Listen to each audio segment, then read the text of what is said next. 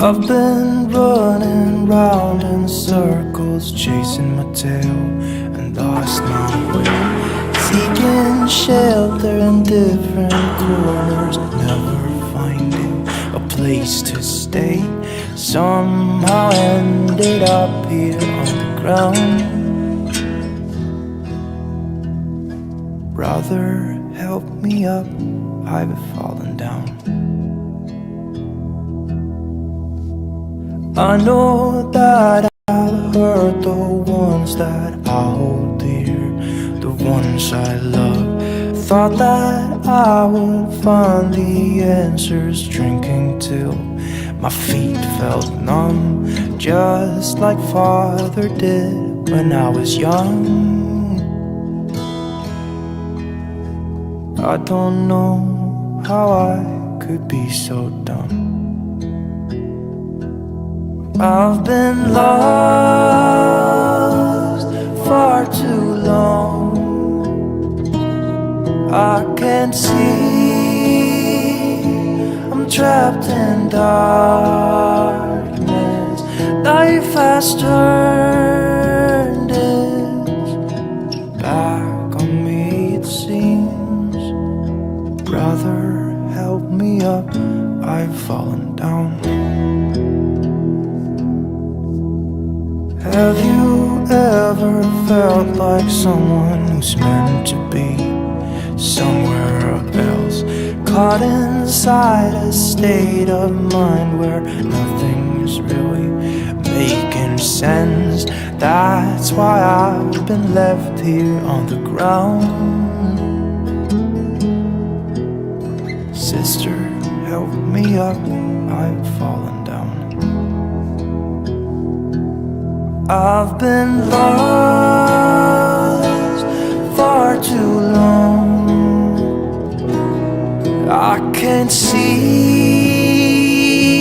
I'm trapped in darkness. Life has turned its back on me, it would seem. Brother, help me up, I've fallen down. Brother, help me up, I've fallen down.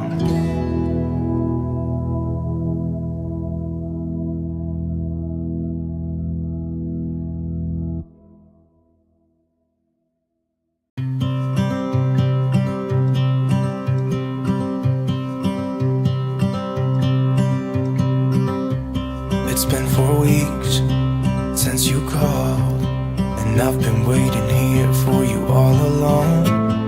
I've been waiting here for you all along.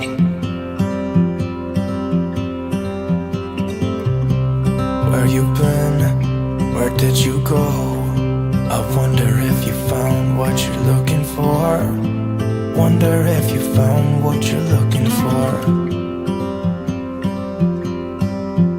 I hope it's not too late. I want you back here with me. We never should have said it's better this way. I'd rather be with you than someone I don't know. Now it's like we're living in two separate worlds. Come on back to me, say that you won't go. I can't cope without you and I wanna hold you close. Say that you won't go. Say that you won't go.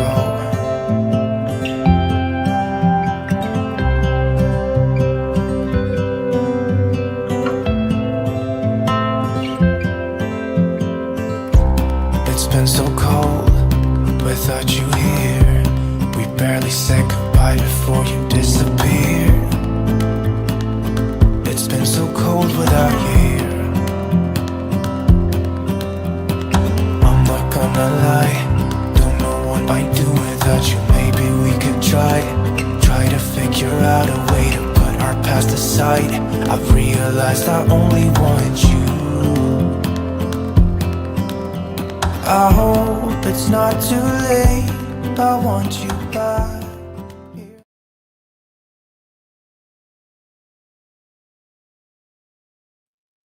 Good morning. Welcome back It is February 16th, and we are on day 8 of New Hampshire versus Adam Montgomery. By the looks of it, this is the witnesses this morning have been pretty good. So let's get right into it then. Thank you so much for being here. I appreciate it. And let's get started.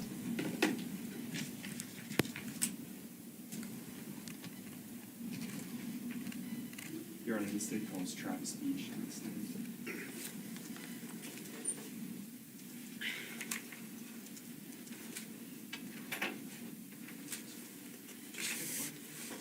Watch your step in the court.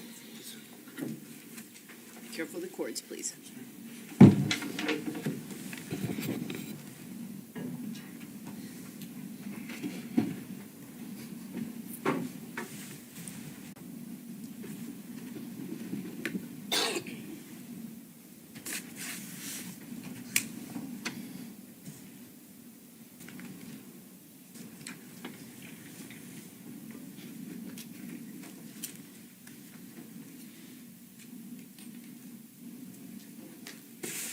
Mr. Beach, if you can stand it up again and just raise your right hand. Do you swear that the testimony that you're going to provide this jury will be the truth and the whole truth under the pains and penalties? Just now started, Shorty. Thank you, sir. You can make yourself Like comfortable. just a minute ago, if There's that. some water in front of you if you'd like some. And Mr. Beach, I'm just going to remind you that it's a big room and all the jurors need to hear you, so please keep your voice up, okay? Yes, ma'am. Mr. Beach, can you start by stating and spelling your full name for the record? My name is Travis Beach, Travis Beach. And Mr. Beach, what city and state do you live in? I currently live in Concord, New Hampshire. And how long have you been a New Hampshire resident? All my life, 39 years. You're 39 years old. Yes, sir. And are you currently employed? Yes, sir. How are you employed? I work at EB Metals in Bow, New Hampshire. And what do you do for them? There's studs, RC. It's construction metal. And can you tell these jurors what kind of work you've done in your life, in your career? Carpentry, roofing, tree work, painting. Yeah, that's about it. Mr. Beach, what was your highest level of education? I graduated 12th, sir. You graduated high school? Yes, sir. And I want to switch gears just a bit. Back in March of 2020, where were you residing? Concord State Prison. Okay. In early March. I was Manchester, New Hampshire. Okay. And at some point in March, you were arrested, is that right? Correct. Okay. Prior to that arrest, do you remember the date of that arrest? I don't, not off the hand. Does March 5th sound correct? Yes, sir. Okay. Prior to March 5th of 2020, where were you living? I was, it was Manchester, New Hampshire. I'm not sure the address. And that's fine. You were in Manchester? Yes, sir. And who did you reside with in Manchester? Barbara Ewell. Do you know someone named Brittany Bedard? Yes, sir. How do you know Miss Bedard? She's my ex-girlfriend. And during that period that we're talking about, early March of 2020, was she your girlfriend? Yes, sir. And how long at that point had you known Miss Bedard? Remember, Brittany testified yesterday. She's the one Did she that put reside the with you? motel Did in you- her No, name. sir. Mr. Beach, do you know an individual named Brendan Middleton? Yes, sir, I do. And how do you know Mr. Middleton? We were working together at Accurate Tree Service. How long have you known Mr. Middleton? About 5 years. And that's at that point back in March of 2020? Yes, sir. How would you describe your relationship with him? Were you friends or something else? I wouldn't say friends. Travis is also he's the more of person a, that Brendan co-worker from at the yesterday time. got to rent that U-Haul truck for Adam. I want to switch gears for just a moment. You mentioned going to state prison Yes, sir. on March 5th of 2020. Were you convicted of a theft by deception and theft by unlawful taking back in 2019? That's correct. Were you also convicted of theft by deception in a 2014 case? Yes, sir. How about theft by unlawful taking in a 2016 case? I believe I was incarcerated at that time. Okay. Turning to this case, do you know someone named Adam Montgomery? Yes. Yes, sir. And how long have you known Mr. Montgomery? Since he was 17 years old. 17. Would you recognize him if you saw him today? Yes. Your Honor, may I approach this witness? Yes, you may.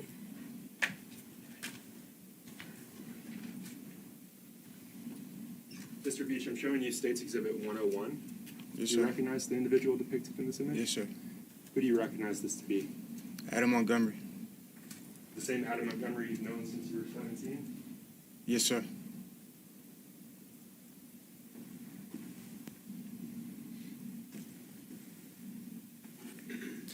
And back in early March of 2020, February into March of 2020, had you recently reconnected with Mr. Montgomery? Yes, sir. And how did that happen? I was at the mall in New Hampshire, and I was at the food court, and Adam was there with his girlfriend, and that's how him and I started talking again. Do you remember his girlfriend's name? Kayla. And at some point after that interaction that you had with him at the mall, did he contact you requesting your help with something? Yes, sir. And can you tell the jurors what the nature of that communication was? He asked me if I could rent him a U-Haul, and I said yes. And do you recall when he contacted you For the U-Haul? for the U-Haul? Later on during the day. I want to back up for just a moment. Back in March of 2020, did you have a Facebook account? Yes, I did. And do you recall what your Facebook account, what the name of that Facebook, your name on that Facebook account was? Travis Beach? Did you have, Or were you friends with the defendant on that Facebook account? yes, sir.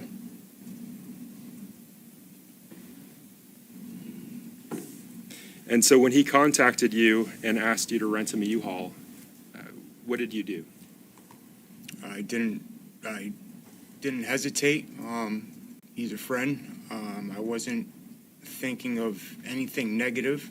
I was at his apartment. I saw everything packed up. I put one and one together, thought it was two, but it wasn't. Okay. And let me stop you there, Mr. Yes, sir. Middleton. You said you were at his apartment and you saw things packed up. Yes, sir. Do you remember where his apartment was? Union Street, I believe. And that's here in Manchester? Yes, sir. Do you remember when you were at his apartment? 2020. Were you at his apartment with Brittany Bedard, with Miss Bedard that you mentioned? Yes, sir, I was. Your Honor, may I approach the witness? Yes.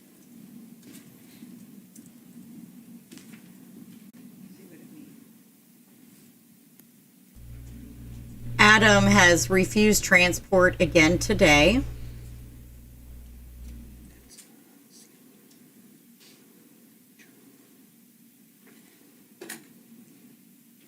So, Mr. Bedard, sorry, Mr. Beach, I'm showing you State's Exhibit 55. Do you recognize the individual depicted there? Adam Montgomery's son. Okay. And you mentioned that Miss Beach was with you during that interaction. Yes, sir. Does this accurately reflect your memory of his son that day that you went to the apartment? Yes, sir. Okay. And can you just read the date at the bottom of that image? Sunday, March 1st, 2020 at 6:02 p.m. So having that in mind, does that refresh your recollection as to the actual day that you went to the defendant's apartment on Union Street? Yes, sir.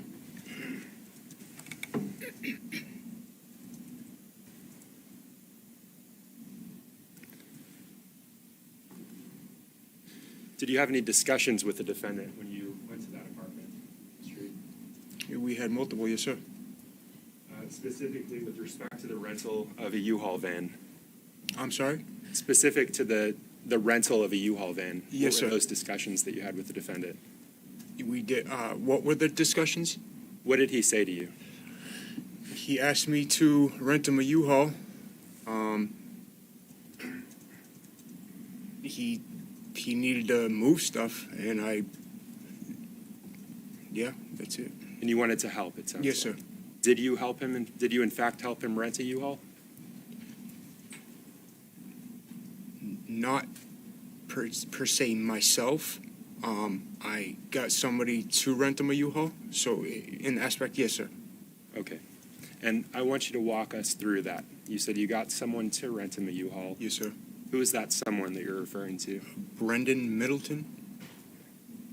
And the same Brendan Middleton that at that point you'd known for 5 years? Yes, sir. And so this wasn't the same day, this was a separate day. Can you walk us through getting that U-Haul with Brendan Middleton? I myself didn't have a license at the time, so I asked Brittany to get Brittany Bedard to get the U-Haul, and she couldn't, so we had Brendan Middleton rent the U-Haul because he's the one that had the license at the time. The day that you got the U-Haul, where were you staying? Where were you sleeping that day? At the time, at Barbara Yule's house. At some point during that period, did you go to the Econo Lodge and stay there? Yes, I did. Do you recall how many nights you stayed there? One night. Do you know whose name that room was in? Pretty sure it was Brittany Bedard's. And did the defendant also stay at that hotel with you? Yes, sir. Separate room or same room? Separate room. He was on the first floor, and I was on the second floor.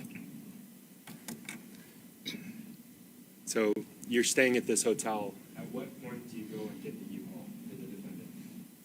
It was later on during the night. It was like it was dark. It was dark out, so 8-ish. And can you tell the jurors who you went with? Who accompanied you to get the U-Haul? Myself, Brittany Bedard, Brendan Middleton. Okay. And where did you go to get that U-Haul? The U-Haul place on South Willow Street here in Manchester, New Hampshire. South Willow Street. Yes, sir. What did you do after getting the U-Haul, Mr. Beach?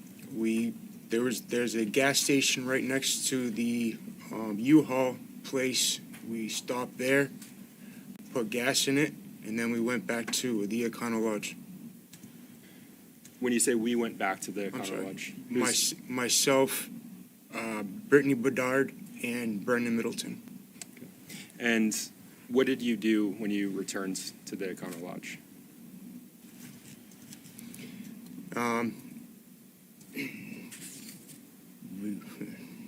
We did drugs at the Econo Lodge. Permission to approach, Judge. Yes?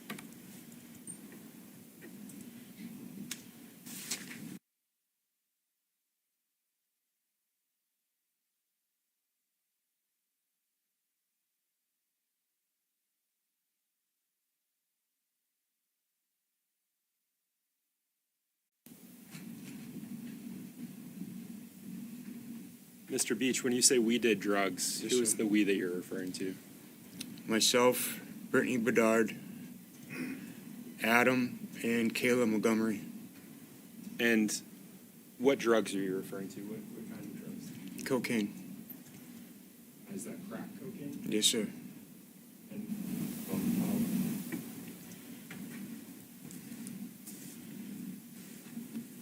at some point during that time, while you're doing drugs, did you exchange keys with the defendant? Yes, sir. Did you provide him U-Haul keys? Yes, sir.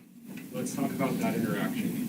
Can you tell the jurors where you were when you gave him the keys and what specifically he told you?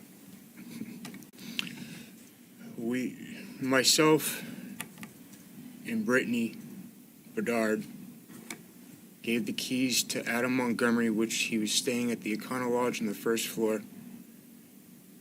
After that, Adam Montgomery and myself went outside to smoke a cigarette. He was pacing back and forth. He said he effed up, and I asked him what he meant, and all he could say and repeat was he effed up. And I'm not sure. And you said he repeated that. Yes, sir. How many times did he repeat? 4 or 5 times. When you say act, did he actually say the word? Yes, sir. What did he say? Can you tell the jurors? Am I allowed to say it? I fucked up. He repeated that Yes, sir. multiple I times. apologize. It's okay, thank you. Yes, sir. Did you ask him to clarify? I did. And he did not. Did he say anything when you asked him to clarify? All he kept saying was that I fucked up. Where was Kayla during that conversation? Kayla was in the first floor at the Econo Lodge with Brittany.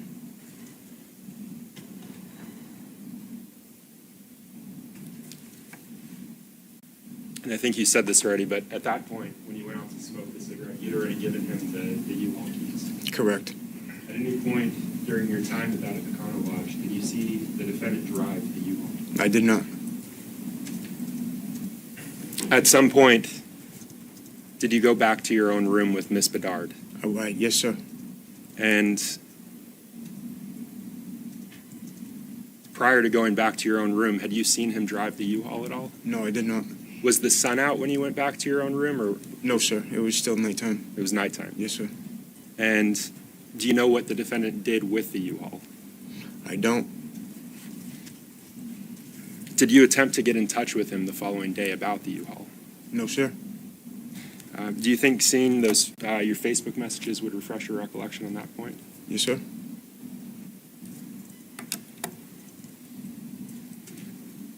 Your Honor, may I approach the witness? Yes, you may.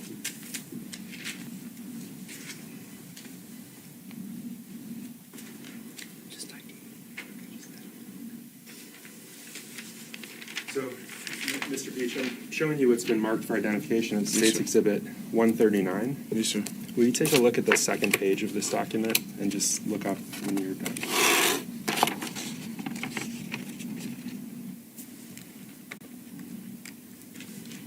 So let me ask you this while you're reviewing. Do you recognize what that is? No, sir. Okay. So let's do this. At the top of the page, does it say something there? Meta Platform Businesses Record? Meta Platform Business Records? Yes. Meta, sorry. Are you familiar with Meta? No, sir. Okay. All right, so let's look on, does it say what the service is there? Facebook. Okay. And then halfway down the page, does it say first and last name? First name Travis, middle name is blank, last name is Beach. Okay, and I want to talk about the specific records. Yes, sir. If I can have just a moment.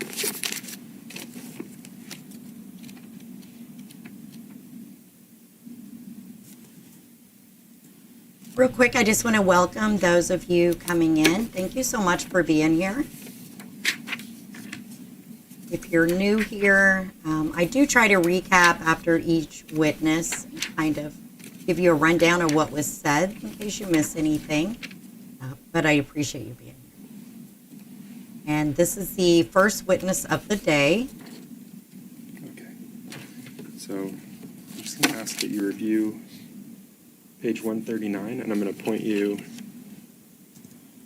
right here. If you can start there, and then this is front and back, so you just go through. Would you like me to read it out loud? Or? No, just to yourself.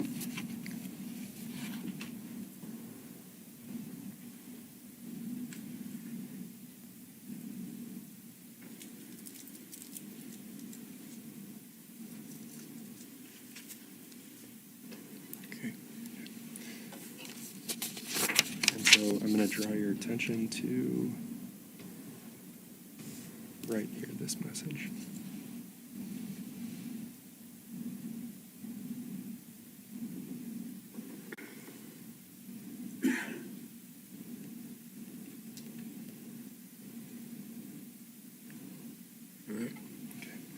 So having reviewed that, does that refresh your recollection with respect to whether or not you reached out to the defendant about the U-Haul?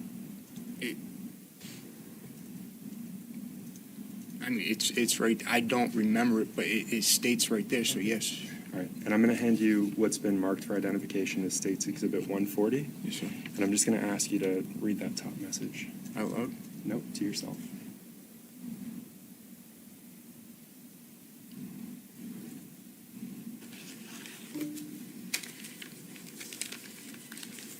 And is that the same message you just read on your... On the display, yes, sir. Okay. All right.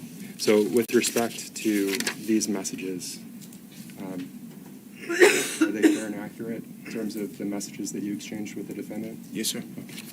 Your Honor, I move to strike what's been marked for identification as State's Exhibit 140 and mark full and published to the jury. Any objection? 140 is the communication as opposed to the certified records. No objection to 140. The ID is stricken. It's entered as a full exhibit. It may be published. Okay. I'm going to take these back. Yes, sir.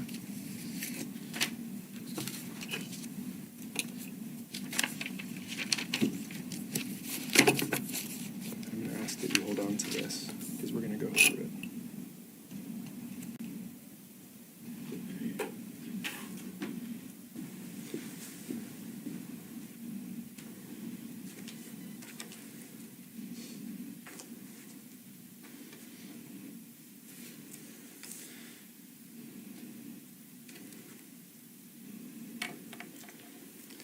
So I'm going to put the exhibit that's in front of you, State's Exhibit 140, up on the screen behind you. And I'm just going to ask that you look back and take a look at what's on the screen, the TV screen behind you. Other than the little red sticker at the bottom, is that the same image that you have in front of you? Yes, sir. And so you can refer to the image in front of you, but I'm just going to ask that you identify a few things.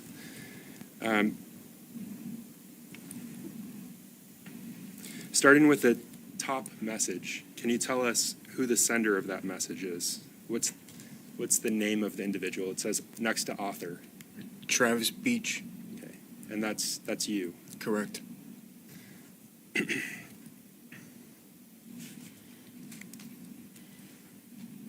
Can you tell us when that message was sent?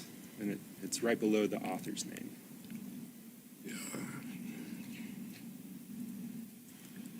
March 4th, 2020 at 1947. And do you see where it says UTC? Yes, sir.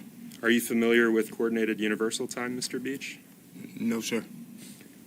Fair to say, though, it's not Eastern Standard Time. Correct. Okay. And can you tell us what you wrote? The slide immediately, or the message that says body. Bro, what U-Haul did you drop it off at? Because he just got a text saying the van was supposed to be back at 2, so please let me know.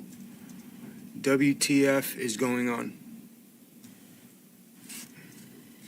And after you sent that message, did you immediately send another message? Can you go to the next, where it says body?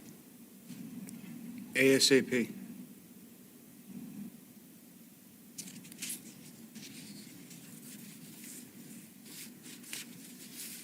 So if you can refer to the message below, can you tell us who the author of that message is? Facebook? Okay, and is there a specific number attached to that? Next to Facebook? Next to Facebook? Yes, sir. Can you tell us what that number is? Can you read it for us? 1-000-900-788-5803. Okay, and you initially said this was your communication with the defendant, Adam Montgomery. Did that used to have a name?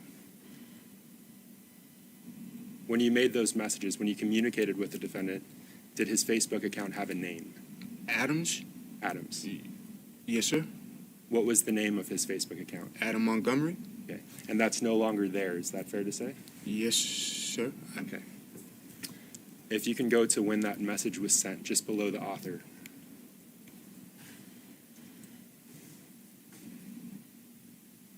And if you can read the date and time of the response. 3/4/2020, 1947.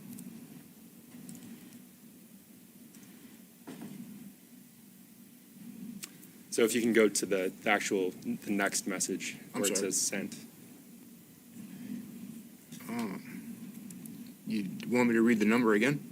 No, not the number, the time where it says sent under the Facebook author. So the next line down from that. Yeah. 00/08/20. Okay, and what's the date associated with that time? And I have it up behind you if you need to refer to that. 3/5/2020. Okay. And if you can refer to the actual body of the message that you received from the defendant, can you read that for us?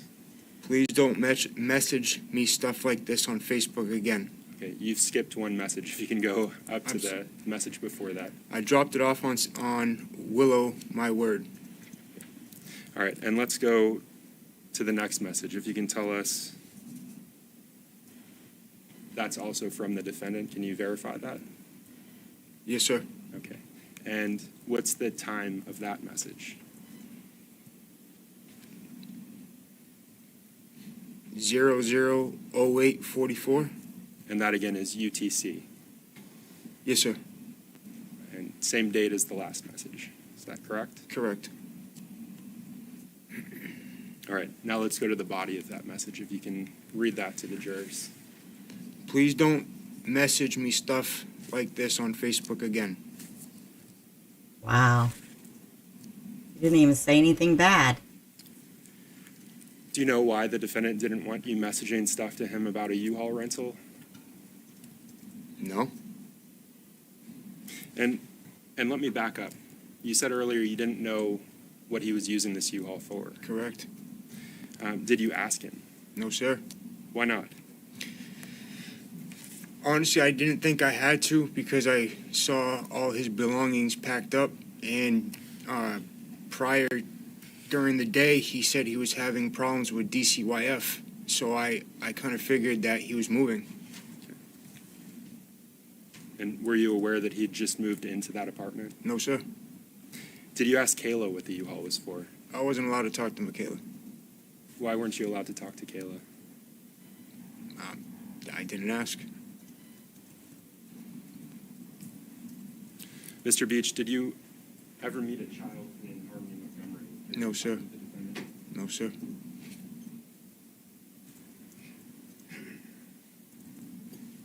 Thank you, Mr. Beach. No additional questions for you, sir. And good morning, Mr. Beach. Yes, sir.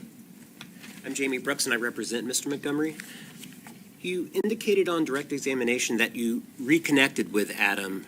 I believe you said it was February of 2020? I didn't say February. Do you know when it was? Honestly, no. But it was at the Mall of New Hampshire? Correct. Food court specifically? Correct. Fair to say that it was prior to these March events. Yeah. Yes. And Kayla was with Adam at the food court? Correct. Were any kids with Adam and Kayla at the food court? They're two sons. Thank you very much. Yes, sir. And, Your Honor, no additional questions for this witness. I'd ask that he be excused. All right, any all right, you may step down. You are excused, sir. Thank you, ma'am. Approach very brief. Yes?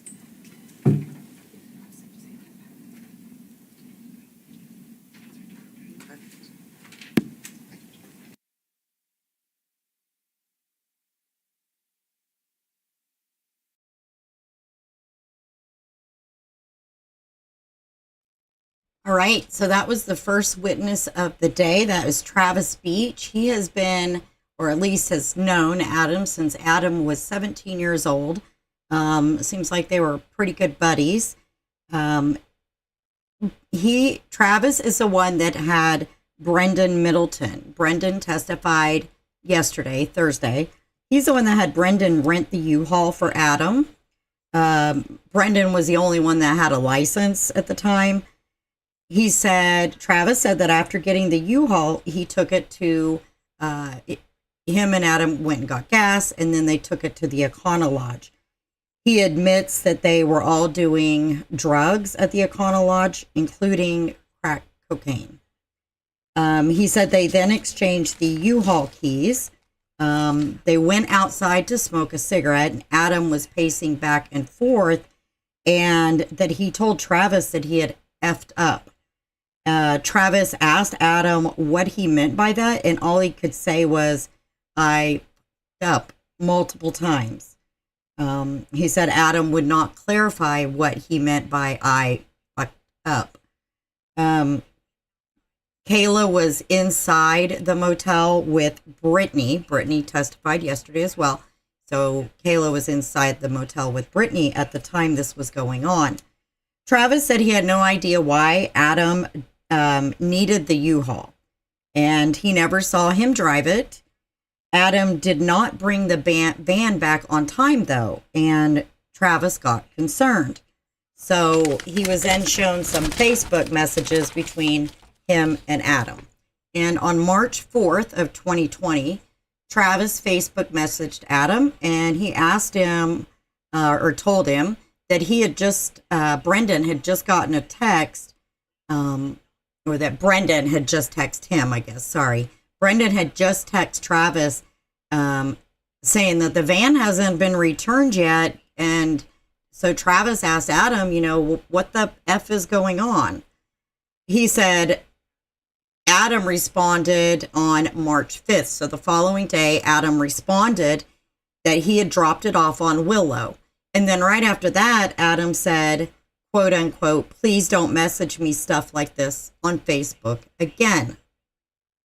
Travis never asked Adam what he was using the U-Haul for. He just assumed it was moving, even though Adam and Kayla had just moved into that Union Street apartment. Travis said he wasn't aware that they had just moved in. He saw the apartment and he saw boxes and stuff, so he just kind of assumed they were moving out rather than moving in, or that, you know, whatever they were moving in or out, whichever. Travis said he was unaware of, you know, what was going on at that time.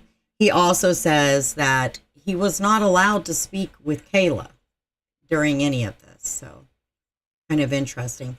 Adam didn't want Travis talking about this U-Haul and Facebook message because he didn't want there to be a record of him actually using that U-Haul, right? Okay, so that was the first witness. Travis Beach has been excused, so he will not be recalled. And we are going to go right into the next.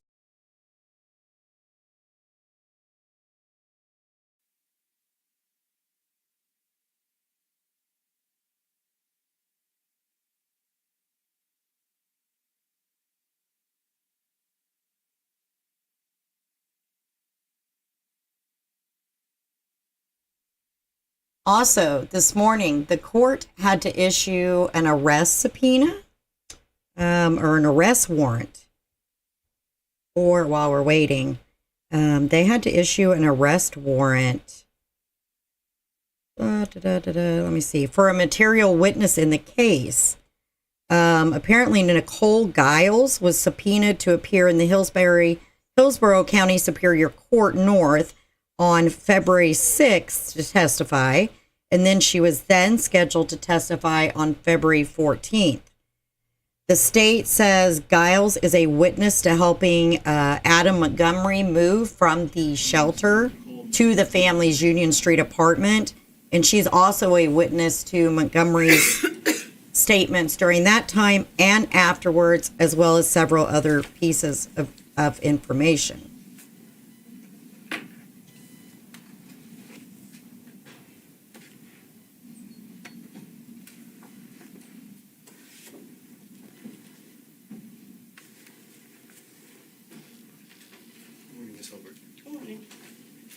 If you would please watch your step on the cords there, and if you could just remain standing when you get to the podium, please. So I have just a little bit of a tech issue. We're all set. So if you go ahead and raise your right hand. You solemnly swear that the testimony that you give this truth will be the truth, the whole truth, and nothing but the truth, so help you God. Yes.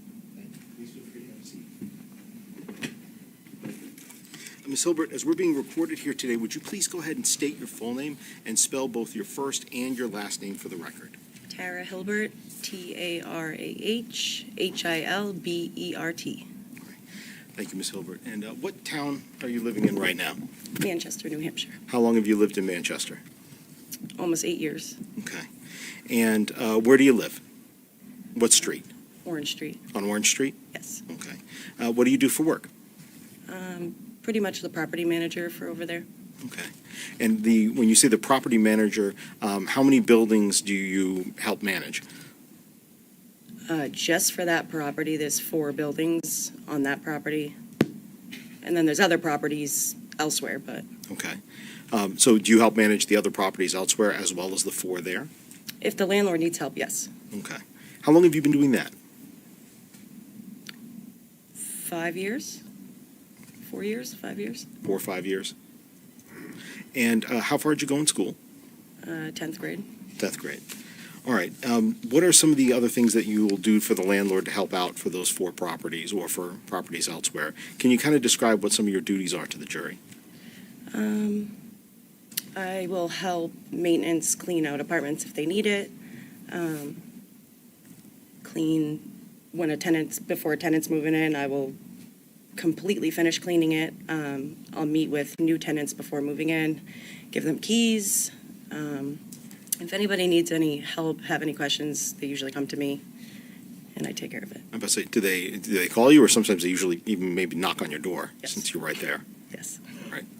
Do you know an individual by the name of Dennis Cloutier? yes. Okay. How do you know him? That is our maintenance man. Big beard? Yes. All right. How long have you known him? 8 years.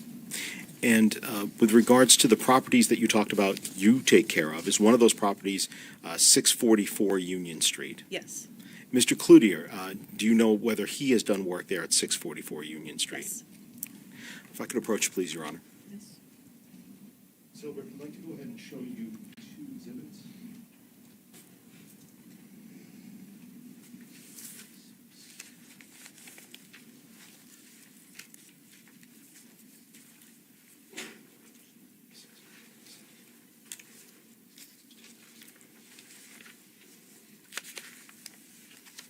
I'd like to show you what's marked states 136 and 137. And just ask generally whether or not you recognize those images. Yes. What do you recognize them to be?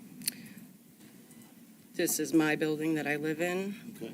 This is the corner of Orange and Union, and then the other property of Union Street. All right, I see that's all on 136. And what about 137?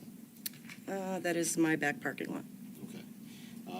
Back parking lot for your building, is it also the back parking lot for 644 Union? Yes. All right.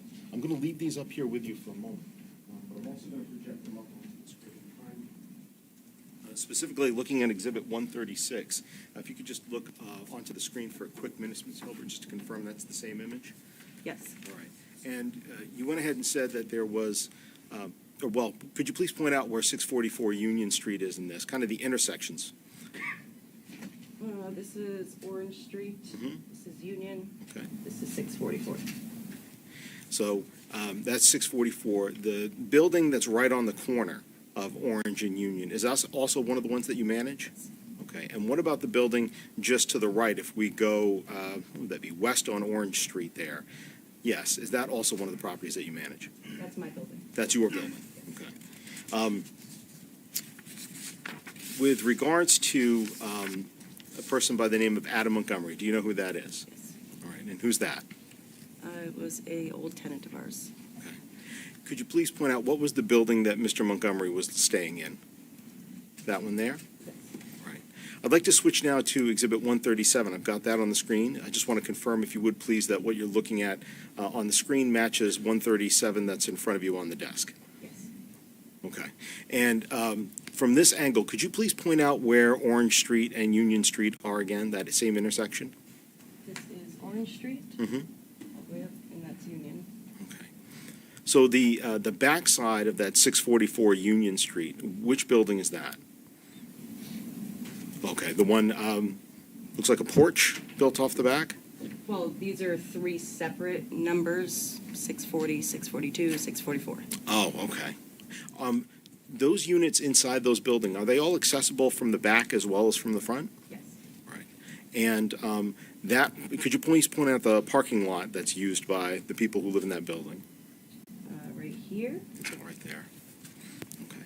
And with regards to your building, is that the building on the far left-hand side of the screen, still on this side of orange? This one, yes. That's the one, okay. All right, thank you, Ms. Hilbert. Please feel free to have a seat. I appreciate that. Thank you. With regards to Adam Montgomery, you also know an individual by the name of Kayla Montgomery. I do. How did you first meet Adam Montgomery?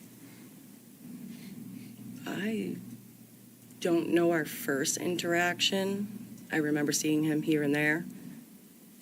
And then I feel like it had to do with the kids because I had a child, their children's age. Mhm.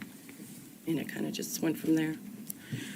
With regards to, you said you had a child the same age as their children's age. How many children did they have that you saw? At that time? Yes. Two. Two. Did your child and their children play together sometimes? And where would they play? In the parking lot. The same one that we see here on Exhibit 137? More at the parking lot on my side, Okay.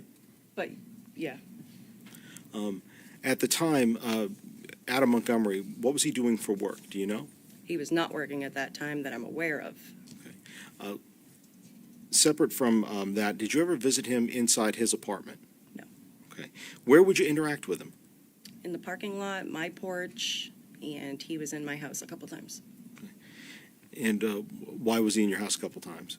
We were feeding him, Kayla, and the kids. Okay. What time of year was that? Summertime. Like a grill out or something? Yes. All right. Did he ever say anything to you about having a daughter by the name of Harmony? He did. Okay. What did he say about Harmony? Just that he had a daughter named Harmony and that he hadn't seen her in a couple of years because her mother took her back to Massachusetts. That's what he told you? Yes. And when would this have been that you had this conversation with him? What year? 2020. 2020? Yep. All right. Would you have conversations with him also in, let's say, to 2021 as well? Yes. With regards to, let me just say this. Did he ever say specifically where Harmony was with her mother? I want to say it was Lowell. Okay. Lowell, Mass. All right. That's your memory? Yeah. And when he was living next door, I'm sorry, not next door, but he was living in Union Street and you were over on Orange Street, right? So it's not technically next door. To me, it's next door, but yeah. Okay. All right. With regards to the residents at Union Street during the time period that he was living there, how would you describe those neighbors? Were they average? Were they quiet? Were they loud? I didn't see them the first 6 months of them living there. Oh, and by them you mean? Adam and Kayla. Oh, okay. is that what we were talking about? Well, yeah, let me revise the Sorry. question. That's all right. That's all right. That's on me for not asking a clear question. So you didn't see them for the first 6 months. Let me go with that for a minute. Yeah. All right. And how would you get into their apartment from this photo that we're looking at here? Can I stand up? Yes, if you could. So their back door is like right there. Okay. So I see you're kind of pointing to the bottom left of that stair structure on the top right-hand side of the, or top right-hand, let's say, quadrant of the image. Is that right? Would you say that's the top right area of that photo? To me, it's left, but Top left. Okay. Top left of the stairs. Okay. But overall, if I looked at the whole photo, would you say it's the top right-hand side of the photo? yes. All right. With regards to the noise, was there ever any noise complaints in those buildings From other tenants, yeah. from other tenants? Yeah. Okay. Did you ever receive one from Adam Montgomery? Not that I recall. I think everybody stayed away from him. They just stayed. Objection. Sustained. I'll rephrase the question, Ms. Hilbert. So with regards to that particular building, did you ever respond to any sort of noise complaints at that building? No. Okay. And I mean 644 Union Street, that building? No. All right. And let me ask, with regards to Adam Montgomery, did he ever tell you where they were living prior to them living at 644 Union? Yeah, they told me that they had stayed with. Sustained. Rephrase the question, please. Okay. What, if anything, did Adam tell you about the location of where he had been living prior to him coming to be with you? I knew about the FIT program they were in, and then. Did he ever say about any other residence he lived in before FIT? A car. A car. Thank you. I'd like to ask a few questions with regards to Kayla Montgomery. Did you have conversations or communicate with her as well? Yes. And I'm not going to go into the substance of what those conversations were, but what were the ways that you would communicate with each other? Sometimes through Facebook Messenger, other times on my porch, parking lot. In April of 2021, at any time, did you take Kayla away from the Union Street apartment? I did, Why? because Adam had beat her pretty bad.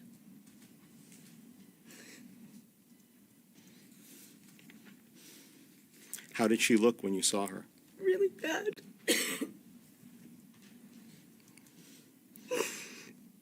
And when you say really bad, can you describe where you saw, I'm sorry, did you see any injuries on her?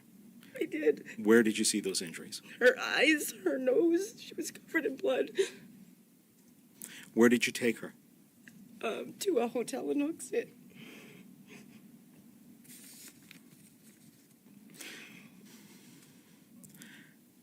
When was the last, did she have anybody with her when you took her to the hotel in Hooksett? Her two boys, and the little girl that she had just had. The baby?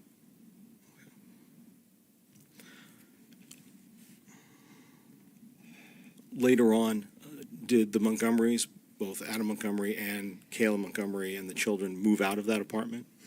Yeah, they got evicted. Okay. Were you a part of the clean-out that was done on that apartment? Was not. Who would have come in to do that clean-out? Dennis. And when a clean-out is done of the apartments, when you manage them and the ones that you've seen, what's the sort of work that gets done on those apartments? Pretty much just throw everything in trash bags, and I specifically put it on the outside porch, and Dennis will come pick it up, put the trailer, and take it to the dump. What about with regards to any of the sort of appliances inside? Are appliances changed? Yes. And what's the typical turnaround time for a new renter to come in? It all depends how damaged the apartment is prior. Sometimes it'll take over a month to fix the damages. Once the apartment is ready to rent, usually what's the time period between that and when a new tenant would move in? I'd say a week to 2 weeks. Okay, so a week to 2 weeks assuming the apartment's okay, that's the turnover time. Yeah. Okay. If I may just have a moment, please, Your Honor.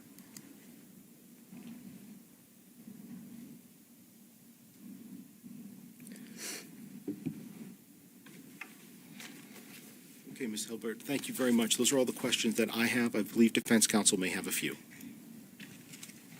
Thank you, Your Honor.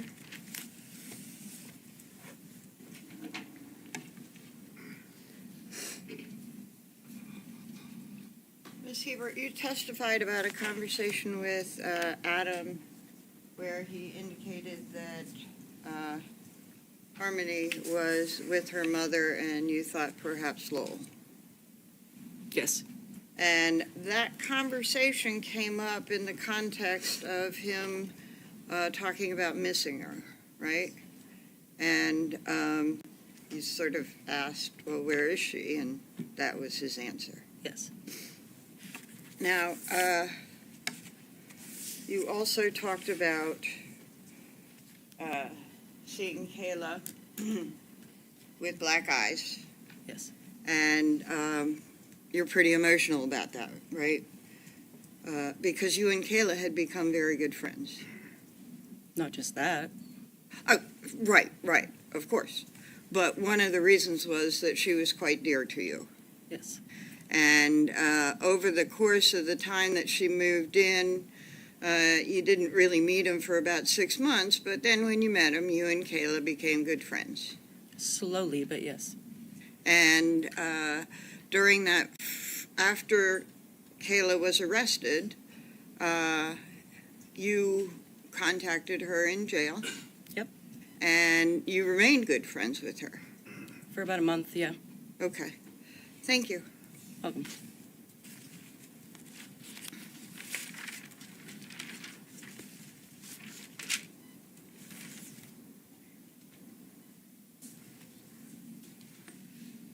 Thank you very much, Your Honor. No additional questions. You may step down. Thank you. Ask the witness to be excused, please. Any objection? No objection. Witness is excused.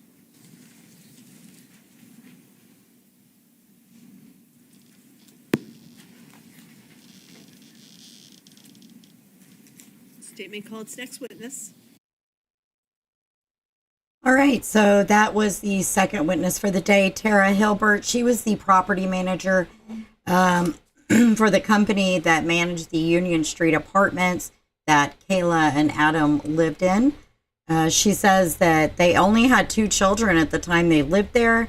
Her children, Tara's children, played with Adam and Kayla's little boys. In 2020, she said Adam did mention Harmony to her, but he said that Harmony's mother had taken her back to Lowell, Massachusetts. She also had conversations with Kayla over time, and then in April 2021, she said she had to take Kayla away from the apartments, and she took her to a hotel because Adam had beat Kayla really, really bad. At that point, Tara started crying on the stand and said her eyes, her nose, she was covered in blood. And at the time, Kayla had her and Adam's 2 little boys, but she had also just had her baby daughter. And so now she's been excused, and they're going to call the third witness. Thank you, Your Honor. At this point, the state would like to call Ms. Jessica Guerin. Stand, please.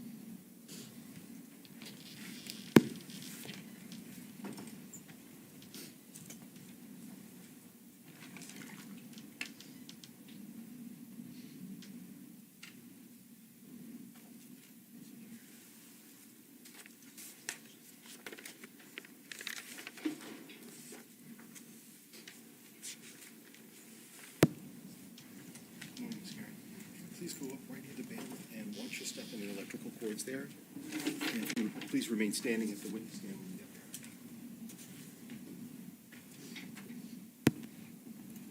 there. You make sure your phone is turned off. It is. Thank you. Thank you, Your Honor. Ms. Guerin, if you would please go ahead and raise your right hand. Do you solemnly swear that the testimony that you will give this jury will be the truth, the whole truth, and nothing but the truth, so help you God? I do. Thank you. Please feel free to have a seat. And Ms. Guerin, as we're being recorded here today, would you please go ahead and state your full name? Oh, I apologize. Did I leave some photos up? Thank you very much. Oh, maybe it's not. I'm so sorry. I thought I got it off. I'm shutting it off right now.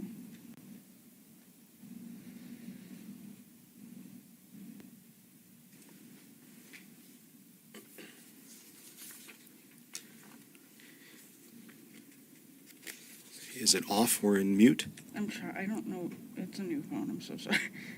I thought I had it off all the way. Well, we will try to make our testimony quick, but we do need to have it in mute, please. Yep, I'm doing it.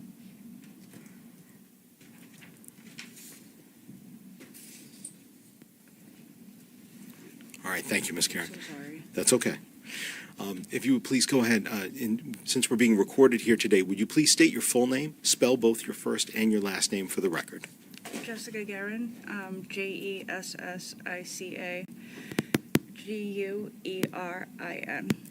And Ms. Guerin, are you a New Hampshire resident? I am. How long have you been living in state?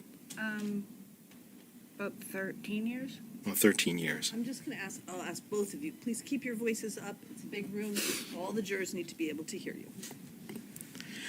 Ms. Guerin, let me ask you, you said you've been living here about 13 years? Yes. Okay. With regards to that, what city do you currently reside in? Manchester. And how long have you been living in Manchester? About a year. How far did you go in school? I'm still in school, Okay, what are you studying? psychology, Okay, and where are you studying psychology? UNH. UNH. And how much longer do you have to go on your program? About 3 years. And let me ask you, what sort of work have you had up until this point? I've worked as a debt collector. I've worked in drug and alcohol rehabs, Dunkin' Donuts. All right.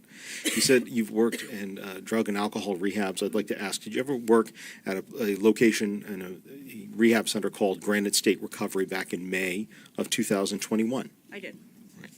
And what were your job duties there? I was a recovery support specialist, so when clients would come in, they were usually pretty emotionally, like, in the air. So I was the person that kind of helped keep them level-headed and stay. Okay. I would run groups also.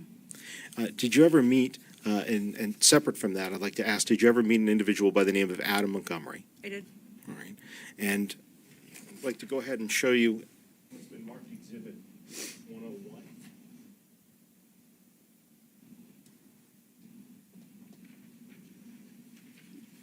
Do you recognize this person? Mm-hmm. Yes, And who's that? Adam Montgomery. Adam Montgomery?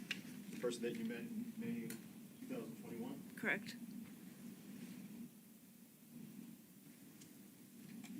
Let me ask you, you also know an individual by the name of Shane Perkins. I do. Okay, and how do you know Shane Perkins? It was somebody that I dated that was a friend of Adam's. Was that back during this same time period of 2021? Correct. It's right when I met Adam. At the time, where was Shane living? At one of the facilities. Okay, and with regards to Adam Montgomery, do you know where he was living back then? Yeah, same house. Same house? And where was that house? What city? Auburn Street. I think it was 241 Auburn Street. Oh, right here in Manchester. Correct. All right. Did you ever have a conversation with the defendant, or generally, did you ever talk with Adam Montgomery about children or his children? Yeah, we used to have quite a few in-depth conversations. All right.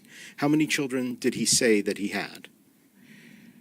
So for the most part, I only knew of the two boys. At one point, he mentioned having a daughter, but it was very quickly and brushed off. You say very quickly and brushed off. What do you mean by brushed off? He kind of he just changed the subject as fast as he could. Okay. Do you ever remember having a specific conversation with him about his daughter? And by this, I guess I want to ask, first of all, do you remember where this conversation was, where it took place? Yeah, actually, it was right at the corner of Union Street and Auburn Street. Okay. At Dollar Deluxe, I believe. I was sitting outside. All right. And who were you with when you were outside? Originally, I was just sitting by myself waiting for Adam. Okay. And waiting for Adam? Yep. Okay. And did he join you? Yep. All right. And at some point, were you waiting for anybody else while the two of you were there? Not really. That was a little muffled. So Shane had been having a really bad day, and he was sleeping, and I was messaging back and forth with Adam, waiting for him to come out so I could give him some flowers and a card that I had given, so that way when Shane woke up, he would have it there. Oh, okay. And when you were talking with Adam, had you already dropped those things off? Had you already handed those to go in for Shane? Not quite. He was sitting with me. We were just kind of, actually, we sat in my car for a good hour and a half talking. Okay. And during that conversation, did you talk specifically with him about a daughter by the name of Harmony? He never specified a name.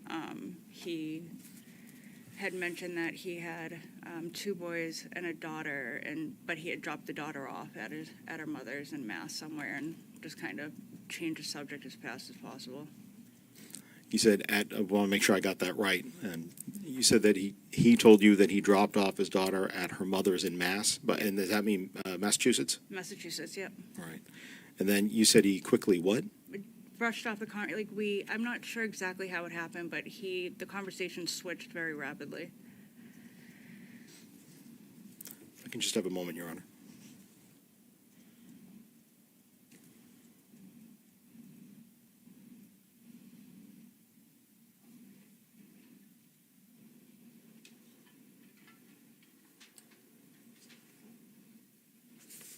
Let me just ask you, Ms. Guerin, when was the last time that you talked with Adam Montgomery? Actually, I was just looking at my messages a couple days ago I think it was like March of 21.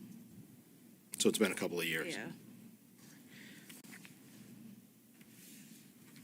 Thank you, Ms. Guerin. I don't have any further questions for you. Defense counsel may have a few. Thank you. Good morning. I have no questions. You may step down.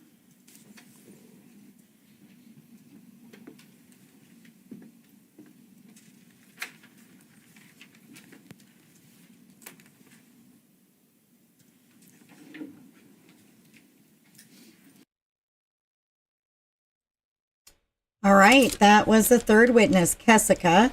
She worked at a recovery center in 2021.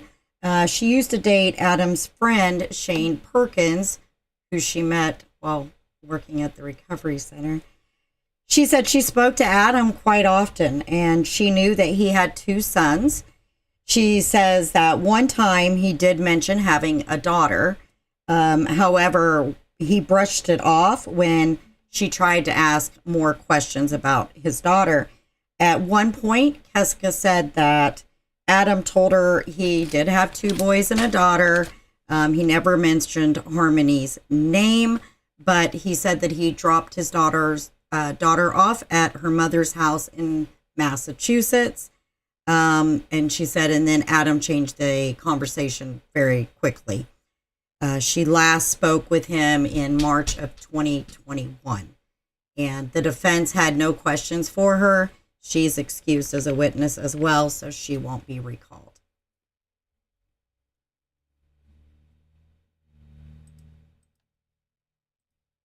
Statement called. Next witness.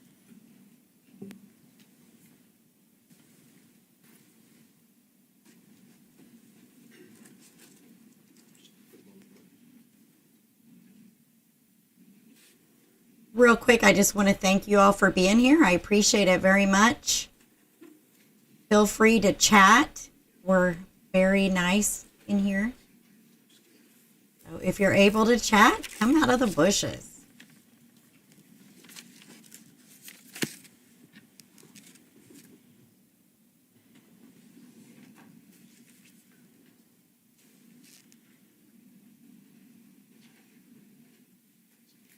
Your Honor, if we could approach.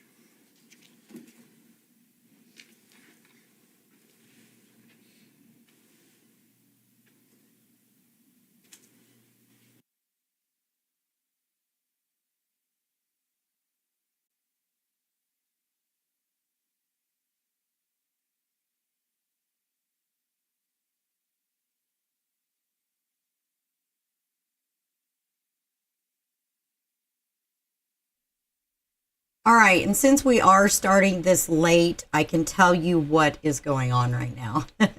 That's the joy of being able to start late, and then we can skip past the whole, I think they took about 30 minutes to go through this. So what happened is that the state had to issue an arrest warrant for a material witness in the case. That material witness is Nicole Giles. Nicole was subpoenaed to appear in the Hillsborough County Superior Court back on February 6th to testify. She was then scheduled to testify again on February 14th. The state says that Giles is a witness to helping Adam Montgomery move from the shelter to the family's Union Street apartment. They also say that she is a witness to Montgomery's statements during that time and afterwards, as well as several other pieces of information. Apparently, Giles met with the state on January 23rd, so not even quite a month ago, to talk about what the trial would be like. She raised concerns about being televised due to a restraining order. Ladies and gentlemen, before we see our next witness, this is a good time for the break. It's a little bit earlier than usual, but we'll take our break now, and then we may be able to go through lunch. we have a couple of matters that we have to deal with now. So why don't I give you your mid-morning break now? Don't talk to each other or anybody else. Don't do any independent research. Don't look up anything online.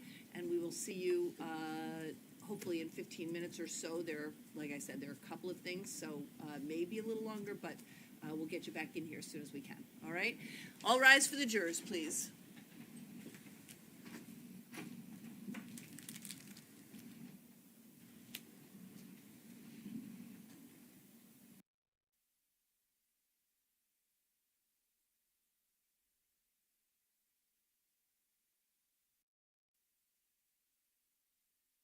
All right, so, all right, let me continue. So that's what's going on here as they wait. So Giles raised concerns about being televised due to a restraining order.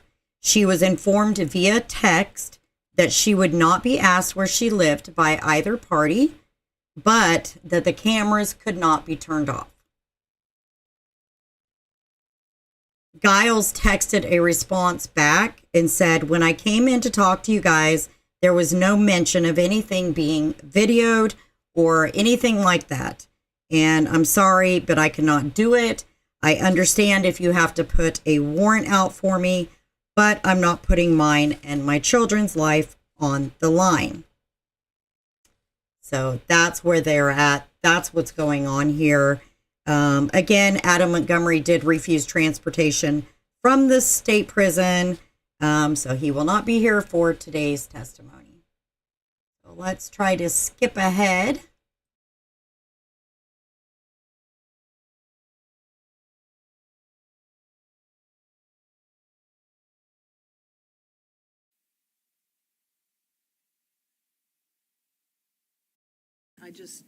I just wanted to be in here so that if the witness comes up and is in, I would get some of you anyway, so that I could address her and she could be on the stand. I can stay in. So that's fine. All right, so what about saying, we can stay, Your Honor, for that. If you want to go with Kari whenever she's ready. Okay. Do you mind if I just alert Attorney Smith that he'll be bringing this, is it Giles or? It's Giles, but I will ask him. That's fine. Right? Wig? I don't know. Who knows what the whole restraining order issue is. If it's, could be really bad. I don't know. Hi, Crime Story Obsessed. Thank you for being here. I appreciate all of you being here.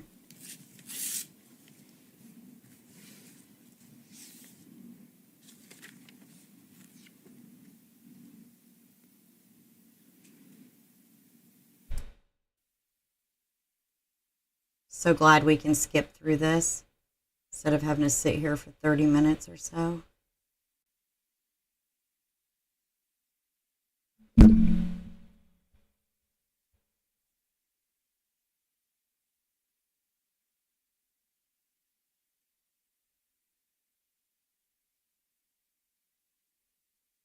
All right, so that is Crystal Sorey, Harmony's mother, just arriving at court.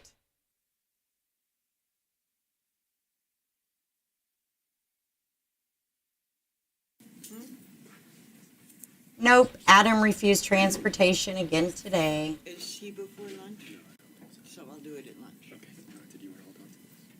Oh, it's our copy, okay. No, it's the one that I just want you to. But All right, so this is the lady. They had to issue an arrest warrant to get her to show to court.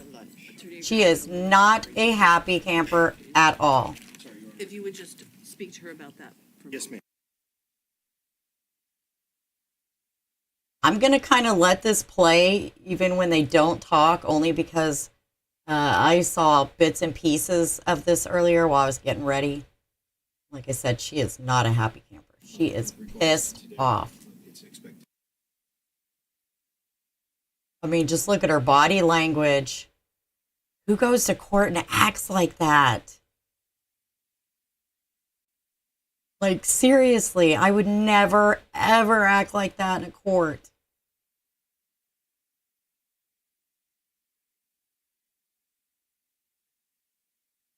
Yeah. Got her arms crossed and everything. She gets mouthy with the judge.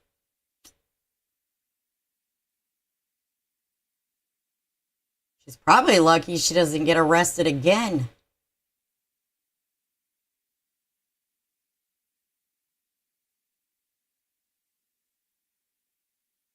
So her issue was that she did not want to appear on camera because she apparently something to do with a restraining order. She was told she's not going to be asked where she lives by either the defense or the prosecutors, but that the cameras could not be turned off. And that they had texted her that. They actually texted her that. It's kind of weird. Yeah, that's true. That's true. She texted the court back and said, when I came in to talk to you guys, there was no mention of anything being videoed or anything like that. And I'm sorry, but I cannot do it. I understand if you have to put a warrant out for me, but I'm not putting mine and my children's life on the line. So she is very mad.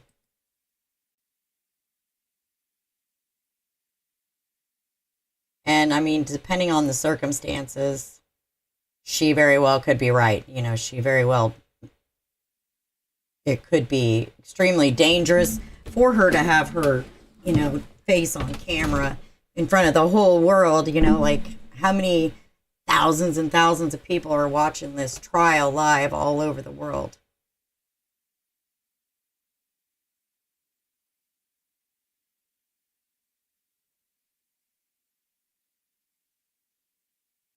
Cameras to be turned off.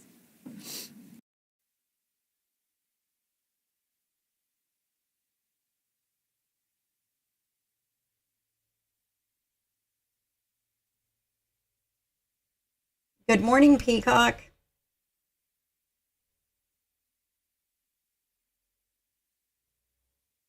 Yeah, very true. I mean, the fact that she has a restraining order against somebody, you know, there's a reason she has it. And, you know, we don't all have to see her face. We really don't. But she's very mad about it. And she's not afraid to let this court know that she is pissed.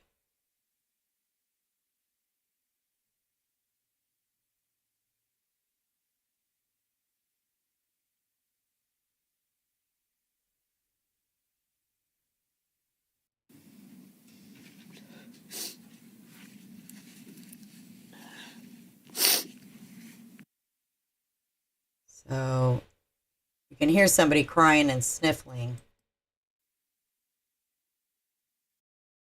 Oh gosh, what did I do? Donald Trump has sort of been decomposing. What in the world did I just do?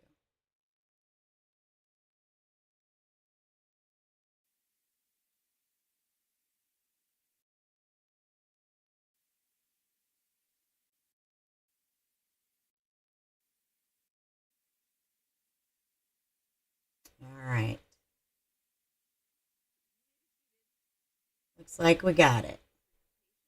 It was important for us to take up some additional matters. We're now ready to resume testimony. Attorney Agati, whenever you are ready. Thank you, Your Honor. Ms. Giles, would you please stand? And please raise your right hand. Do you solemnly swear the testimony you will give this jury will be the truth, the whole truth, and nothing but the truth? So help you God. Yes. Thank you. Please feel free to have a seat. I'm so sorry. I hope you feel better Ms. Giles, soon. we are being recorded here today. Would you please state your full name and spell your first and your last name for the record? Nicole Marie Giles, Nicolegiles. And Ms. Giles, how far did you go in school? 11th grade. 11th grade. I know that you've got some difficulties with regards to being here today. I just want to thank you on behalf of everyone here in the courthouse for being able to testify for us. I'd like to ask, at one point in January to July of 2020, were you living at 177 Lake Avenue, the Families in Transition or FIT shelter in Manchester? Yes. Okay. And what was your room number that you were staying in? I think 8, 8. Okay. I believe. While you were there, did you meet any individual by the name of Adam Montgomery? Yes. Okay. And where was Adam Montgomery living in the building when you were there? Room 1. Room 1. And who was he living with? Kayla, Declan, and Seamus. And Declan and Seamus, were those his children? Yes. Thank you. Do you know where he was working at the time? Did he ever tell you where he was working? Yes. Where did he say he was working? Portland Pie. Did you ever visit him down there? Yes. The rooms, in your room, room 8, and their room, room 1, could you describe those rooms for the jury who may not have seen them? What do those rooms look like? They're like bunk beds. I don't know, it's more or less like a hotel room, but you just have 2 bunk beds in there. You have your own bathroom, and it's shared living space. Are you allowed to change the furniture while you're living there? They ask you not to. And what about the orientation of the furniture, where it is in the room? You have 1 bed on one side of the room, 1 bed on the other side of the room. There's a door in the, like when you walk in, then you have a, window that has bars on it so, the kids don't fall out, and a bathroom with a tub and toilet and sink. Okay. How often did you talk with Adam Montgomery or Kayla Montgomery? How often? Daily. Daily? Yep. During your time together, while you were staying in room 8 and they were staying in room 1, did you ever see Kayla Montgomery with bruises on her? Yes. Okay. Where were the bruises that you saw? Pretty much all over her face, her abdomen, her arms, her legs. Did you ever ask Kayla about those bruises? Yes. What did she say caused them? Objection, hearsay. We can approach, Your Honor. Yes?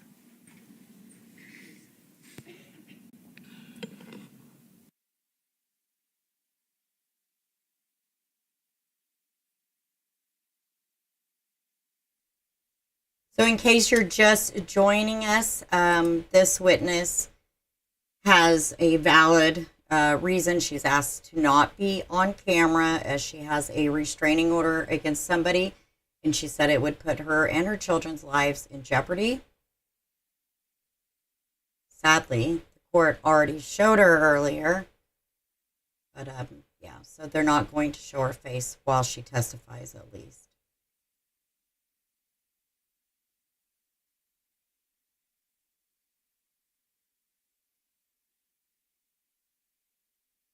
Highlight a name as in how, or as in what crime stories?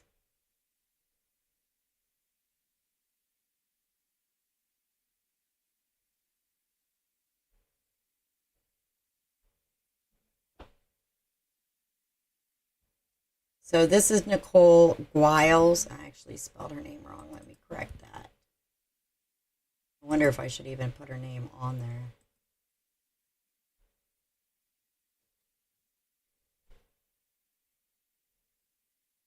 You know what?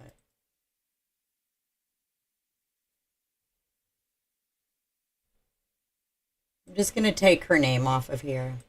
I know it's already out there, but out of respect, I'm going to remove her name.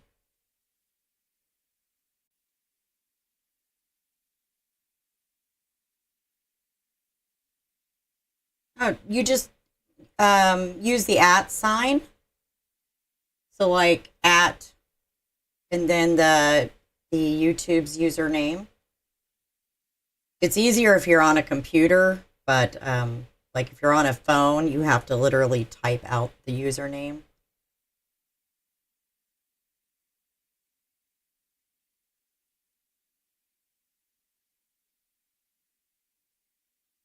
So this witness knows the Montgomerys actually from the Fitz shelter.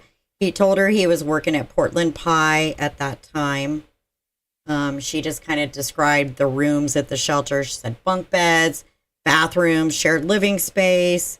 They're asked not to move the furniture there. She spoke with Adam and Kayla daily. She was staying in room 8.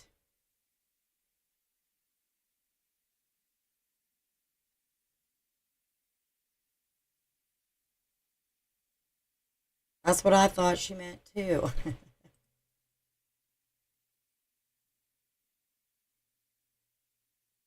So you have to type it exactly as her name is. So like Peacock Explosion, you would do the capital P, type Peacock, capital E without any space, capital E, an explosion.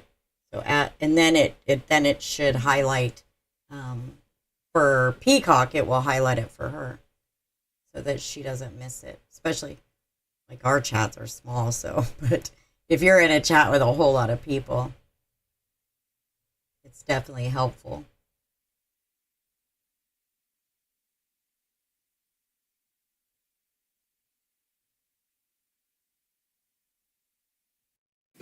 Thank you, Ms. Giles. I apologize for the interruption. I'd like to ask you, could you describe what you saw in Kayla? You said there were bruises in different parts of her body. Could you describe what you saw? What color were the bruises? Sometimes purple, sometimes yellow. Depends on how soon I seen them. And what were the size of those bruises that you saw? Some were small, like fingerprints. Others were like this. God bless you.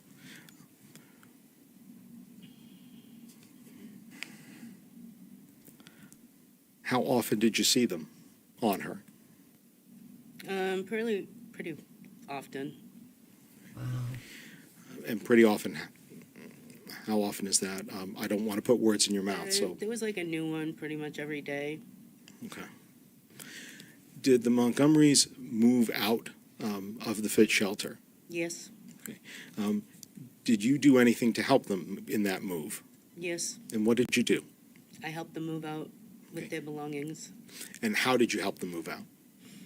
I helped them take their stuff from their room. I put it in my vehicle and I brought them to their apartment. Okay, I see. So you had a vehicle. You were helping with your vehicle to move things over. Yes, sir. Okay, where did they move to? On the corner of Orange and Union. I don't remember their exact address. Did you stay friendly with them after the move? Yes. Did you ever visit them in their apartment at that new building? Yes. Could you describe for the jury what the inside of that apartment looked like? It was kind of cluttered, a little messy. There was cockroaches. It was only a one bedroom. There was holes in the walls, ceiling. There was one time I went there and I don't know, it looked like the living room was torn apart and half the walls, the bathroom. Let me ask you, you said living room was torn apart, half the walls. Let me ask about a couple of specifics if I can. What about the light fixtures? Did you ever notice anything about the light fixtures there? Yeah, they were hanging from the ceiling. Okay. They weren't secured. When he first moved in, he had thought that it was one color and now it's a different color. And then he assumed the owners were spying on him, listening to his conversations. Did Adam Montgomery ever talk to you about any plumbing issues? He was at that so new paranoid at that time. Yes. What did he say? He said that the tub had backed up and because I had asked, I went in to use the bathroom and the tub was dirty and I asked what happened. And he said that he was waiting for the landlord to call because the plumbing backed up. So what did you suggest to him? I didn't really suggest anything. Separate from time there at that location, are you aware whether or not Adam and Kayla were ever over at the O'Connell Lodge staying there while they still had the Union Street apartment? Yes. And are you aware what time of year that would have happened? Spring, winter still, I should say, or spring or summer or fall? I want to say it was winter because it was right after tax season. Right after tax season? Yes, sir. Okay.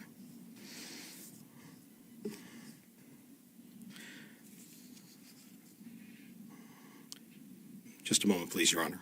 Yes. I'm sorry. I knew that was coming. Hate when that happens.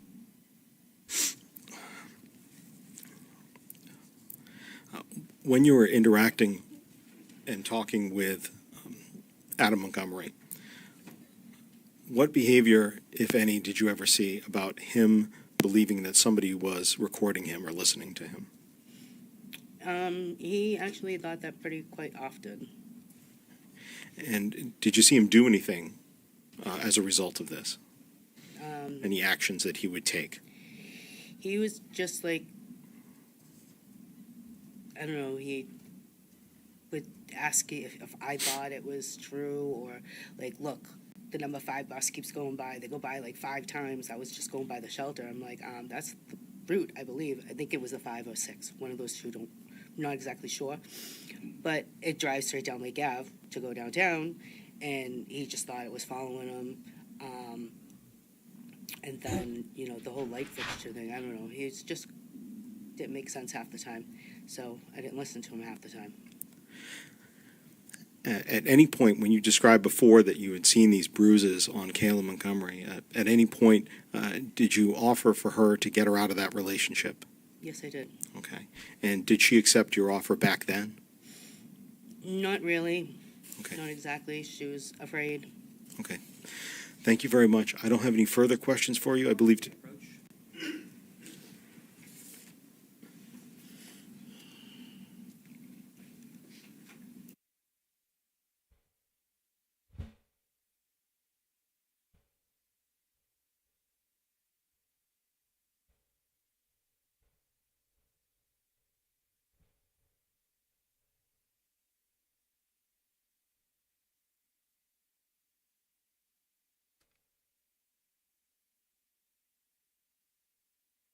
So, in case you missed it, the judge ordered everyone out of the room while this lady testified, media included. So she has the pool camera for the trial to cut all video, or at least, I guess, cut her face off of here, not to show her face. The judge made that an official order. The court pool camera can use audio only. So this lady lived in the family shelter where the Montgomerys were also living. She says that Adam and Kayla lived there with their 2 sons. She also visited Adam at the Portland Pie Company where he had worked at that time. She said she often saw Kayla Montgomery with bruises on her face, her abdomen, her arms, her legs. She said some of the bruises were like small fingerprints, others were like the size of a fist. She said she visited the Montgomerys at their Union Street apartment. The place was very much torn apart, that the lights were hanging off the ceiling. Remember yesterday, the maintenance man testified that he had to go to fix the ceiling light because Adam had taken them down thinking there was cameras in them. So the lights were hanging off the ceiling. Adam was worried that someone was spying on him. She also told the jury that he was worried that about the city bus that drove by the apartment often.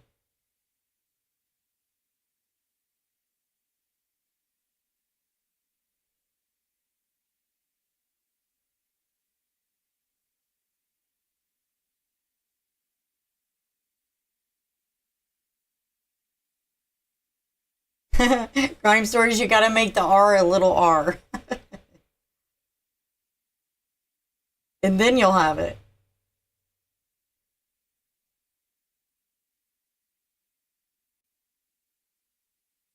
Been attacked, okay? So to leave.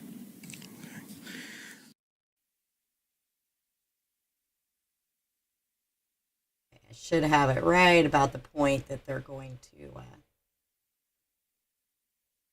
move away from the bench.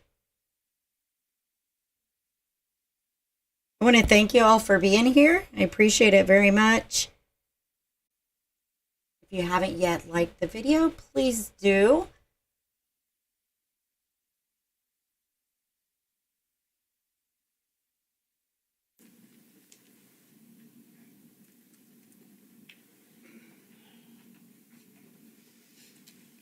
There you go.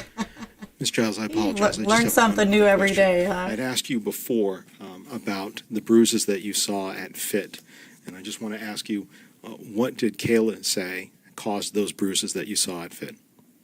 Originally, she would say she fell, or, Seamus threw a toy, Declan hit her with the bottle. Okay. Did she ever say anything about Adam causing those bruises? Not till we were alone. I'm sorry? Not until we were alone. And what did she say when you were alone? She would say that Adam was doing it, and she's afraid, and she needs to get out of there, but she's afraid to leave. Okay. Thank you very much, Ms. Giles. Your Honor, I understand that limiting instruction is appropriate. We would ask it be given at this time. Okay. Ladies and gentlemen, the questioning that you just heard about what did Kayla say, the responses to that question can only be used not for the purpose of the truth of what Kayla said, but to determine the credibility of that witness, okay? So the prior consistent statements can be used only for the determining the credibility of the witness when the witness's credibility has been attacked, okay? So not for the truth, but for assessing credibility, all right? It is still morning. Good morning, Ms. Giles. Good morning. My name is Jamie Brooks, and I represent Adam Montgomery. I'll be asking you a few questions as well. I just want to begin by clarifying your testimony today. Mm-hmm. You are saying that when you were at the shelter at FIT in January and February of 2020, Mm-hmm. you observed bruises on Kayla Montgomery. Yes, sir. When you talked to her in private, she said that those bruises you observed were from Adam. Yes, sir. Miss Giles, do you recall being interviewed by a Detective Dunleavy? Yep.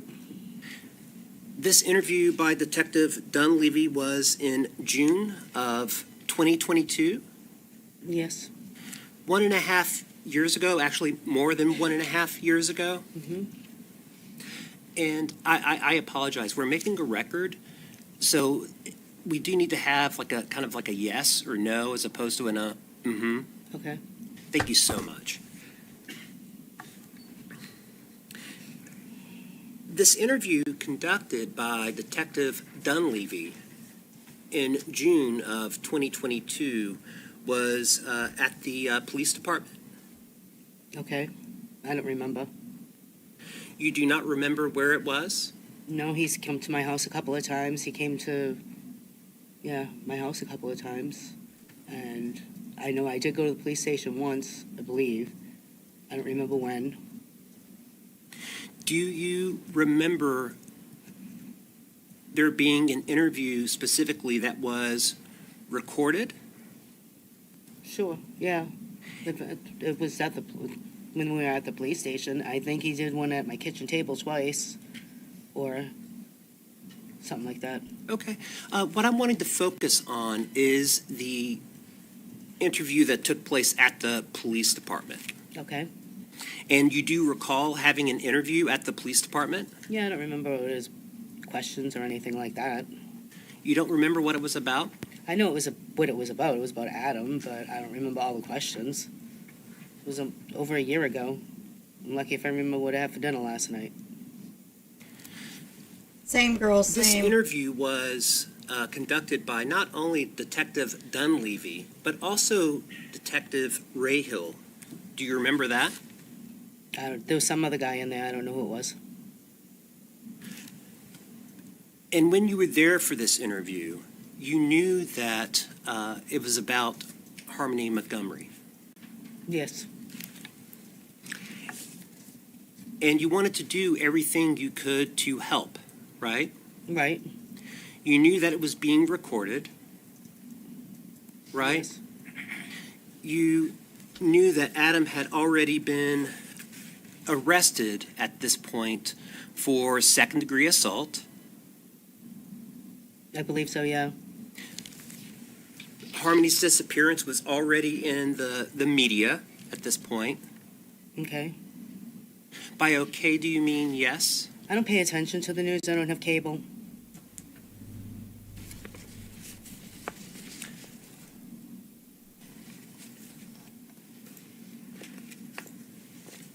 But you do recall that this interview was regarding Harmony Montgomery. Yes.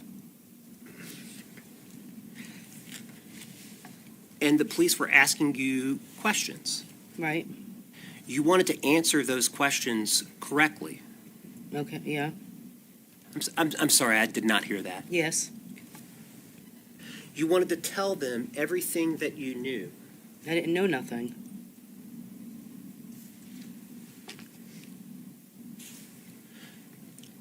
The police asked you about the time you spent with Adam and Kayla at the fit shelter, correct? Yes. And specifically, the police asked you during this June 9th, 2022 recorded interview whether you were aware of any domestic violence between Adam and Kayla, correct? Yes. And I said no. You said that Kayla on occasion referred to Adam as a dick, Mm-hmm. right? Yes. But you did not state that you had observed at any point any bruises on Kayla Montgomery. Right. You did not tell the police that Kayla had confided in you about any domestic violence. Right. Adam was already in jail. Why didn't she? You did not tell the police that Kayla was in any way scared of Adam. Right. And this was, again, an interview where you knew what the subject was about and you wanted to do everything you could to help the police. Okay. By okay, you mean yes? Sure. Yeah. Yes. Thank you very much for your time, Ms. A little Giles. defiant with the public defender. Ms. Giles, about those questions you were just asked, you didn't say anything about the domestic violence, about the abuse that you saw on Kayla in June of 2022. Do you recall Detective Rahal coming to meet with you in January of this year to talk about this? I'm sorry? Yes, in my kitchen. In your kitchen? Yep. All right. Yes, sorry. Does not rehabilitate? Overruled. Thank you. So, Ms. Giles, with regards to that conversation, you were just asked a moment ago about why you didn't say anything about domestic violence with Kayla back in June of 2022. What changed? What was different between June of 2022 versus when you talked to police in January of 2024? Just like flashbacks and memories of different things and demeanors and situations. When you were speaking with police in June of 2022, did you want to have anything to do with the investigation? No, I did not. And in January of 2024, why did you sit down with police and talk with them then and share more information? Because I'm a mother and I feel for Harmony's family. And your testimony here today about what you saw, what you experienced, and what you heard people say with regards to that, is that the truth, just as you've taken an oath to tell today? Yes. Thank you. No further questions, Ron. Ms. Giles, the interview that you participated in June of 2022 was voluntary, correct? Yes, I think. I don't remember. To be honest, I honestly don't remember. I know I was called in. You were subpoenaed to appear here today, correct? Unfortunately, yes. I'm sorry, but you were not subpoenaed to appear at the police station, correct? No. In fact, when you were advised, or when you arrived, you were advised that this was voluntary. You did not have to speak to the police. I guess I don't remember. I'm sorry. It's okay. But you were not in any way told that you had to speak with the police. I don't think so. And again, this was not a short interview. You covered a lot of There for about an territory hour. during that interview, correct? I think I was there for about an hour, yeah. If I were to, just about an hour, you said, right? I think.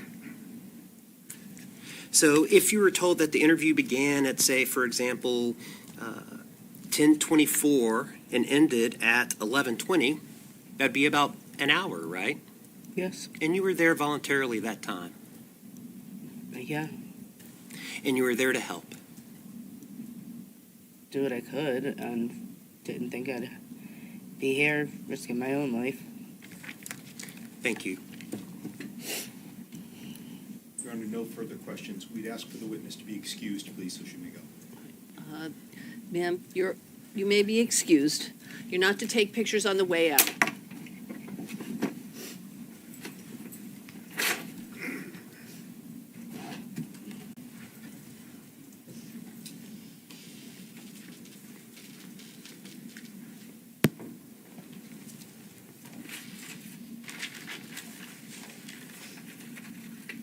State may call its next witness. All right, so just to recap really quickly, she said that Kayla first told her that the bruises were caused by her falling or by the children hitting her, or the children throwing toys, things like that. Typical excuses when you're being abused in, domestic violence. She said it wasn't until they were alone that Kayla actually told her that Adam hit her and she needed to leave him, but that Kayla was afraid to leave him. On cross-examination, the defense brought up that in a June 2022 interview with Manchester Police, that this lady, and I'm not saying her name because she's very worried for her life, apparently, but she knew Adam Montgomery was already arrested at that time for second-degree assault. And she recalls the interview was about Harmony Montgomery. And then the defense also noted during the interview that this lady did not state that she observed any bruises on Kayla Montgomery. She also never told police that Kayla Montgomery had confided in her about any kind of domestic violence that was going on. Then on the redirect back to the state asked her why she didn't talk about any of that domestic violence in that June 22 interview with police, but that she did bring it up later. And she basically cited flashbacks and memories, and that she felt bad for Harmony's family, as she also has children. So she has been excused. She left the courtroom with her arms crossed, visibly upset, apparently, according to a reporter that's in there. The judge did order no video or pictures of her as she was leaving. All right, so that was witness number 4 for the day, and on to number 5. Again, thank you so much for being here. I appreciate it greatly. Thank you, Your Honor. The state calls Mr. Michael Doe to the stand.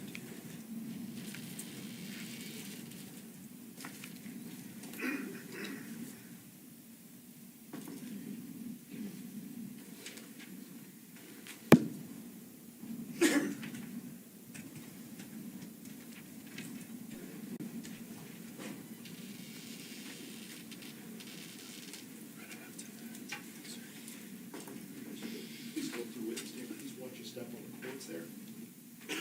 And remain standing when you get there, sir. Well, it did point out that that's just another person that says they've heard or saw Kayla being severely abused. So I think the point would be that Kayla did go along with these things Adam said and wanted her to do because she was so fearful of him, to basically back up Kayla's Doe, as testimony. we're being recorded here today, would you please go ahead and state your full name and spell both your first and your last name for the record? Michael Dobe, Michael Dobe. And Mr. Doe, what town do you live in? Londonderry, New Hampshire. Okay. How long have you been living there? 10, 11 years. Okay. And how far did you go in school? I have an associate's degree. In what field? Criminal justice. And with regards to that associate's degree in criminal justice, can I ask a little bit about your work history? What are some of the kind of different jobs that you've had in your life? Yep, so I've worked about 15 years in the security and asset protection field. And what are the different businesses that you did security and asset protection for? I did security at the Mall of New Hampshire, and then I did asset protection for Kmart, Rite Aid, Walmart, and Macy's. In Macy's. Are you still working at Macy's now? I am not. Okay. Where do you work now? I work for the Department of Veteran Affairs. And what do you do for them? I was hired as a police officer, but I'm currently working in dispatch until I can go to the police academy. Okay. And when is that scheduled to be? April. In April of this year? Correct. Okay. He's moving on up. You said that before you were working at Walmart. What are the different Walmarts that you've worked in? I was mainly out of the Manchester, New Hampshire store. I would assist in other stores, like just during inventory. And the Manchester, New Hampshire store, just for jurors who may not be familiar, where is that Walmart in Manchester? 725 Gold Street. Okay. If we were going to leave here at the courthouse, what would be the way that you would take to get down to where that is, where Gold Street is? Me personally, I would just go up Central Street to Beach, take a right onto Beach to South Willow, and then South Willow to Gold Street, and then the Walmart's right there. How long did you work at that particular Walmart? Approximately 2 years. And what are the other Walmarts that you've worked at? There was a few. Keene, Hooksett, and a couple of other ones, but I don't remember the towns. With regards to the Manchester one, was there anybody else that was working security and asset protection with you at that location? Yeah, there was a few of us. And how were your shifts divided up? What shifts would you work most of the time? We were just based off of the needs of the business, so it wasn't anything in particular. Sometimes I would open, sometimes I would close, and same with the others. Are you familiar with the layout of the store? I would assume so, but I don't want to make an assumption. I am. Okay. And with regards to that layout of the store, could you go ahead and just kind of briefly talk us through, if I were to go in the main entrance of that particular Walmart, the one here in Gold Street, what do I walk into, and what are the different areas of the store that I can walk to? So there's two main entrances at Walmart. There's the grocery entrance and the general merchandise entrance. When you go through the general merchandise doors, it's the general merchandise area, health and beauty, stationery, arts and crafts, stuff like that. And then the grocery entrance is where the grocery side is.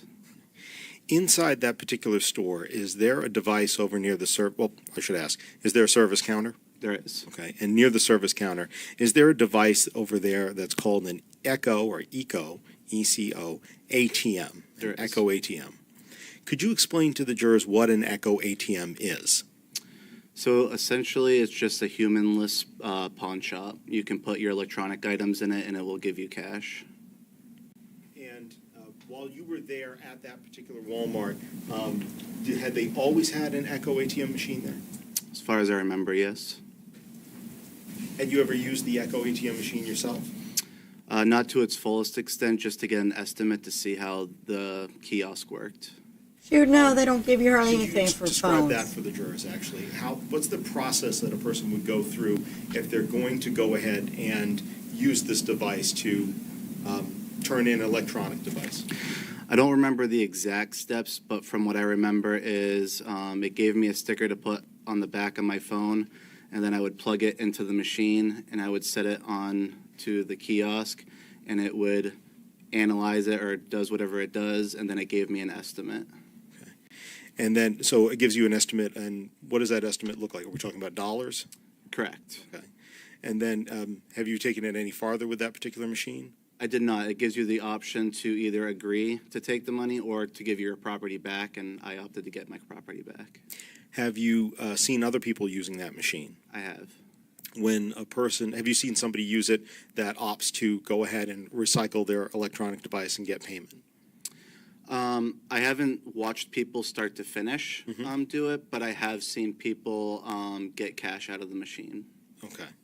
I'd like to ask, with regards to an interaction you had with the Manchester Police Department back in early January of 2022, were you ever requested for security camera footage from around that area of the Eco ATM and the entire store? Yes. And was that request for between the time period, for around December 30th or December 31st of 2021? It was. How familiar are you with the security camera layout at that Walmart? Pretty good. Can you describe it for us, the different types of cameras that are used and the different ways that you can either view those cameras live or view recorded footage? Yep, so we have stationary cameras, which are cameras that are just in one spot and don't move. Some are high up, some are low. And then we also have PTZs, which stands for pan, tilt, zoom. And those cameras can pan 360 degrees, zoom in and out, and tilt up and down. And where do you access the camera system? From the Asset Protection Office. And I take it working in asset protection, you had access to that office? I did. With regards to the recording that was done, how long did, back at that point in 2022, how long did Walmart hold on to recorded surveillance footage? It just depended on the camera and how much activity was recorded on that camera, but it was anywhere between 2 to 3 months. Were you asked to then, again, get video footage from December 30th or December 31st of 2021 and provide that to the Manchester Police Department? I was able to do that. So how did you do that? How do you obtain that for the officers when they requested it? So pretty much generally what they do is they'll give me a time frame and a general description of what I'm looking for, and then I would review that video, and then I would burn the times associated with the video frames. Were you able to find a specific time for an Eco ATM transaction that the police asked about? I did. And were you able, from viewing that video, to see the people who came in and made that transaction? I was able to, yes. From the cameras that you had available and the footage that you had available, what, if anything, were you able to view or record about their movements inside the entire store? So I was able to see 3 people approach the Eco ATM machine, and then while one person remained at the Eco ATM machine, 2 others then proceeded to walk around the store.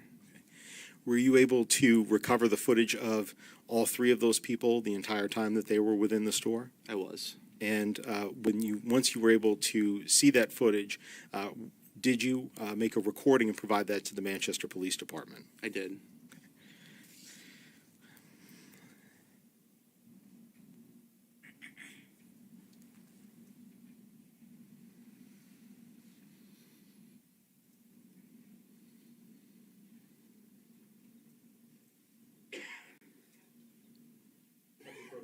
Yes, you may. Mr. Joe, I'm going to show you a stick drive or a thumb drive that's been marked State's Exhibit 141.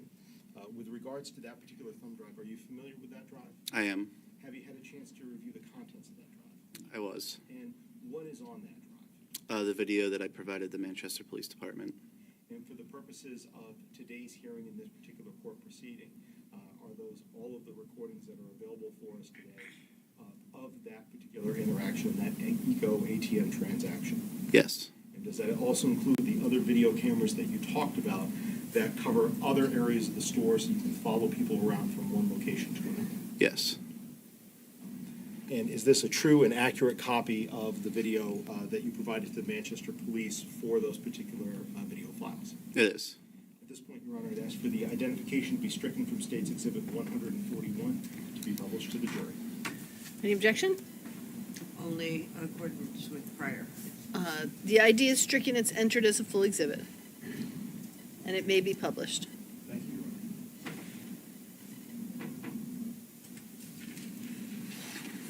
Your Honor. Joe, I would like to ask you, with regards to this particular series of, or this areas of video footage, how are the video footage itself? Is there notation that's made or somewhere in the recording about the time that the video was captured? Is that in the footage, or is there another way that that's recorded on this drive? Some camera angles might have it on the screen when you're watching it. Otherwise, it would be on the document itself, like the saved profile. The saved profile? Yeah.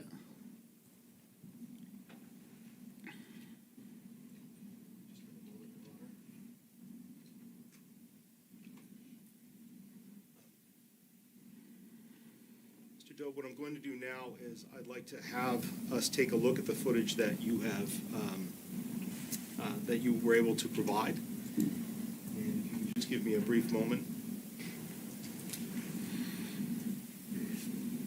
I'm going to direct your attention to the screen, and hopefully we'll have the footage over there.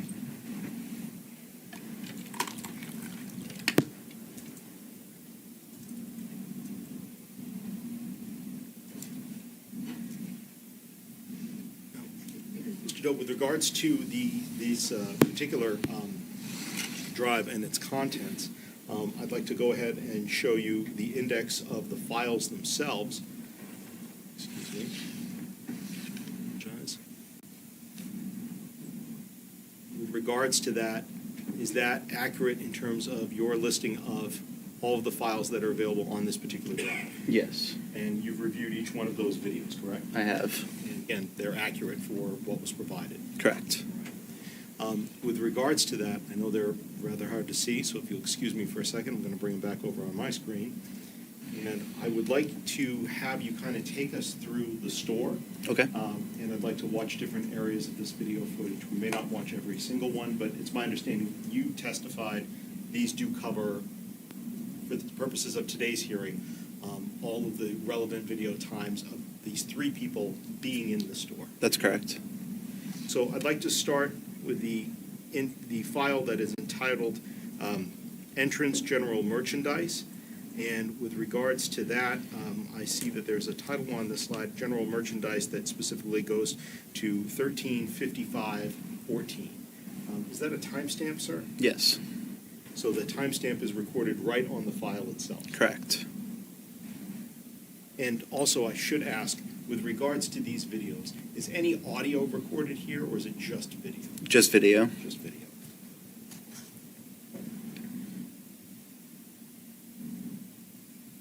Excuse me just a second, sir. I apologize for the delay.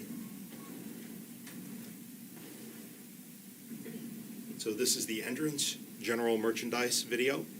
That's correct.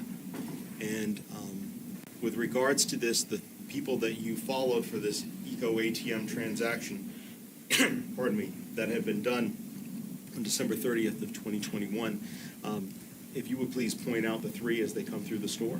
Okay. Thank you. I'll pause it. These are the three individuals. So, could you describe the very first person that's walking in that group, and I'll use the pointer to point to that individual. Yep, it's a female wearing either a dark blue or a black jacket, and then there is another female behind her wearing a long sleeve blue shirt, and then a male wearing a black jacket and a tan hat.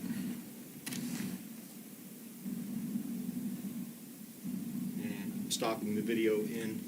Again, a few seconds into this, we're still seeing the same three individuals. That's correct.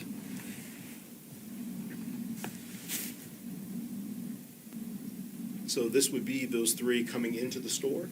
That is correct. Is there another camera just a little bit deeper from that very exterior door that also covers people coming through kind of a vestibule area? Yes. And is that one entitled one of your PTZ? What does that stand for again? Pan, tilt, zoom. Pan, tilt, zoom. Thank you. Pan, tilt, zoom. Would camera number 17 be able to show us more footage of that doorway? Yes. Playing that file, 13:55:36.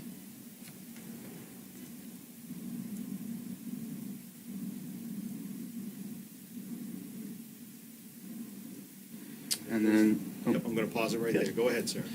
these are the three individuals that we had saw in the previous video.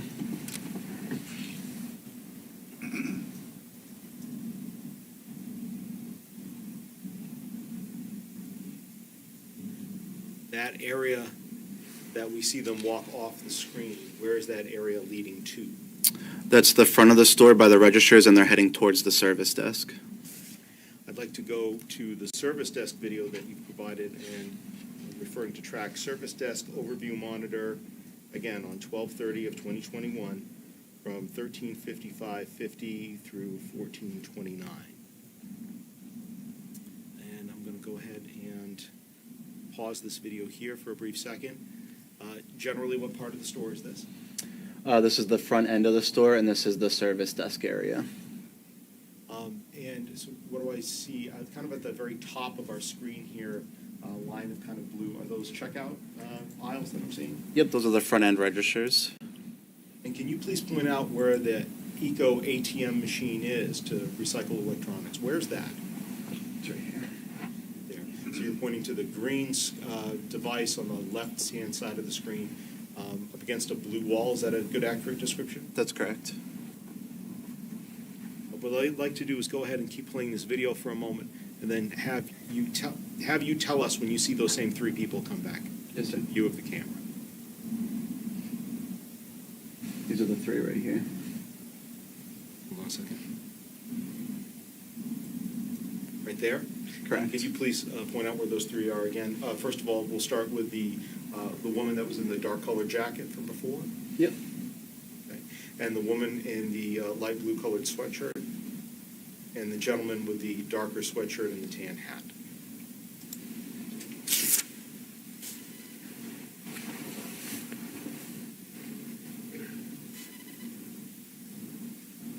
I'm going to let this play for just a minute, and I'd like to ask you a couple of questions while it's playing. So Okay. I apologize, but all of our attention is going to be on the screen right now as we're watching this. The woman in the light blue sweatshirt, what color bag does she have? It appears pink. And the gentleman with the dark sweatshirt may have just pulled up his pants there with his tan-colored hat. What color shoes generally? Looks black. Black. Now, when you have used this device yourself, this Eco ATM, how long did it take for you to plug in the device and get an estimate about what you might be able to get for that device? Just for the estimate, I would say it was approximately 5 minutes. I'm just going to back it up a little bit. I apologize. I think I was talking over something.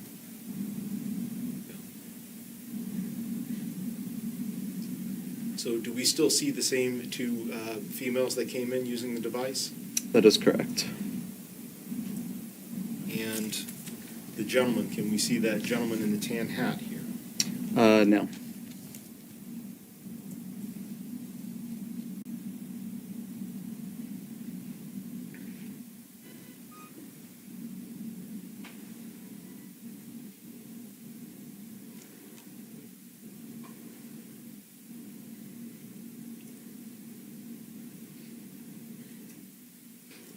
Can we see the gentleman in the tan hat now? Yes. Where is he? He's back at the Eco ATM machine behind the female with the black jacket. We'll go ahead and press play. Could you please stand up again for a moment and Yep. show us where he is? Yep.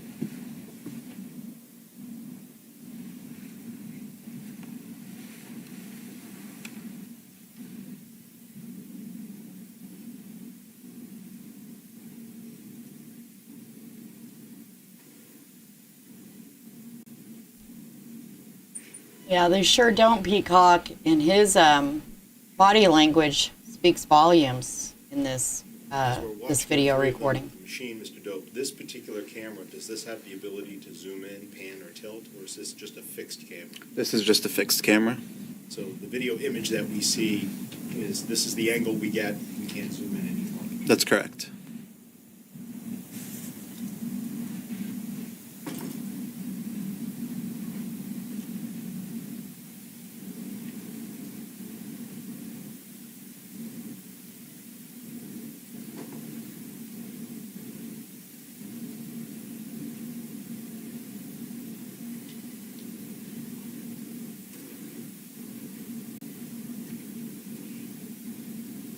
Gentleman in the tan hat, you still see him in this at this point in the recording? I do. Point out where he is, please. Thank you.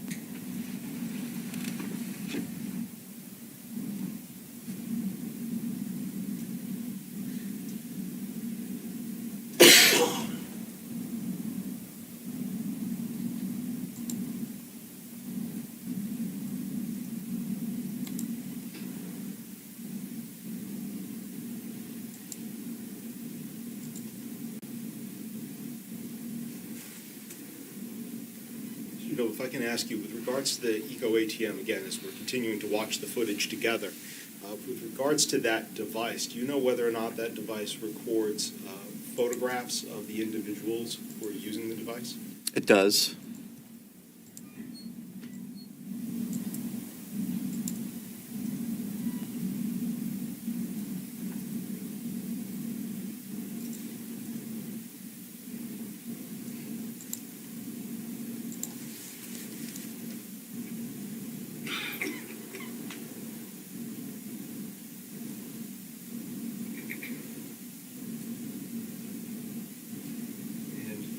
Individual with the light blue colored sweatshirt, from this angle here, can you see whether or not she's leaning on the ATM? It does appear that she is, yes. And the other woman in the dark colored jacket, is she still standing next to her? She is.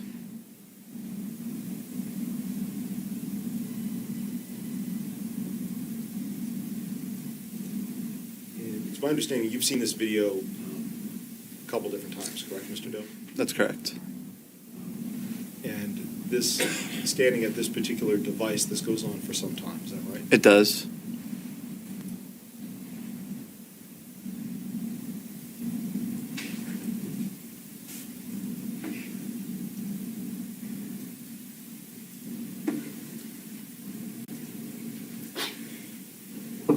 At some point, Mr. Doe, as we're watching along here, are we going to witness the gentleman in the tan hat with the dark-colored sweatshirt and the possibly black shoes, or at least dark-colored shoes? Are we going to see him walk away from the two women that are using the device? That's correct. And when he comes back, does he have on all of the exact same clothing, or has it changed at all? It's changed. He had removed his jacket and he's wearing a staff T-shirt. So, and during that time period, do you see the two women leave the Eco ATM while he's gone and then coming back changed? I don't recall if it's during that, but I do recall one of the females leaving with the male at some point.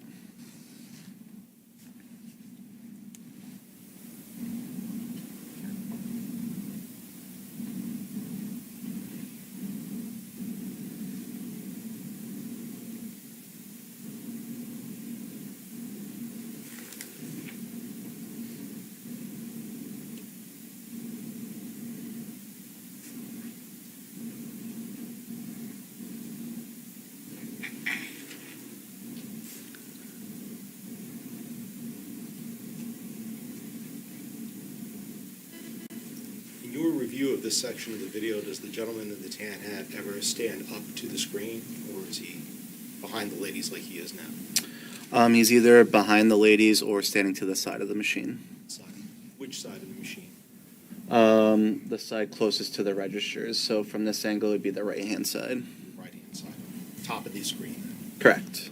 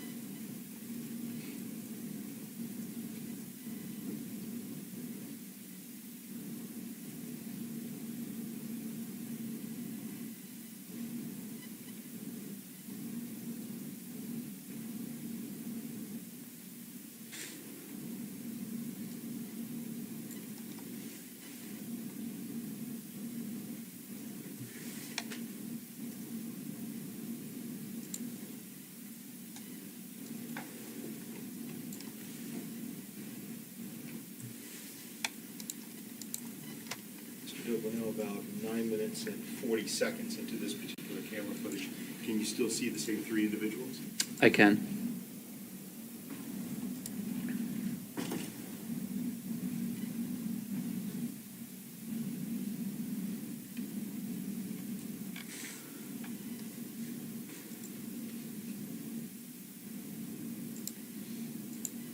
Do you know how many items were recycled during this transaction? I don't.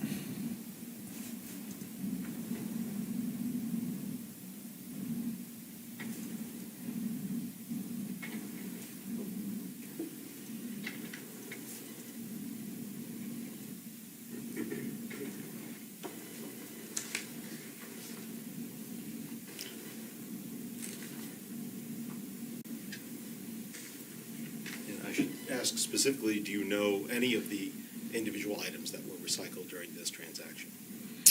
I just know of a phone, but I'm not sure of a particular phone. So not a particular number or make or model or anything like that? That's just correct. A phone? Correct. All right, thank you. And the gentleman in the tan hat, where is he now at this point in the video? He's still on the side of the Eco ATM machine closest to the service desk, so that would be the left-hand side of the machine.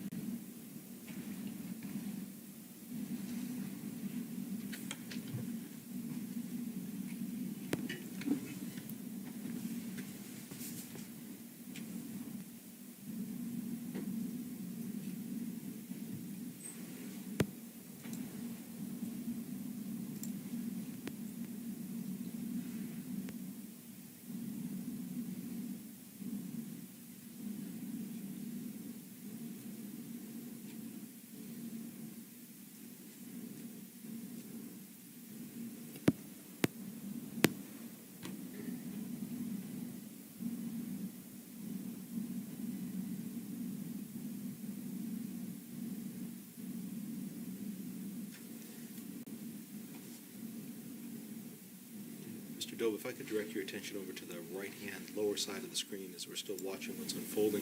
Can you tell us how long this video track is, please? It's cut off a little bit, but I believe it's a little over 33 minutes. 33 minutes long? Yeah. What I'd like to do is I'd like to move forward a little bit in time. I know you stated at one time that this individual is going to change his clothing, the gentleman in the tan hat. That's correct. Protection. Characterization, I think he testified he took off his jacket. Oh, I'm sorry, I apologize. Let me Objection withdraw is the- sustained. Yes, Your Honor. Mr. Dove, I believe that, I apologize, you did testify at one point that he's going to take off his jacket, correct? That's correct. What I'd like to do is I'd like to move forward in time to a moment to when we see that, if we could, please. Okay. So I apologize, my eyes are not what they used to be for me to be able to see. Are we about 2 minutes or so? Well, hold on a moment. At this point, is the gentleman in the tan hat walking away? He is. Okay. And what about the young lady who was wearing the dark jacket? Yes, she's following him. She's following, okay. Now, I believe you said that you have other cameras in the store that cover different sections of the store. Is that right? That's correct. With regards to that, let me ask you, are any of those cameras a little bit closer to be able to see an individual's face or what they're wearing? Yes. And why is that? I'm going to pause the video here. Why is that? Why do you have cameras that are closer to people as compared to a camera like this, which appears to be up in the corner? So some of the departments, we consider them high risk, meaning that there's a lot of theft that comes out of that department. So there's better camera angles in those aisles. So some of them are closer, not exactly face level, but it's almost face level. It's probably about 6.5, 7 feet from the floor. And we call those the public view monitors. And that's because when you enter the aisle, the camera, there's a monitor above the camera that shows yourself in that aisle, so you can actually see yourself in that aisle. A customer can see themselves. Correct. In the aisle. Okay. And what's the point of having that set up? So people know that they're on camera. What I'd like to do is talk with you about, we're going to leave this video footage here for a moment. I'd like to go to a different track, if I can, to one of those cameras, so you can kind of explain that to us.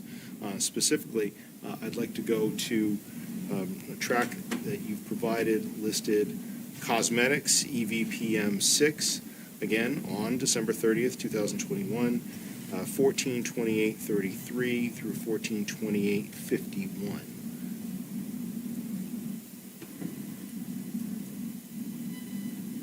Is this one of those cameras? It is.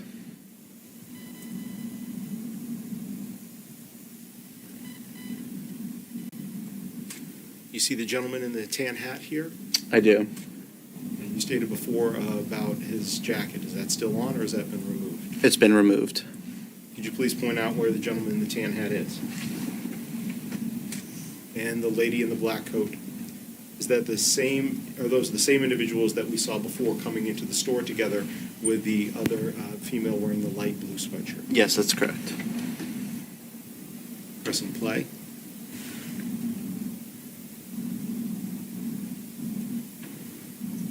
What's written on the back of his jacket there?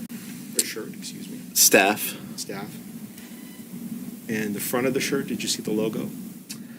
I did. I don't recall. I believe it was Coors Light or something of that nature. You have cameras on multiple areas of the cosmetics aisle, so can we follow where they went to right after they turned the corner there? Yes.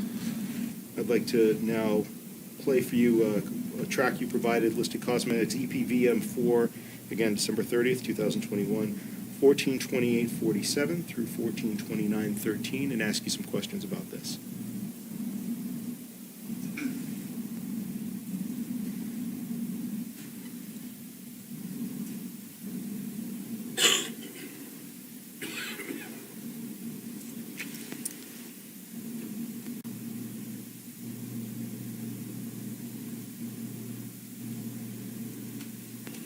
Two individuals that walked in the middle of the screen. Did you recognize who they were? Yep, those are the same individuals.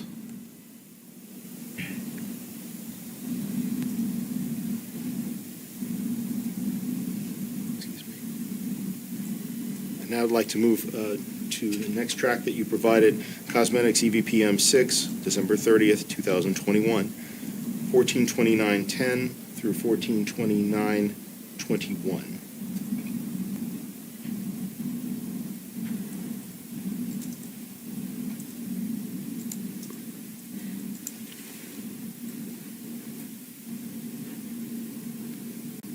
These are the same individuals that we're seeing here on this video? Yes. Can you, now that you've got, to be able to see the gentleman, can you make out what's on his shirt? I see the letters COO.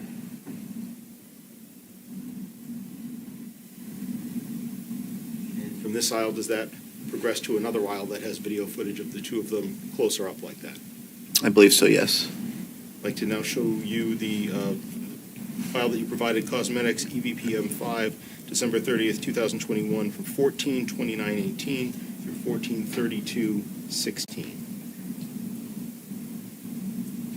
Let us know if you see those same two individuals come on this video clip, please.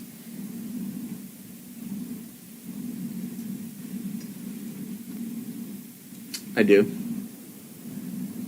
Could you point out where they are? This is the male and then the female.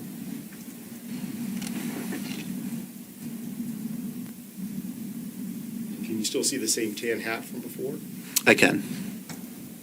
With regards to these last three video clips that we've watched and the one that we're watching right now, do you see the dark colored jacket that he had on from before? He is not wearing the jacket.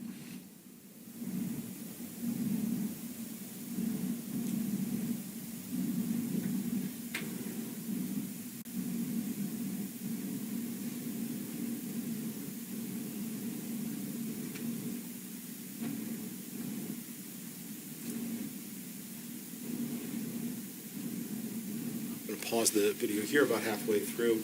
Now, do you have a chance to see the other half of his shirt here? I do. And do you recognize the logo on that shirt now that you've seen both halves? Yes, it appears that it says Coors. Press and play.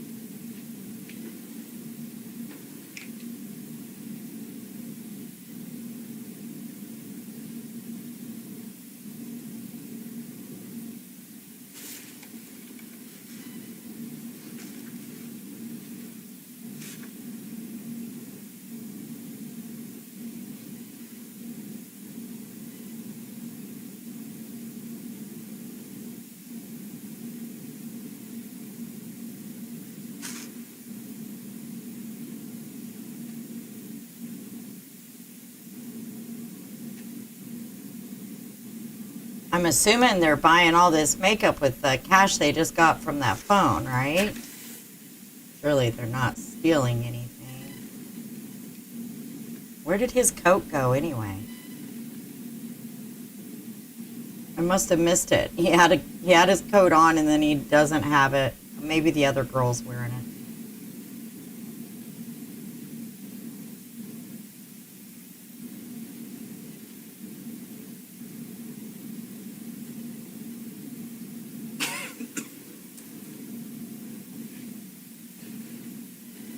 Mr. Job, you said that some of the cameras are very close. Is that some of the closest cameras that you had when you were working at Walmart to the person's face and features? The only other close ones I would think of would be the entrance and the exits. And is there also kind of a, let's say, a middle view as compared to kind of an eye in the sky for you? Is there one almost that's like in the middle where you get a little bit closer to the individual, but maybe it's not up on a ceiling? Yes, there are some of those. And specifically, do you have any like that that comes with a label called razor blades when it comes to your video? Yes. Why is it that Walmart keeps video footage over at the razor blade section? It's just another aisle that's considered high risk. I'd like to play one of the other tracks that you've provided, titled Razor Blades, again, December 30th, 2021, from 14:32:50 through 14:34:31. And ask you about this video. Is this that other view? It is. Can we see the same two people in this video? We can. I apologize, I was talking over that part. Let me start from the beginning again. Could you please let us know when you see them, and I will pause the video footage as we're playing back now. I see them, and they're on the far left of the screen. Could you please point out where they are in this image? Yep. Thank you. Let's play. The cosmetic section that we saw them walking through before, is that just to the left or the right of this camera footage? It's to the left. To the left, okay.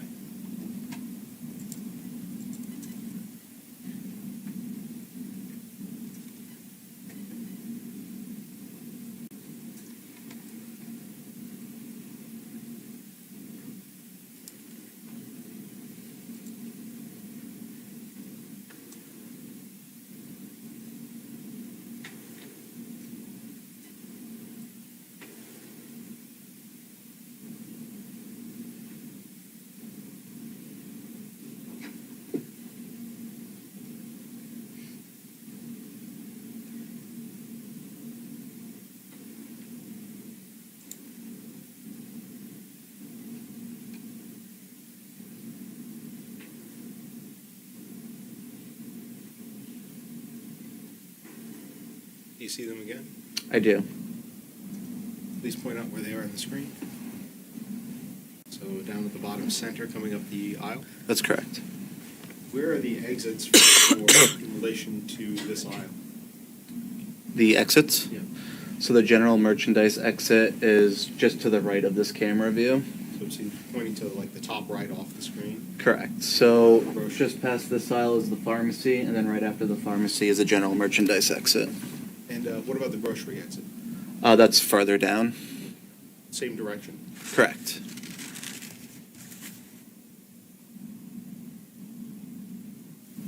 And with regards to these two individuals, were you able to capture footage, or were you able to see footage that was captured of them exiting the store? I was. I'd like to specifically play, again, from the same exhibit, track that you provided entitled Exit Grocery, December 30th, 2021, from 14:36:25 through 14:36:34.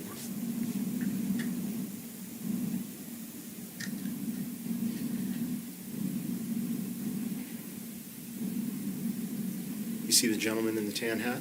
I do. And can you describe what he's wearing at this point? He is still wearing the tan hat and the Coors t-shirt. And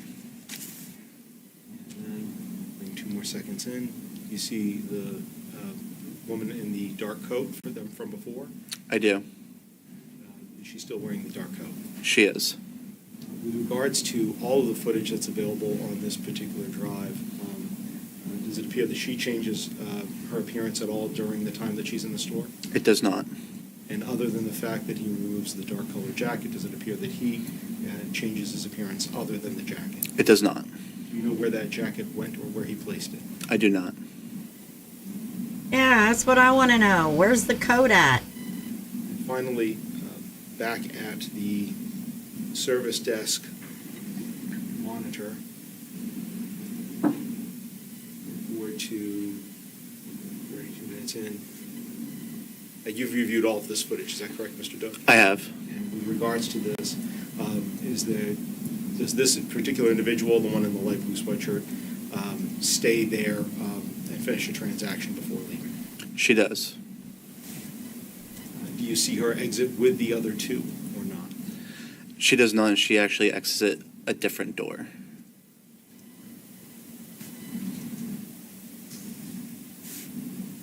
I think that phone had something on it. Mr. Doe, I'm going to end there. With regards to that and the other footage on there, once you had that provided, once you had that obtained, who did you provide it to at the Manchester Police Department? I don't recall if I gave it to an officer exactly or if I dropped it off at the front desk, but I know the video was for Detective Bergeron Rosa. Other than the footage that we went through, I know you stated that there are additional moments in that footage that you provided of them walking around the store. Is that correct? Correct. For what's been admitted as an exhibit here today, is there any additional footage of them closer up to the face, or what we see was as close as we could get? That's as close as we could get. Thank you. Just a moment, please, Ron. Thank you, Mr. Doe. I have no further questions for you. Defense counsel may have a few. Okay. Just excuse me, just briefly. For those that don't know what an Echo ATM is and how it works, you walk up to the machine with whatever you want to exchange, right? That's correct. And then you scan it, right? I believe so. Okay, do you know the rest of it? I don't know the entire process, no. Okay. And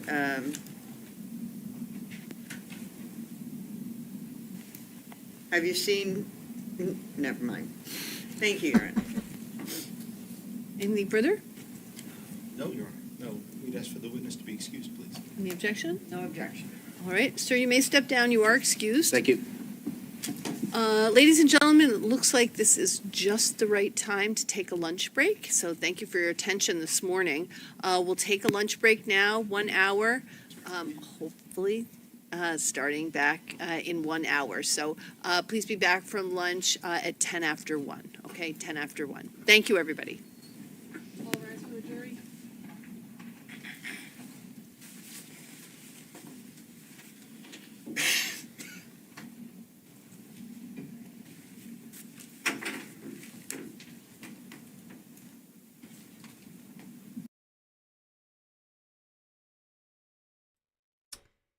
All right. So that was the end of the morning session. That was the fifth witness, Michael, I think is Doby.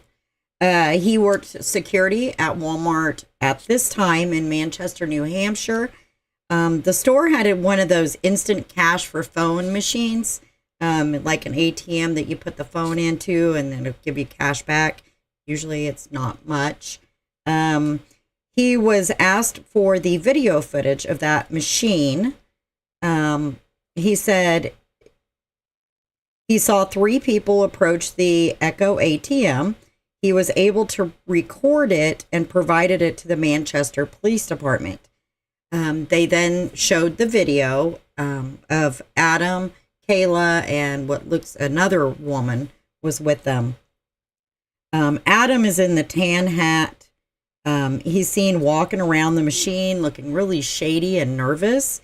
I really think that cell phone may be the only thing that truly has evidence of where he took Harmony, where he took her remains, but that's just my opinion. They cashed in this phone after he had disposed of Harmony, according to prosecution. This video was taken on December 30th of 2021. Manchester PD announced that Harmony was missing the day after this video was taken. So the day after they turned that phone in to that ATM is when Manchester PD came out to the media and announced that Harmony was indeed missing. It's visibly noticeable that Adam is like following that other woman extremely close as she moves around the store. He kind of moved with every minor step she would take. Adam was right there with her, even right down to the cosmetic aisle. He did not leave her side at all. Nobody changed their appearance while in the store, other than Adam did have a coat on when he came in. And then at some point, and they don't know where or when, he removed that coat and he left it somewhere in the store for some reason. So during that time that Adam is following this other woman around, Kayla is still back at that ATM machine. He leaves the store with this other woman. They're seen leaving together. At the time that they leave, Kayla is at that Echo machine, and she leaves the store after they do, but she actually goes out a whole different door than they did. So really strange, very strange. And then court they adjourned. We're behind, so they adjourned for lunch at this point. We are going to take just about a 15-minute break, maybe not quite that long. So go ahead, go to the restroom, grab something to drink, get you a bite to eat for lunch, whatever you need to do. And we will meet back in about 10 or 15 minutes or so. Again, thank you so much for being here. I truly appreciate you guys. And don't be afraid to chat if you're kind of hiding in the bushes. All of the ladies here are super, super sweet. And we would love to have you chat with us. But if you just want to listen, that's totally fine too. All right. So give us about 10, 15 minutes and we will be back. I am going to once again play the video of the missing people. If you've already seen it, don't feel like you have to watch it. But we never know. If it just reaches one person that has seen one of these missing people, then that's all it takes, is that one person. So I'm going to play that and then we'll just go to background. I have some music to play along with that, kind of whatever. All right. See you guys in just a few.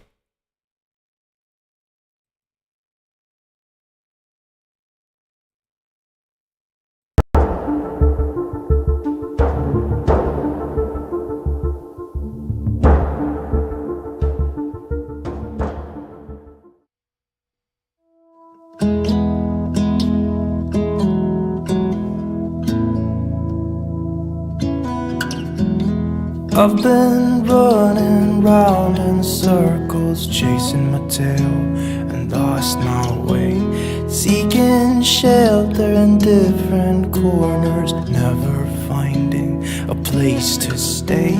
Somehow ended up here on the ground. Brother, help me up, I've fallen down.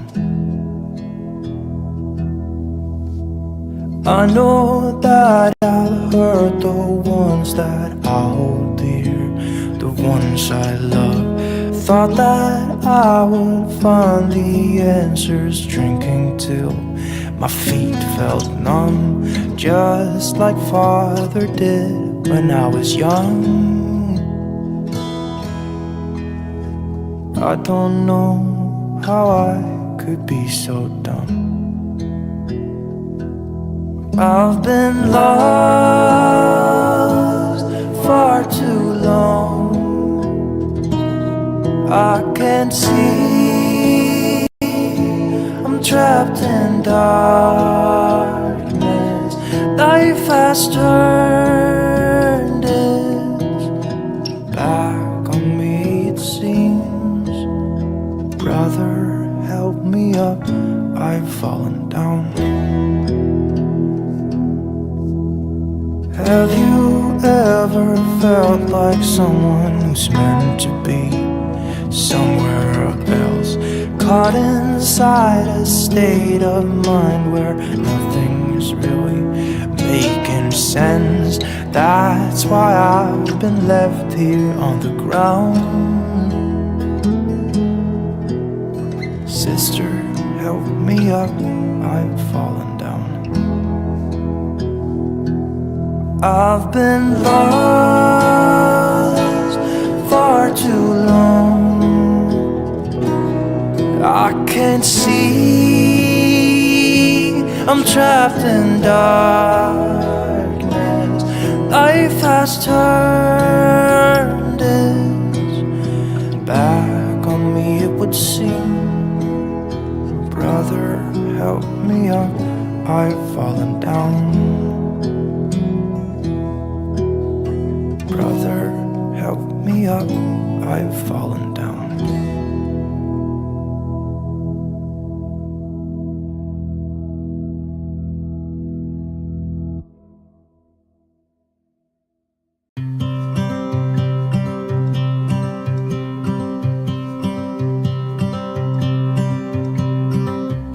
It's been 4 weeks since you called, and I've been waiting here for you all along.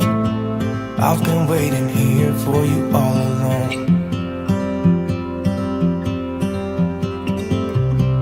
Where you been? Where did you go? I wonder if you found what you're looking for. Wonder if you found what you're looking for. I hope it's not too late. I want you back here with me. We never should have said it's better this way. I'd rather be with you than someone I don't know. Now it's like we're living in two separate worlds. Come on back to me, say that you won't go. I can't cope without you and I wanna hold you close. Say that you won't go. Say that you won't go.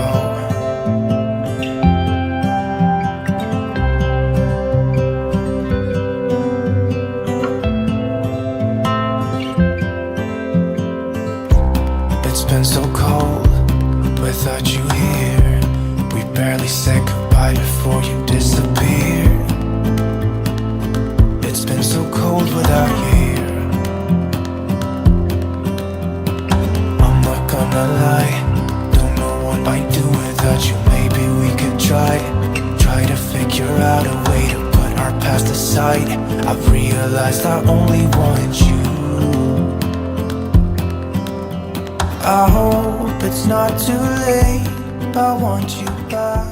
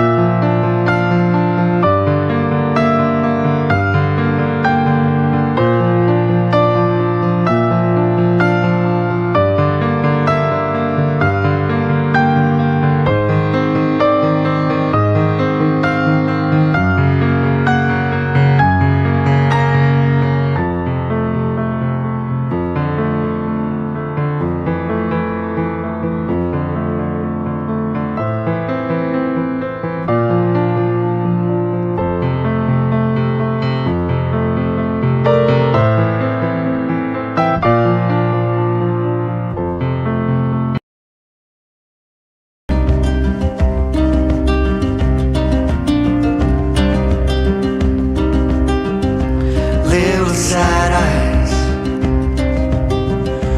Don't you cry, 'cause you know. Little sad eyes.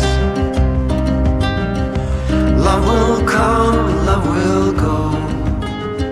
And when you're strong, you never ask why. But can you learn to love your weakest side? Little sad eyes. I see you carry all that pain. It's a sad life. If the hurt is all in vain, but you'll get through the darkest nights when you learn to find your shining lights. Little sad eyes. Don't you see I am right behind you? Don't you know I'm carrying your weight when you're down and when you're out? I'll be around.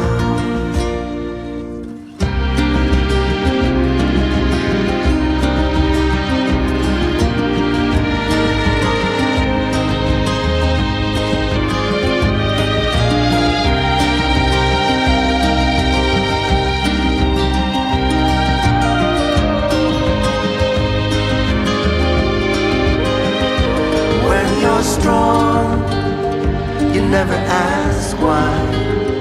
But I have learned to love your weaker side. Little sad eyes. Don't you know I am right behind you? Don't you see I'm carrying your weight? I'll take your hurt, I'll share your pain, and I'll dry your tears. Little sad eyes.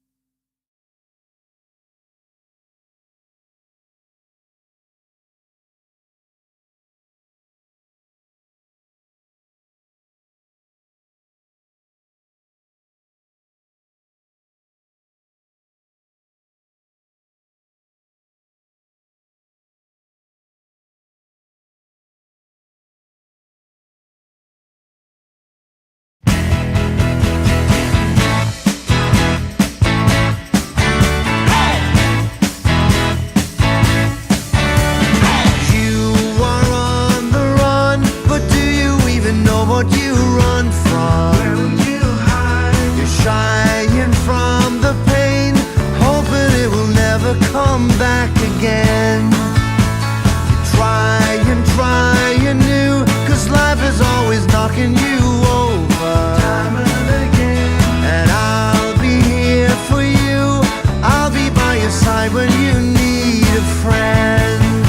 If you want somebody to love, remember that you will receive as much as you give. When the world is letting you down, you know that I will always be by your side.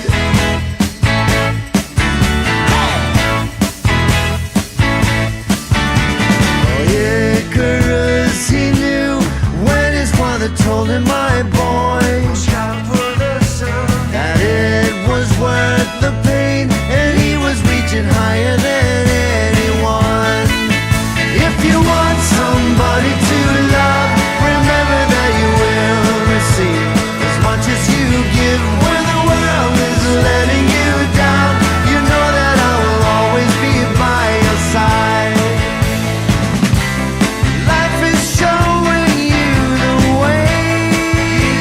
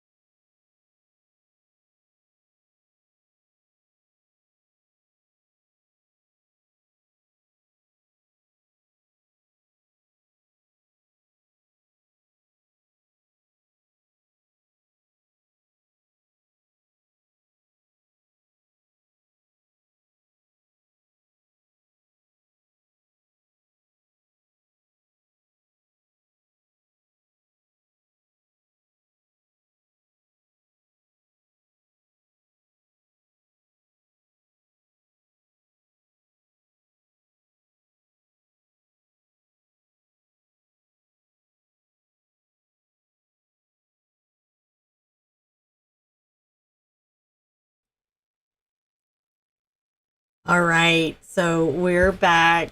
I was absolutely dying over my music choices. You guys, I'm so sorry, but I literally went on Epidemic Sound at like, what time did I start the stream? 10:30? It was like 10:25, and I went on there. I'm like, oh my gosh, I don't have time to listen to these.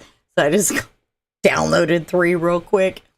So that was kind of funny. If I had my way, I'd play like country music or some older rock or something like that. That shows my age. All right. Before we start, real quick, did you guys hear about that police officer or deputy sheriff, whatever, that went missing overnight Wednesday night in Meigs County, Tennessee? It's like a very rural county. It's like really long but narrow, and it runs along the Tennessee River. Well, this police officer had just completed the police academy 3 months ago. And so this was his first job as an officer. He went through all the training and everything.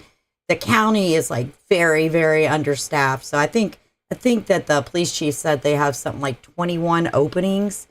So they don't, start off with somebody riding with them, nothing like that. They're on their own. Like one officer is at one side of town, and officers at the other side, and in between, cell phone services spotty, their radio services spotty.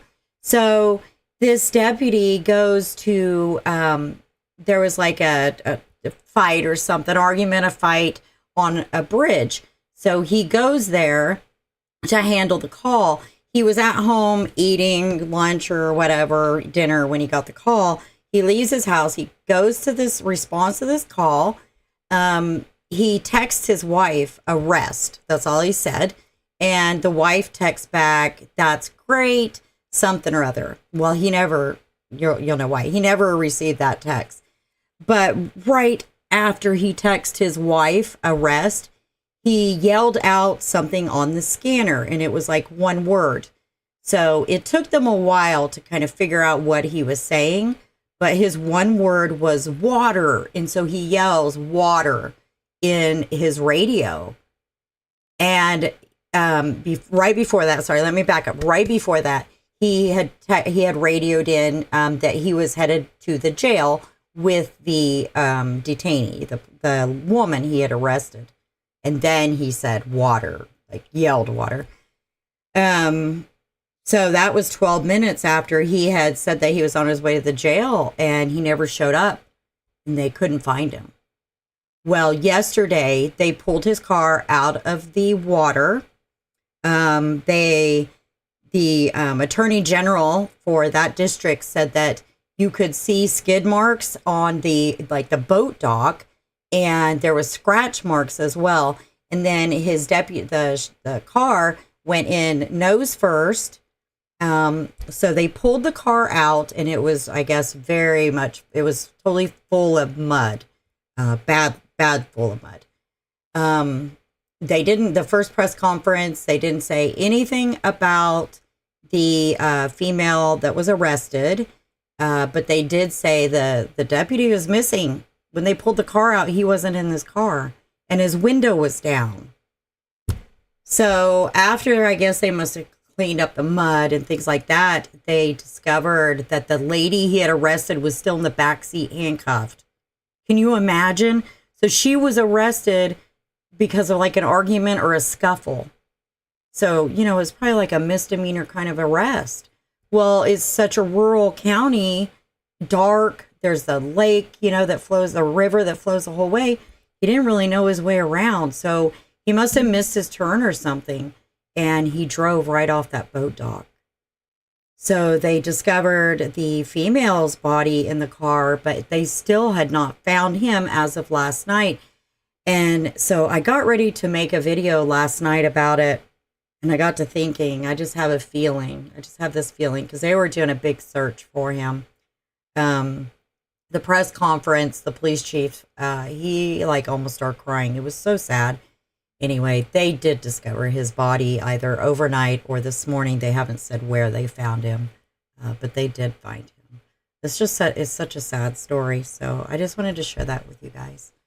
All right, so we are back with day 8. The court returned from lunch. Of course, we're behind, but they had returned from lunch. We are on the day's 6th witness. Holy cow, they're going through these like they did yesterday. Again, I want to thank you guys for being here. I really appreciate you very much. So let's get started.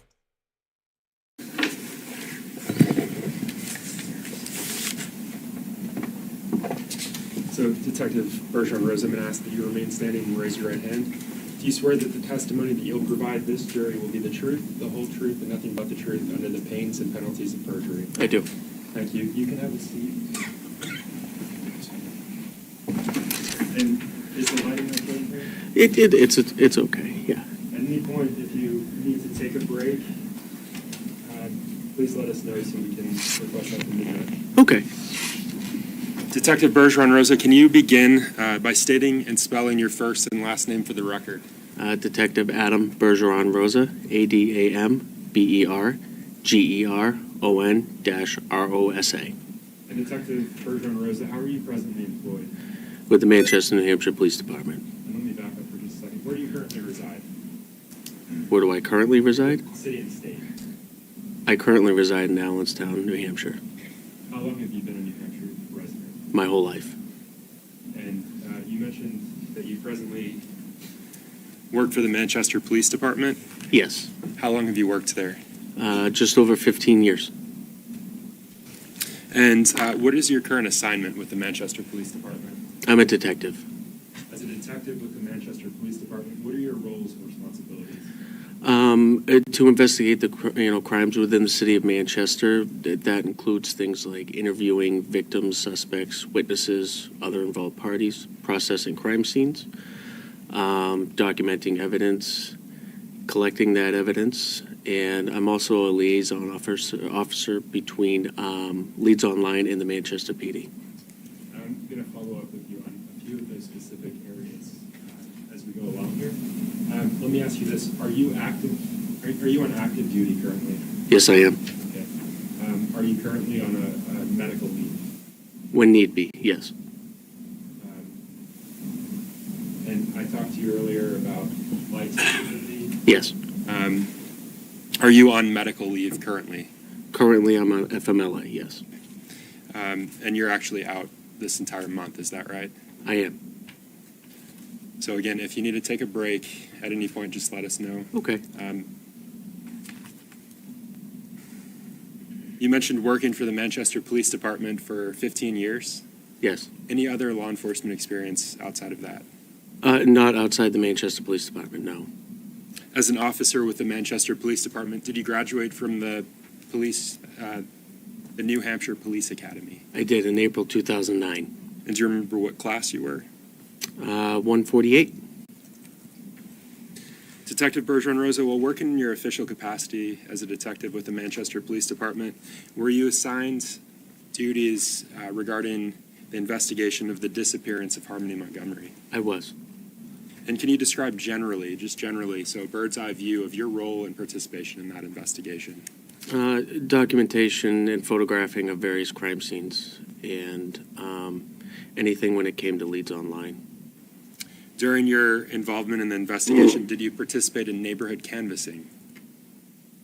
I did on one occasion, I believe down in Lowell, where we canvassed the neighborhood.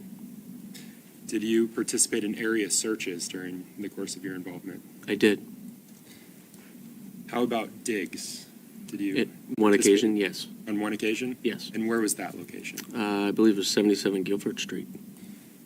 Did you participate in evidence processing? I did. I want to go into some of the specific things that you did during the course of your investigation in this case. And I want to begin by talking about the processing of an Audi IS4 bearing New Hampshire registration 4569334. During your involvement, did you participate in the processing of that vehicle? I did. And what was the condition of that vehicle when you processed it? It was poor. Specifically, the inside was damp, covered in mold. The condition of the vehicle was poor. What was your specific role in processing that vehicle? To apply Blue Star to the interior of the vehicle and document the results. And were you assisted by other detectives in processing that Audi IS4? I was. And do you recall their names? Detective Bombard and Detective Ray Lammy. Do you recall when that processing occurred? January 21st, 2022 through January 23rd, 2022. And I think you mentioned this, but you used a chemical process called Blue Star, is that correct? That's correct. And the jury's heard a lot about Blue Star during the course of this trial. Let me ask you this. Did you receive presumptive positive results during the processing of that vehicle? We did. And with the samples that you received presumptive positives on, what did you do with those samples? So if it was on a part of the vehicle that could be removed, we removed that article that had that presumptive positive on it and then packaged that article as evidence. If they were on parts of the vehicle that could not be removed, we took a blood swab or a swab of that area, of that presumptive positive area. So you swabbed the area? Yeah, we swabbed it. Do you know what occurred with those samples after your processing? I don't. Do you believe they would have been sent to the lab? Oh, of course. Okay. And we've already heard from the folks at the lab, so I'm not going to question you about that. I want to transition. I want to switch gears. I want to talk about a specific address, specifically 177 Lake Ave. Are you familiar with that location? I am. Okay. Is that also known as the Families in Transition or FIT shelter? It is. And what city is that location In Manchester, New Hampshire. Can you describe your role and participation in processing 177 Lake Ave? Primarily photography and processing that scene with Blue Star. Were you accompanied by other detectives during the processing of the Families in Transition shelter? I was. Do you recall the specific room that you responded to? I don't remember the actual room number, but I do remember being there and doing it. Okay. Yeah. So you took photographs during that processing? I did.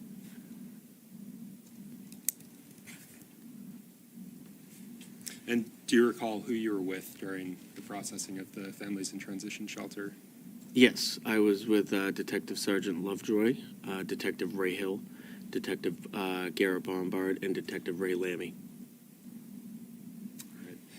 And I'm going to bounce around from thing to thing, but I want to switch gears again. I want to talk about the processing of an address, 644 Union Street. Are you familiar with that location? I am. And can you describe your familiarity with that location? It's in Manchester, New Hampshire, more or less at the corner of Union and Orange. It's a big multi-family building with several levels. And how much more do you want me to go into? That's fine. Okay. During the course of your involvement in this case, though, did you participate in the processing of one of the specific units? Yes. And can you tell the jurors about the specific actions that you took during that processing? So I was mainly assigned to take photographs of the processing and evidence collection of the first floor at 644 Union Street and the basement, and whatever evidentiary items came out of that. With regard to the evidentiary items that came out of the basement area, can you walk the jurors through generally what was collected? So generally speaking, we were focused on the drain pipes going into the basement where all the other units converged into what's called, the plumbers called the tree. That goes down into a single pipe that then exits the building into the city sewer, the street. How large are those pipes? Very large. Most of them were very old 4 or 5 foot sections of cast iron. Cast iron? Yep. I imagine they would be very heavy as well. They were. And before we talk more about those specific pipes, what other agencies, if any, were present during the processing of that apartment? Primarily the FBI was present. And what was their role in processing that apartment? As I recall, they were processing the top level of the series of apartments. I was not really there to see what they did, but they were on the top level, and we were on the first floor, and in the basement. I want to turn back to the pipes that you mentioned. Okay. I think you said your role was to collect photographs during the processing of that apartment. Is that right? Yes. Did you take photographs of the entire processing of those pipes? Yeah, I did. And those large cast iron pipes, were they removed from that apartment unit, the apartment building, rather? Yes, they were. Your Honor, may I have questions with this? Yes, you may.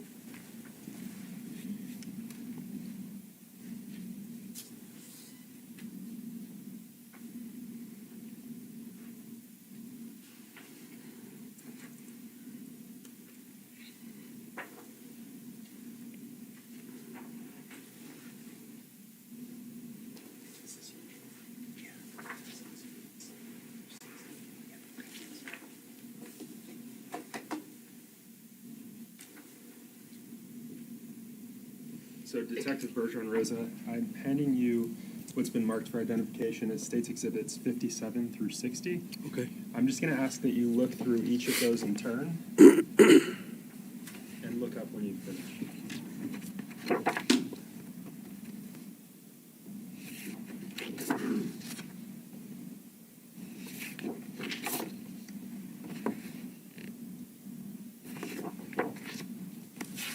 Do you recognize those images? I do. And what do you recognize them from? Those are images I took. You took those? Yes. And was that during the specific processing of the pipes that we discussed? Yes. Are they fair and accurate representations of what you observed that day? Yes. Your Honor, the state moves to strike the ID of States Exhibit, what's been marked as States Exhibit 57 through 60, and mark as full and published to the jury. No objection. All right. The ID is stricken. They're entered as full exhibits. They may be published to the jury. So Detective Bergeron Rosa, I'm going to leave these with you. I don't know if that would be easier than looking at the screen behind you. I'm also going to put them up on the screen. Okay. So whichever you prefer.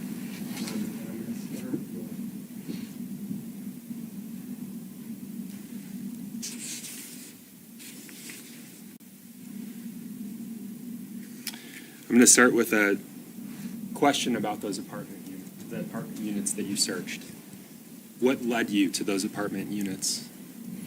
As I understood it, from the lead detectives on this case, is it was a prior residence of the people involved. Who specifically was the prior resident? Adam Montgomery and Kayla Montgomery.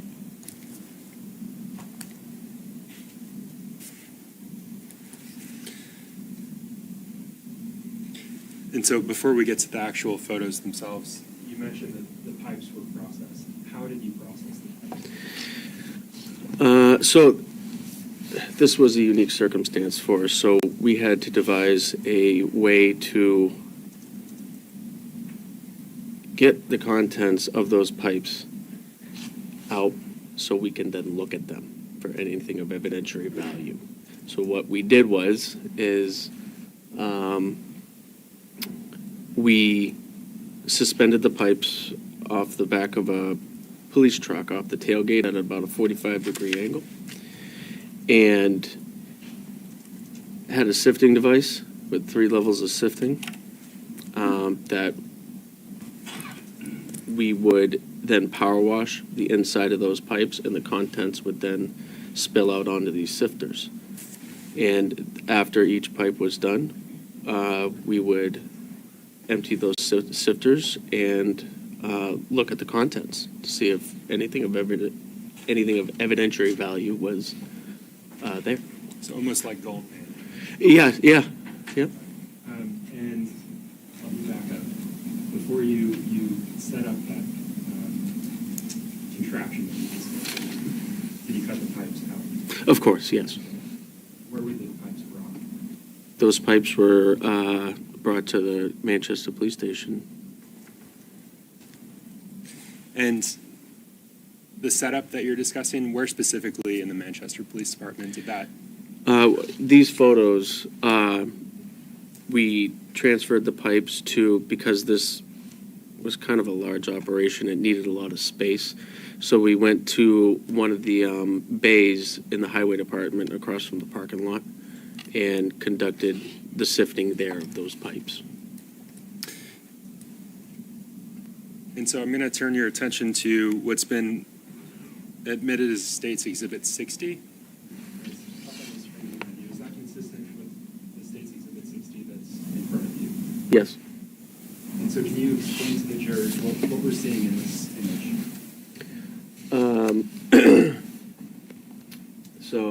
We have, the back tailgate of the truck, and we strapped down the pipes that we extracted from 644 Union Street, and we use our sifting devices and you power wash one end of them, and the contents would spill out onto here, and through each layer, and we would look through the contents of those pipes after we power wash them thoroughly and see if there was anything of evidentiary value.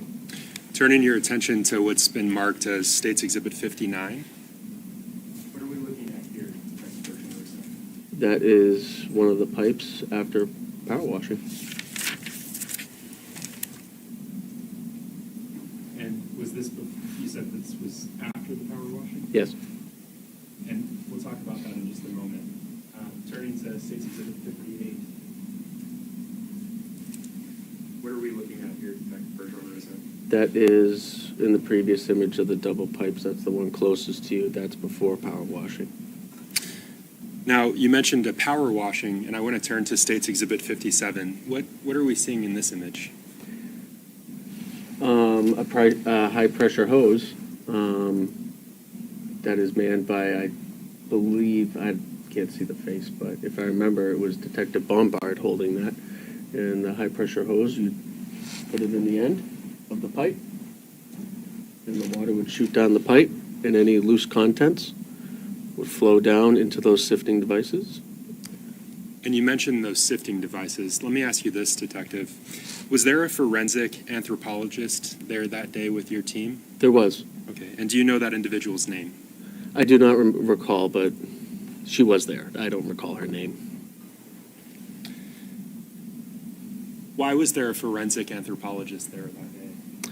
Well, in the instance that we found any kind of human remains, she would be able to assist us in identifying preliminarily if those remains were in fact human or not.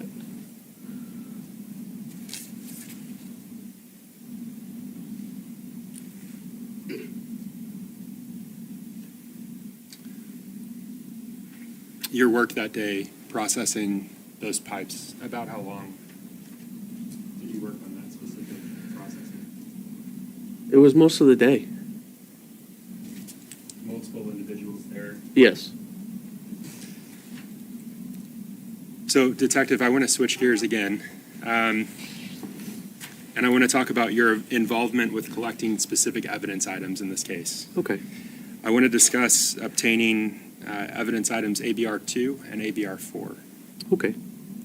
We spoke earlier about your duties and assignments, and you mentioned that you currently serve as a liaison between the Manchester Police Department and an organization called Leads Online. Leads Online. That's correct. Can you explain that to the jurors? What is Leads Online and what's your involvement with them? So Leads Online is the law enforcement pond database that we have access to assist us in our investigations, primarily in stolen property. In the city of Manchester, there are rules and regulations that pawn shops and secondhand dealers have to document what they bring in from people, and that information gets put on Leads Online, which we can then look at. So, for instance, in the most simplest terms, if someone commits a burglary at a residence and steals a bunch of items, a lot of times that burglar or their associates, for quick cash, dumps them off at a pawn shop and gets the quick cash. And we can see, based on the report, statements and everything like that, if the items that are similar or different, and we compare. And a lot of times those items do end up in pawn shops. for the quick cash that the suspects need for whatever needs they need it for. So a simplified version of that is you're able to track specific individuals to specific items. Exactly. During the course of your investigation, were you tasked with tracking information related to an individual named Kelsey Small? I was. And how about Adam Montgomery? I was. And did you do that following your assignment? Yes, on January 5th, 2022. How did you go about tracking items related to those two individuals? So I signed into the Leads Online program, and it's fairly simple. I had the names of the people of interest, and I plugged their names into separate searches, and it pops up with any kind of secondhand transactions, that they conducted at either a pawn shop, and in this case, it occurred at an Eco ATM at Walmart. And let me back up. There was another individual. That's kind of interesting. Individual named Caleb Montgomery. Yes. And you said tracked to a specific Eco ATM transaction that occurred at Walmart, and I want to talk about that. Okay. So I want to turn your attention to December 30th, rather, of 2021. You said that your search yielded results. I want to talk specifically about the results from that specific day. Okay. Can you walk the jurors through your involvement in gathering information related to that transaction? Sure. So I put in the searches for those three individuals in Leads Online. And what came up was on or about December 30th, there were 4 separate transactions for 4 separate electronic devices that occurred at the Eco ATM at Walmart, 725 Gold Street on December 30th, 2021. Those transactions were conducted by Kelsey Small.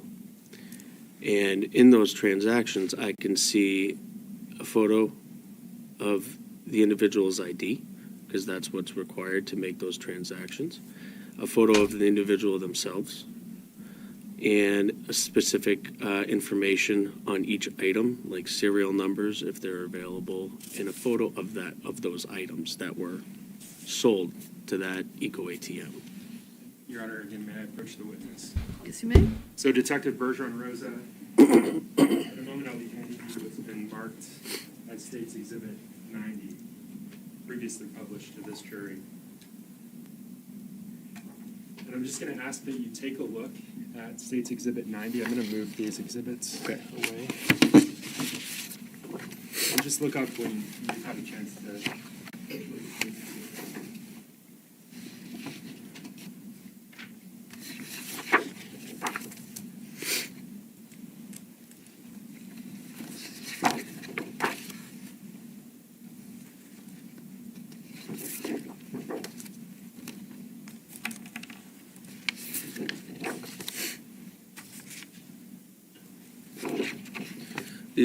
These are the certified records of those transactions from Eco ATM. Have you seen those records before? I have. Familiar with them? I am.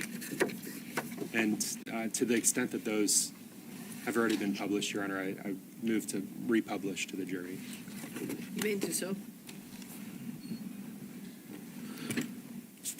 And you mentioned that those are the certified records from the Eco ATM transactions. Did you actually obtain those during the course of your involvement in this investigation? I did. And is that those documents, are they consistent with what you obtained? Yes, they are. I'm going to ask that you look to the screen behind you. What's up on the screen, is that consistent with State's Exhibit 90 that's in front of you? Oh, yes. Okay. Yes, it is. And feel free to look at State's Exhibit 90 or the screen behind you, whichever one you prefer.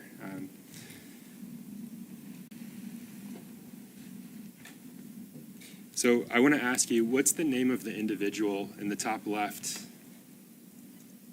that conducted Kelsey the Small. transaction that day? Kelsey Small.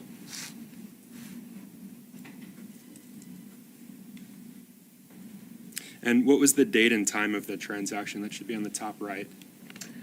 December 30th, 2021 at 2:18 p.m. And so I want to walk through the phone's make and model. Samsung Galaxy A01 cell phone. And that's with respect to one of those 4 transactions? Is that... Yes, it is. And so I want to ask you this. What amount did EcoATM pay the individuals for this transaction, for this phone? $1. $1. $1. You mentioned this earlier, but you said that EcoATM captures certain identifying information of the people that make the transaction or the person that makes the transaction. Yes. And so I want to turn your attention back to the screen. Those records that you received, did they capture that information? Yes, they captured this information, yes. And you said you'd previously reviewed this information. Can you point the jurors to the individual Kelsey Small that you were tasked with tracking transactions related to? This young lady right here.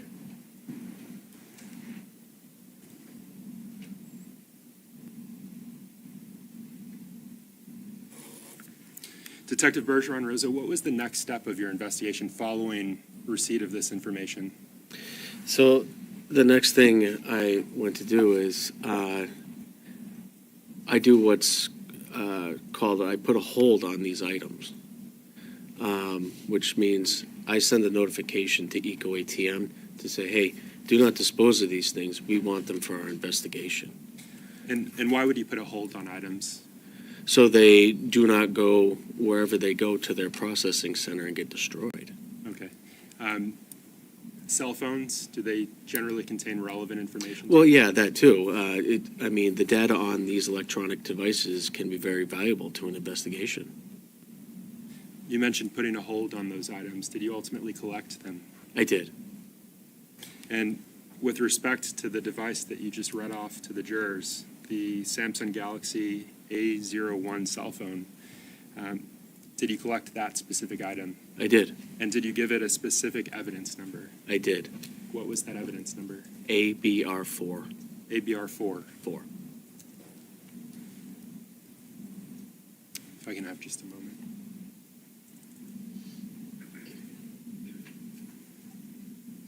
You're welcome. Thank you so much for joining us. We are live every day for the trial. You probably can't find it on Court TV. They probably adjourn for the day. I intentionally start this live a little bit later so we can skip like the breaks and the lunch and that kind of thing. So we have been starting at like 10:30 Central Time, so 11:30 Eastern. Handing you what's been marked for identification as States Exhibits 143 and 144. And I'm just going to ask that you look at each of those in turn and describe for the jurors what they depict.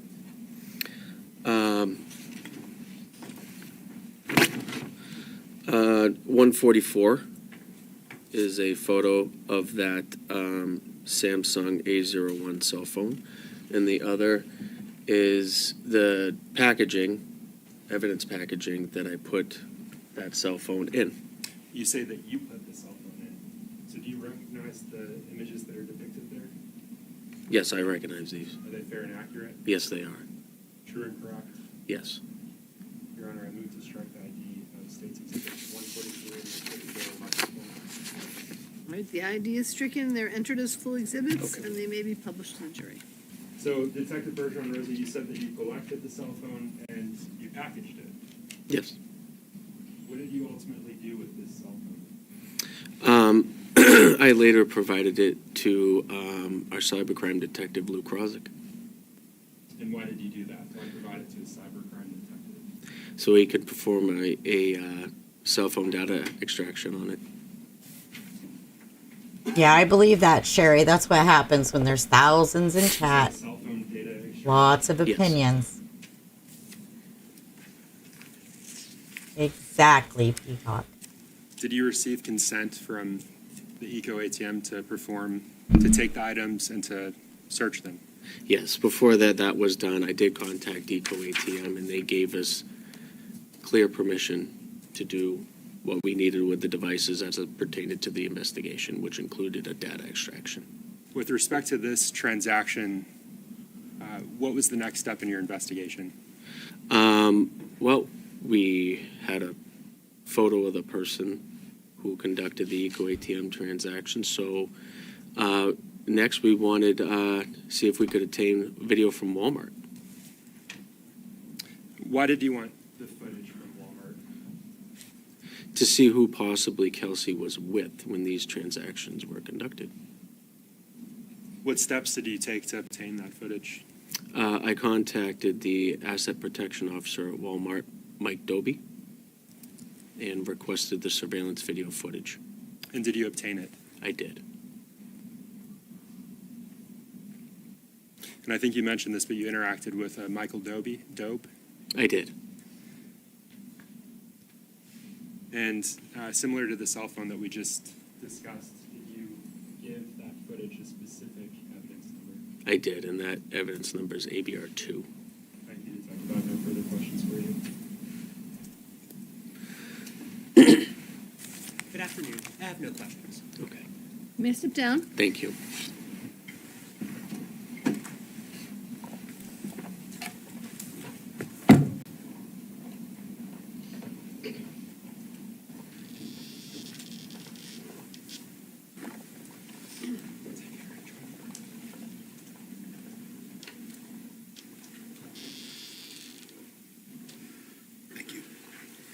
Your Honor, at this time, the state will call Detective. Okay, so real quick before they call their next witness. Yes, it really does. It does. I don't mind difference in opinion whatsoever, as long as people are respectful to each other, respectful to the victims, definitely is important. But yeah. All right, so that was the sixth witness for the day. He was the first witness after lunch came back. Detective Adam Bergeron Rosa. I probably just jumbled that, sorry. So he participated in many different searches involving Harmony. He testified about the processing of pipes that were taken from the Montgomery's family Union Street apartment. He said that they had to call in a forensic anthropologist who was there. They needed her there just in case they happened to find human remains in those pipes. She would be able to identify whether they were human remains or not. He also is the detective that looked up the transactions from that Echo ATM where they, the ATM with the phones there at the Walmart, where they deposited their phone. And he did that while tracking Adam and Kayla. Samsung Galaxy was found and another device. He also confirmed that the three people that we just saw in the surveillance video earlier were Adam, Kayla, and Kelsey Small. He said Kelsey Small is the one that made the transaction at the ATM that day. The ATM paid a whole dollar for that Samsung phone. Interestingly enough, Kelsey later wound up dating Adam after Kayla had left him. Sadly, Kelsey, she was an addict as well, and sadly, Kelsey passed away in a motel room in March of 2022. She did not face any charges in relation to the Harmony Montgomery case, though, so want to make that very clear. Yeah, me too, Sherry. Like, Kayla said she knew who she was, but to me it looks like they were all pretty good friends here. So, but, you know, with the addiction and everything that was going on, I guess they just hooked up together. So, yeah, Kelsey didn't face any charges connected to the case. There was no questions from the defense. And, yeah, she really was. I remember seeing pictures of her and I'm thinking, she's really, really pretty. And she was. It's very sad. So, yeah, so this detective, he was excused as a witness. He won't be recalled to the stand. And now they are moving on to their next witness. So let me start that. Lou Krozik to the stand, please.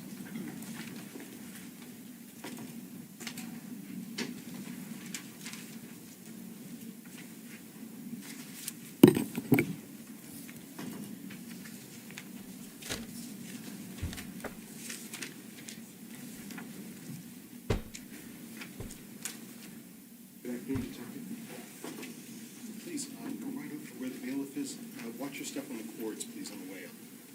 Thank you, sir.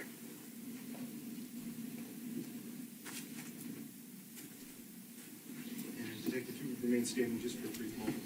You solemnly swear that the testimony that you will give this jury will be the truth, the whole truth, and nothing but the truth, so help you God.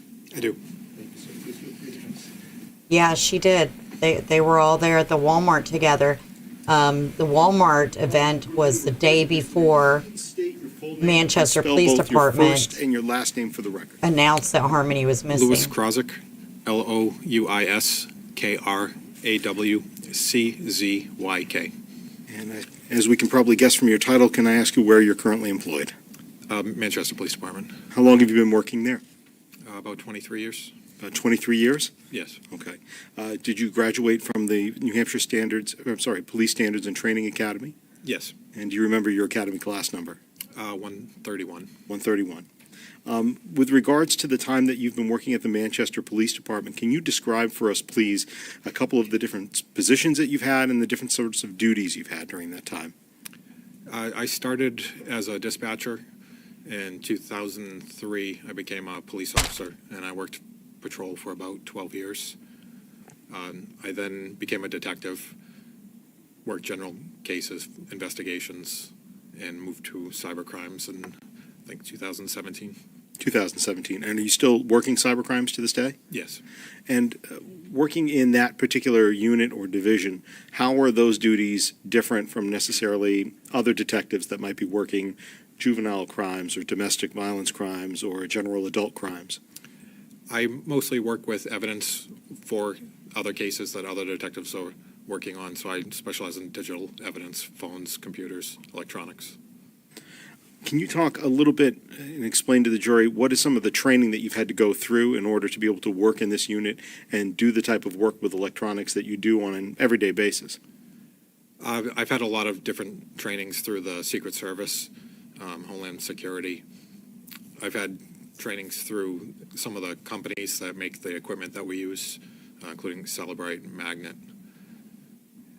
and I've done some of their certification programs also.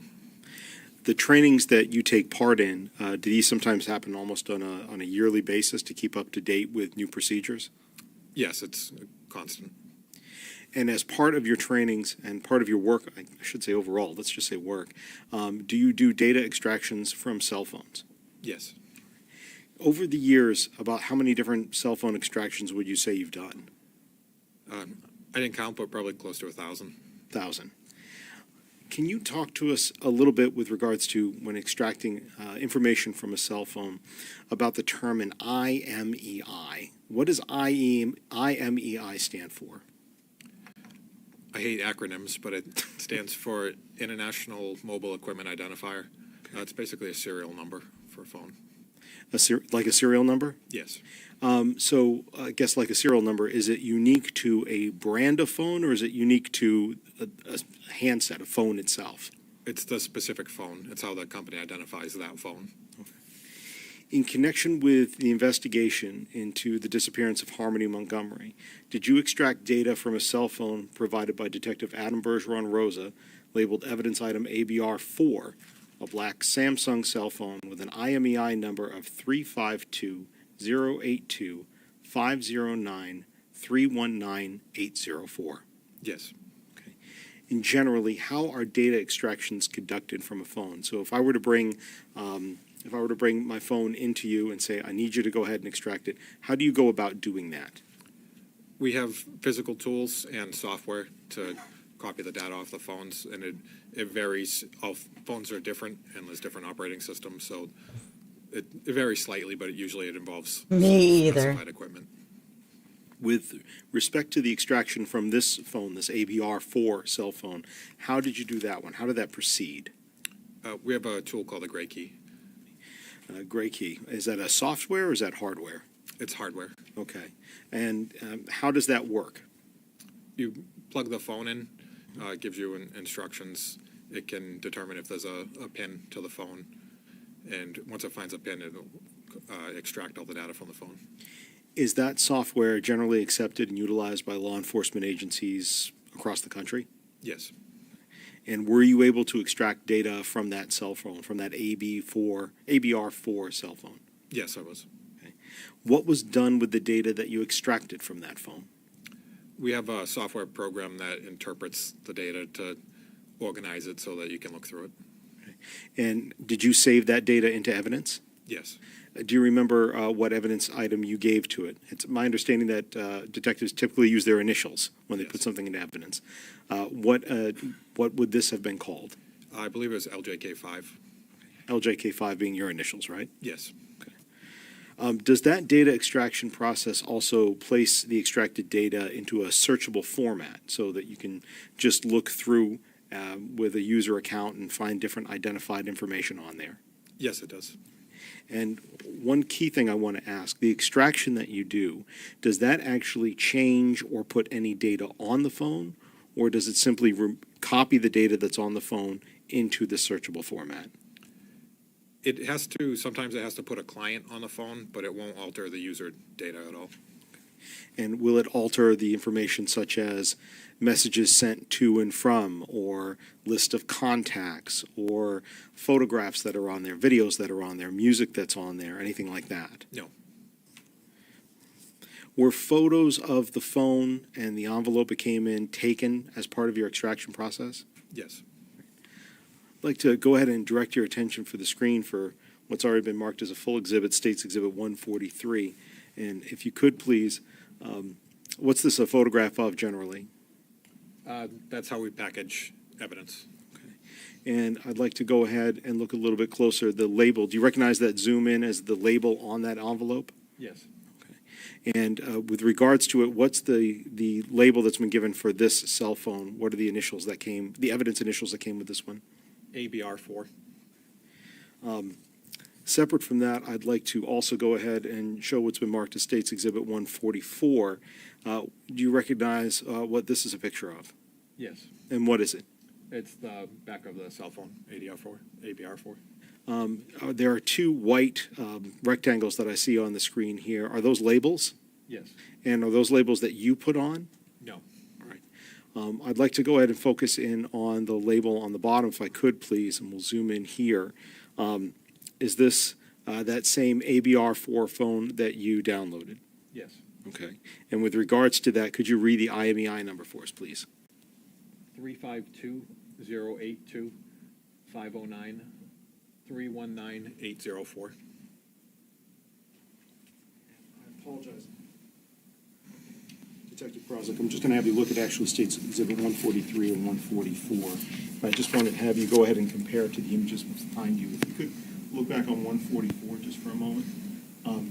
Other than the fact that the one behind you happens to be in color and that one is in black and white, are there any other changes between those two images? No. And I'd like to direct your attention to 143. Same question. Other than the fact that what's on the screen behind you is in color and what's in front of you is in black and white, any other changes or differences between those two images? No. Thank you.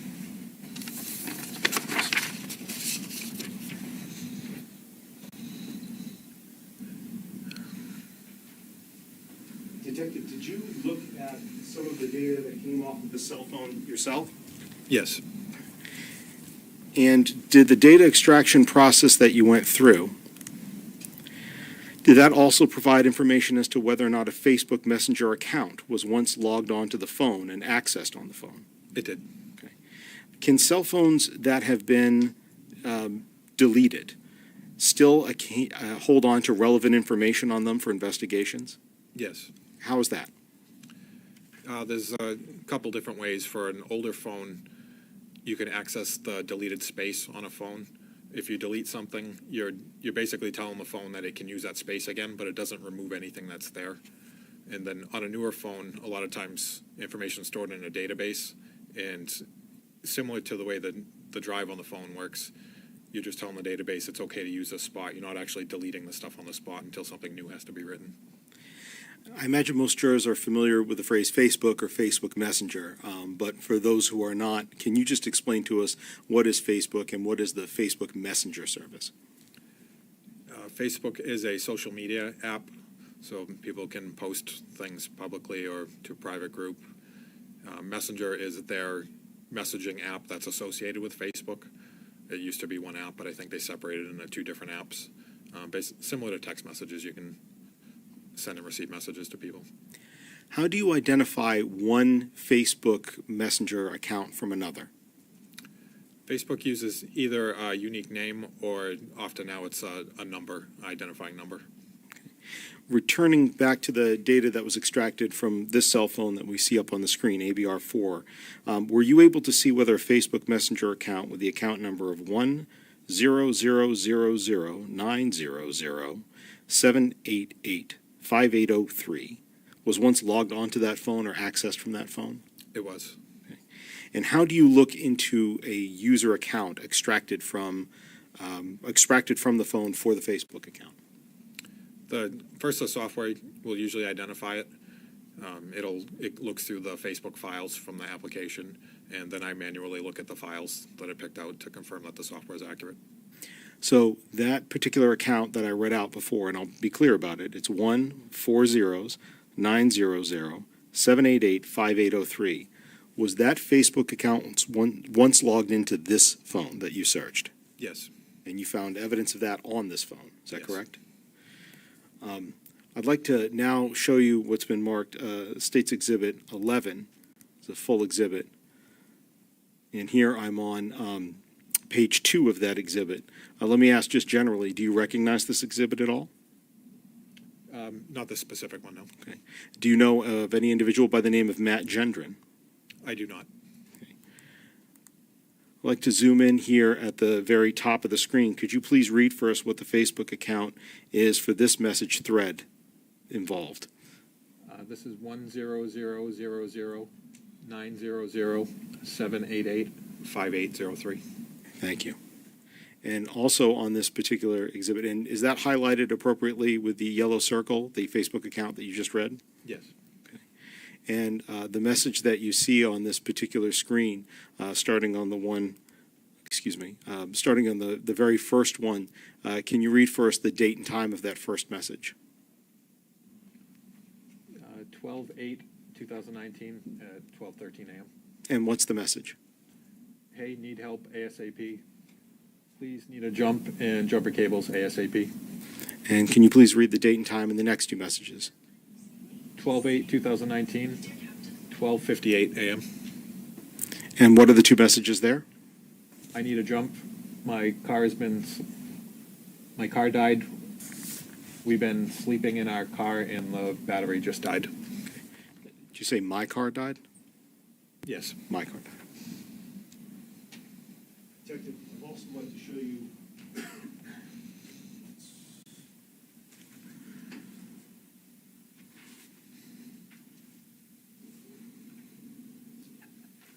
also like to show you what's been marked State's Exhibit 140.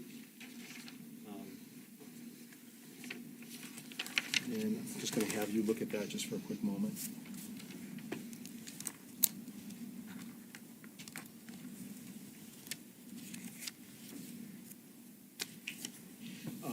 I don't suppose you know who Travis Beach is? I don't know. I know the name, but No, I don't know anymore. Don't know the person personally? No. Okay. With regards to this particular exhibit, the same number that you read out a moment ago, the Facebook account that you found on ABR4, and also the number that you read out a moment ago on the screen regarding a message to Matt Jenner, could you please see, do you see that same 1000900788580 number on that particular exhibit? I do. And that particular, the messages going back and forth, does that person appear to be communicating with Travis Beach from a Facebook account with that same number? It appears so, yes. And can I just ask you a quick question, Detective? Regards to the time that's indicated on this particular exhibit, I'm going to take it back here for a minute. Do you see that it says UTC there? Yes. Okay. Could you just answer for us here in regards to UTC? What is UTC in terms of concept of time? It's universal time code. It's a way that everybody knows what time we're talking about without having different time zones. So if I say 8 o'clock, 8 o'clock is a different time in California. So 8 o'clock is always 8 o'clock in UTC. So 8 o'clock is 8 o'clock UTC. So Does it work like time zones in terms of if it's currently 2 o'clock here, and I've got to think, well, what time is it in California? I have to go back 3 hours, so it must be 11 o'clock there. Is that work also from where we are here in the Eastern time zone versus UTC? Like, is there a difference between the two? Yes, every time zone is just an offset of UTC time. So what is the offset for where we are now, Eastern Standard Time? What's the offset of that for UTC? It's And minus. specifically, I'm sorry, I should be more specific. During the winter, when we're in Eastern Standard Time, as compared to the spring, when we spring ahead to Eastern Daylight Savings Time. You got me because I always mix it up off the top of my head, but it's either 4 or 5 hours minus. Does it fluctuate back and forth between those two based upon the time of year? Yes. Okay. Let me just have a moment, please, Your Honor.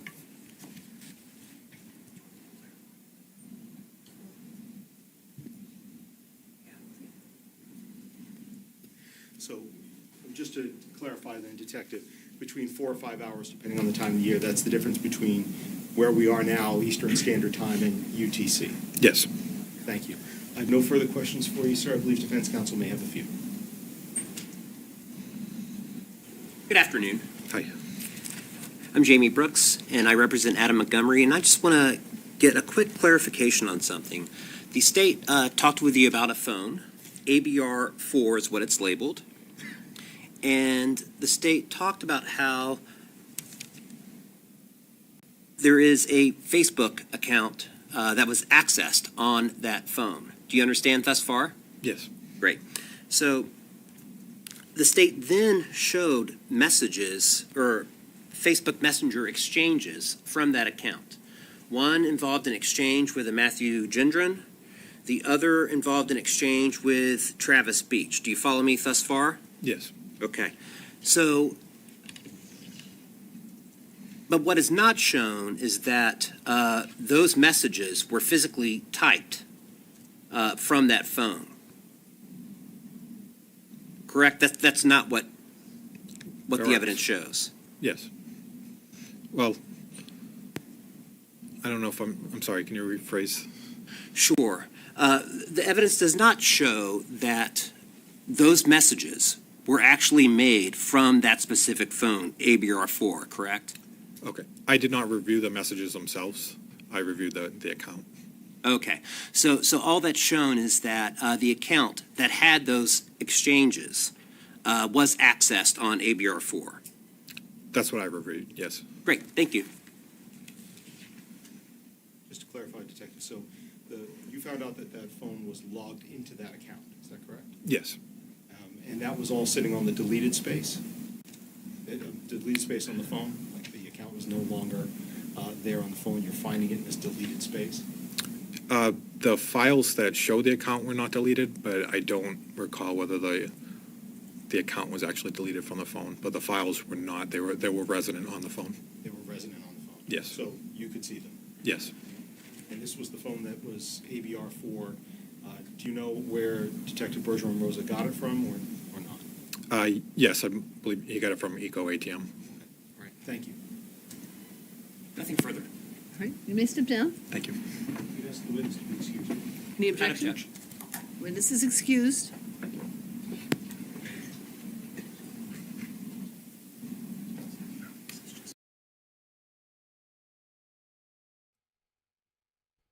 All right, so that was Detective Louis Krausick, seventh witness for the day. He works in the cyber crimes unit with Manchester Police Department. He is the one that extracted the info from the Samsung Galaxy that was pawned at that Walmart Echo ATM. He was able to use fancy software to get all of the data off the phone. So prosecutors are linking the phone to Adam Montgomery by showing the jury that his Facebook account was logged into that device. They showed the messages between Adam and Travis Beach. Now, Travis he's the one that testified first thing this morning. The defense says that the evidence does not show that the messages were actually written on that phone. So the witness kind of seemed a little perplexed by that, I think. But anyway, so he has been excused. And I think that the next witness is actually, I believe, the final witness for the day. So we will, oh gosh, yes, Rose yesterday. That was so sad.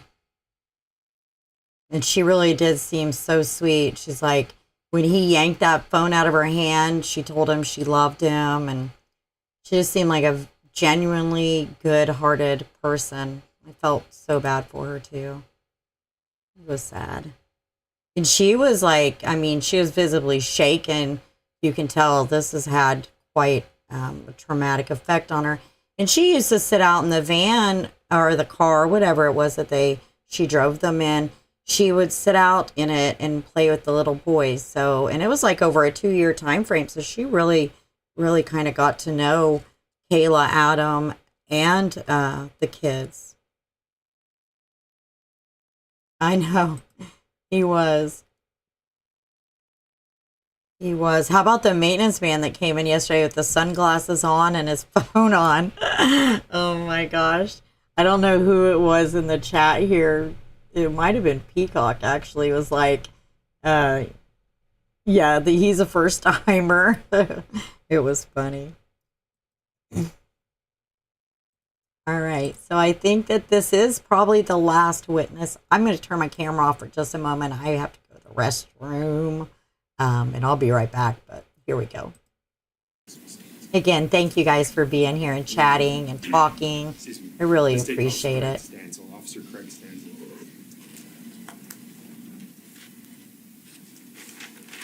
Yes, he was.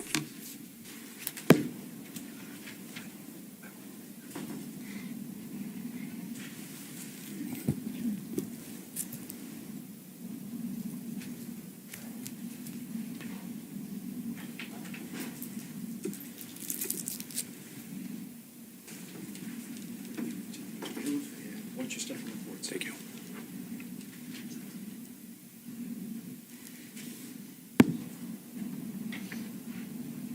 So you can remain standing. The caller's caught. Thank you. Raise your right hand. Do you swear that the testimony that you're going to provide this jury will be the truth and the whole truth under the pains and penalties of perjury? I do. Thank you. You can have a seat. Thank you. Make yourself comfortable. There's some water there. Thank you. When you're ready, if you can just begin by stating and spelling your full name for the record. Yep, my name is Craig Stanzel. First is C-R-A-I-G. Last is Stanzel, S-T-A-N-Z-E-L. And I've called you Officer Stanzel, but can you tell these jurors how you're presently employed? Yep, I'm currently a juvenile detective with the Manchester Police Department. So Detective Stanzel. Correct. What's your current duties or role and assignment as a detective with the Juvenile Division of the Manchester Police Department? Currently, I'm a school resource officer at Memorial High School, and when school's not in, I'm a patrol officer. What is a school resource officer? Officer at the school. We oversee school safety, and we try and bridge that gap between police and youth. And you said you also do patrol when school's out. Correct. What does patrol look like for you? Patrol is typical police duties, whatever calls for service might come in, car accidents, domestic incidents, also proactive police work, car stops, things like that. And how long have you held the position of detective with the Manchester Police Department? I became a detective in September of 22. You said September of 22? Correct. Have you held any other roles during your time at the Manchester Police Department? Yep, I started off as a patrol officer. Were you working patrol back in December of 2021? I was. And let me back up for just a moment. Did you graduate from the New Hampshire Police Academy? I did. What year did you graduate? I believe it was April of 2020. Do you remember what class that was? 181. 181? Correct. Back in December of 2021, what shifts did you typically work for the police department? I was working day shift, What do those hours look like? 7 to 3, 7 to 3:30. 7 a.m. to 3:30 p.m.? Correct. And back then, in December of 21, what would happen at the start of each of your shifts? At the beginning of every shift, we have a roll call with either the sergeant and lieutenant of the day, along with all the patrol officers going on shift. You said that's at the beginning of your shift. Correct. About how many officers typically participated in those? However many are on duty that day, 15, 20. And you called it a roll call. What's the purpose of a roll call? Multi-purpose. We do a systems check. We make sure all our gear is working properly. We'll go over any high priority incidents that may have happened recently, officer safety issues, and sort of things to be on the lookout for. And when you say be on the lookout for, do you talk about people to be on the lookout for? Sometimes, yes. Is there an acronym that goes along with that, a BOLO, for example? Yes, BOLO. Be on the lookout for, do those apply to adults as well as children? Yes. I want to switch gears. I want to talk about your involvement as an officer with the Manchester Police Department on a case involving a missing child, Harmony Montgomery. Are you familiar with that individual? Yes. That name? Yes. Can you tell these jurors your role, just generally, your role in participation in that investigation? Yes. Back in December, of that year, I located the vehicle in which he was occupied. And when you say the vehicle in which he was occupied, who's the he that you're referring to? Adam Montgomery. And let's break that down. When did you begin looking for Adam Montgomery? You specifically. That morning, Be on the Lookout was issued during roll call for a blue, I believe a blue Pontiac with Maine plates that he was associated to. He being? Adam Montgomery. And I want to fast forward just a bit, but did you locate Adam Montgomery that day? I did. Your Honor, may I approach the witness? Yes.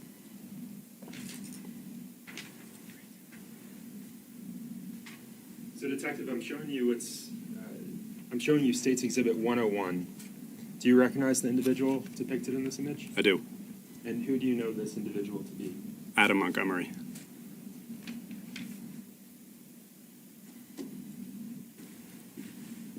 Do you remember the vehicle you mentioned, the Pontiac with Maine registration? Yes. Do you remember the individual that vehicle was registered to?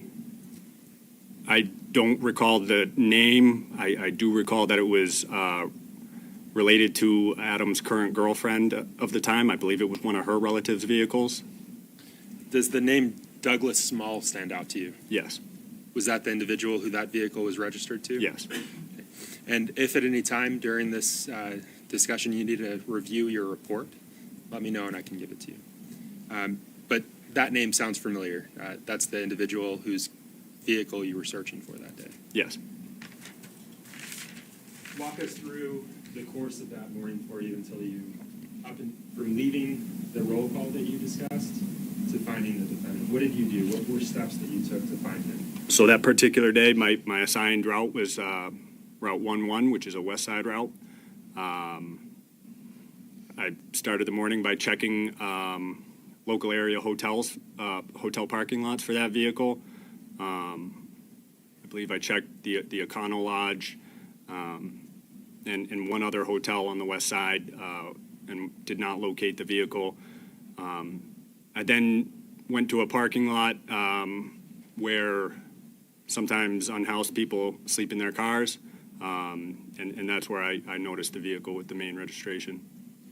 And let's back up just a bit. What was the purpose of finding, what was your purpose of finding the defendant that day? So the Be on the Lookout was issued during the roll call to locate Adam Montgomery in the hopes of locating his daughter, Harmony, who family members hadn't seen for approximately 2 years. 2 years.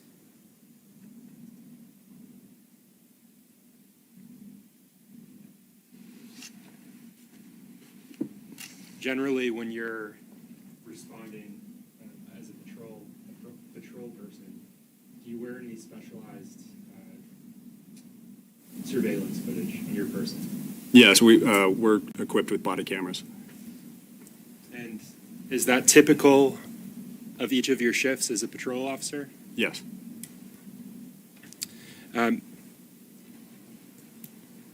Body cam footage, who is that issued by?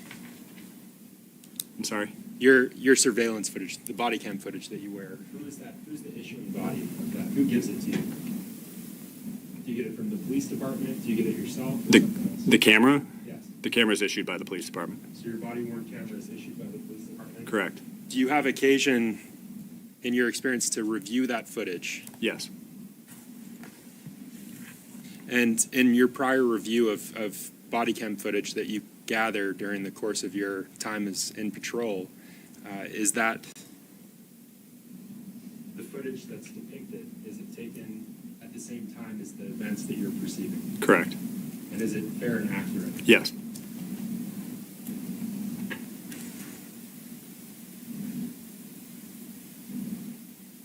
And that recording, does it capture the events as they occur to the best of your knowledge? Yes. So turning to December 31st of 2021, you were looking for the defendant, you said. Yes. Were you wearing your body cam I was. at that time? I was. And was it running? Yes. And prior to your testimony today, have you had an opportunity to review the relevant portion of that recording? Yes. May I approach the witness, Your Honor? Please, you may.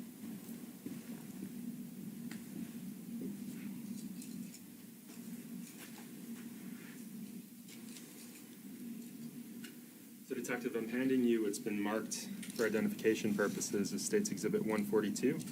And I'm just going to ask that you look at that. What is that item? USB card. Okay. Have you seen it before? I have. Is there something attached to it? Yep. Do you recognize writing on the attachment? I do. And what is written there? My initials. Did you initial that? I did. And was that after having reviewed the portion of your body cam footage from that day? Yes. Your Honor, I move to strike the ID of State's Exhibit 142 and mark it as full and published to the jury. It can be, the ID is stricken, it is entered as a full exhibit, and it can be published to the jury.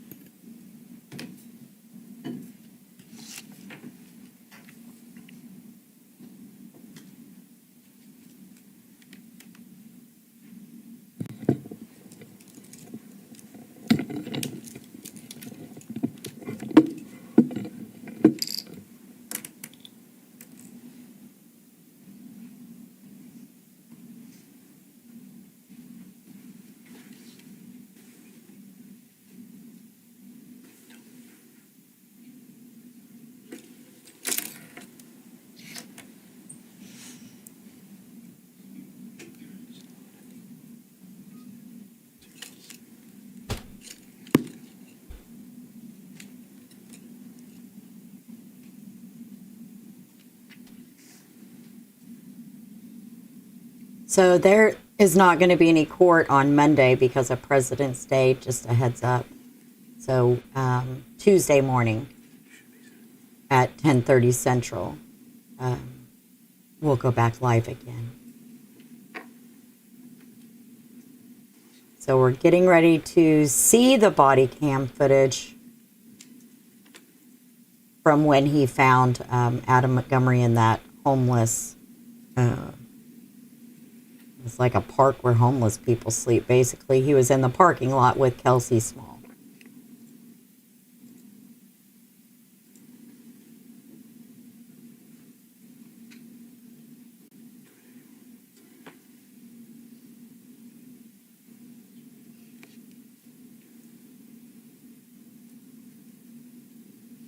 There we go.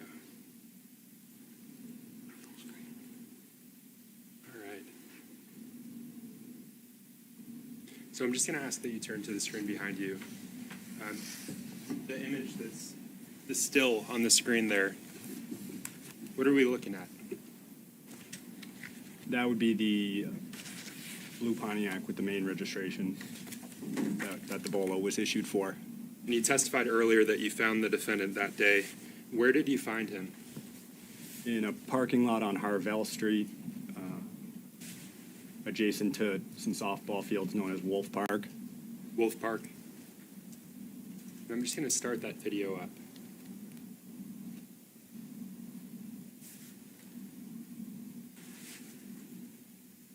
What was the defendant doing when you found him? He was sleeping.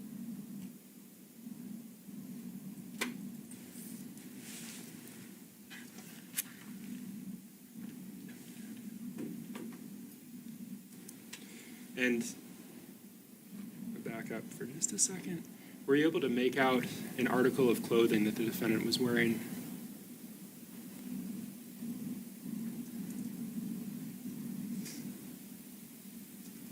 Yeah, he was wearing a T-shirt that had staff written on the back. And can you just point at the defendant? You said staff was written on the back? Correct.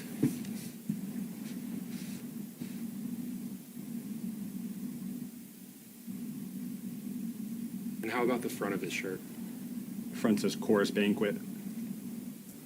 The individual that you identified as the defendant in this case, Adam Montgomery, is that the individual who's on the screen there? That's correct.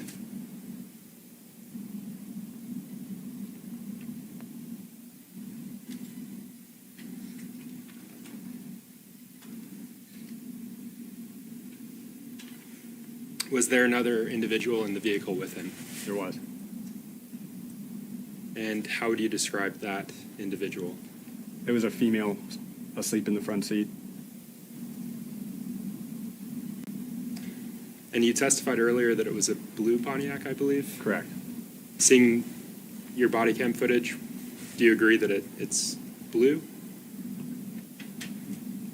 Blue, maybe grayish.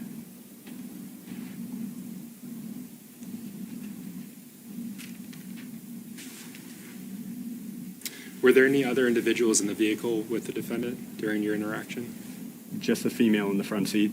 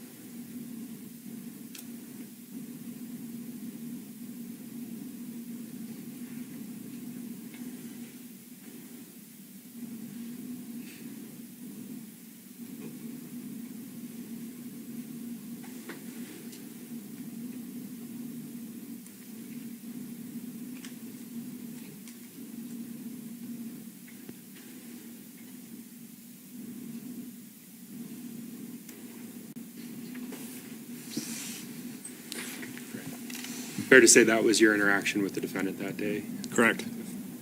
Thank you. No additional questions. Your Honor, I pass the witness. Good afternoon. Just real quick, I think that you said that the parking lot where you found Mr. Montgomery asleep in his vehicle was a place where unhoused people were known to park and sleep? Correct. And it's one of the reasons that you checked that place, because unhoused people are known to park and sleep there. Correct. Thank you. Nothing further for this witness, Your Honor. I'd ask that he be excused, or I'd strike that. Nothing additional for this witness, Your Honor. Okay, sir, you may step down. Not I'm not asking requesting. You're not excused, but you may step down. Thank you.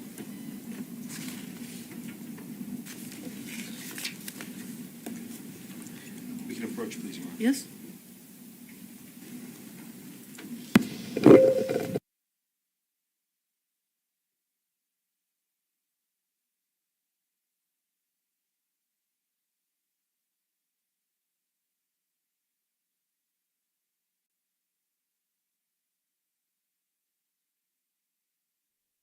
Well, look, that's where Adam's supposed to be sitting.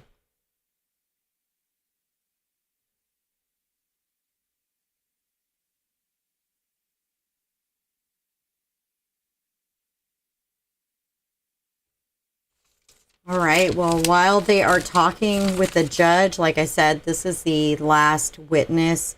I just want to hang around and see what the judge is going to say. But that was Detective Craig Stanzel. He's a juvenile detective with the Manchester Police Department. And on December 31st of 2021, which was the day after them depositing the phone at Walmart, he located the vehicle that Adam Montgomery was tied to. It was a blue Pontiac with Maine license plates. And the car was registered to Douglas Small, who is related to Kelsey Small. Kelsey, again, was Adam's girlfriend at the time. Wait a minute. It just hit me. She was Adam's girlfriend at the time that they all went to Walmart with Kayla. How weird is that? That's so weird. Okay, so anyway, Detective Stanzel was looking for Adam because a BOLO had been issued for him because Harmony hadn't been seen in 2 years. He was wearing a body cam that day, and that body cam was added into evidence. They showed the body cam, but the judge had previously ruled that the audio from the body cam could not be played for the jury. So all they played on here was just the footage of it. But that body cam footage is on YouTube. You can easily find it if you want to go watch it. Oh, yes, cats do think that they own everything. I love cats. Love them, love them. Okay, so let's see what the judge is going to say. All right, ladies and gentlemen, it's about 2:30, and we are going to end for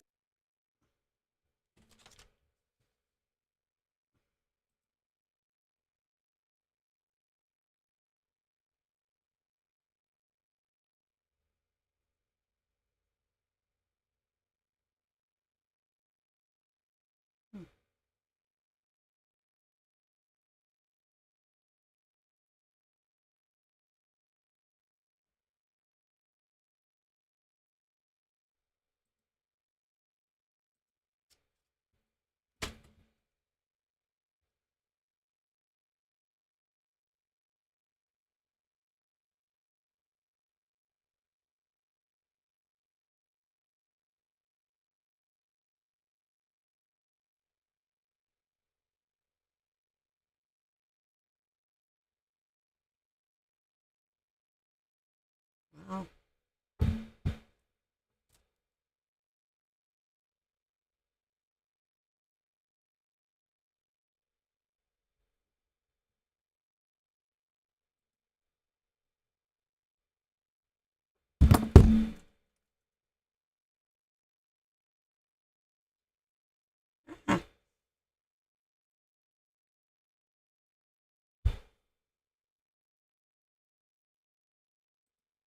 back. But by and large, the documentary evidence, the photographs, video, that does go back into the jury deliberation room. Anything that doesn't go back, if you wanted to see it, I would bring you back into the courtroom to see it. So you'll have access to seeing all of the evidence. And as I say, the documentary evidence, things that have been marked as full exhibits, those will be in the jury deliberation room with you. So I just wanted to let you know that as well, because you're hearing a lot of information, you're seeing a lot of information, so I did want you to know what you would have. We are now going to adjourn for the day. I remind you, and I can't say it strongly enough, you're now going to be gone for the next 3 days, because Monday is a holiday. It's a court holiday as well. So you won't be here Monday, but I will have you come back at 8:45 on Tuesday.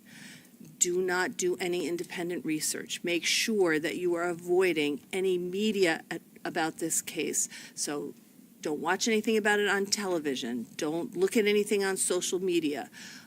Don't discuss it, again, not with each other or with anybody else.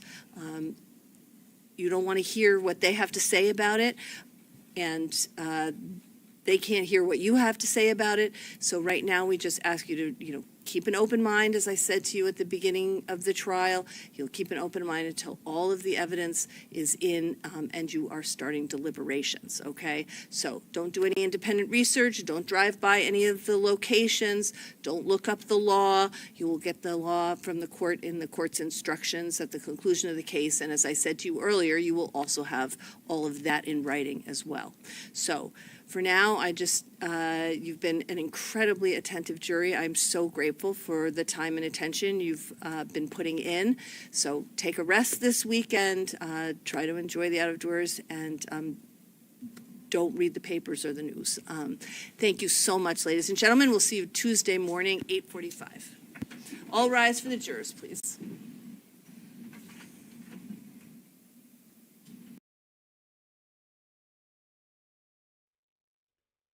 All right. So with that ended day 8.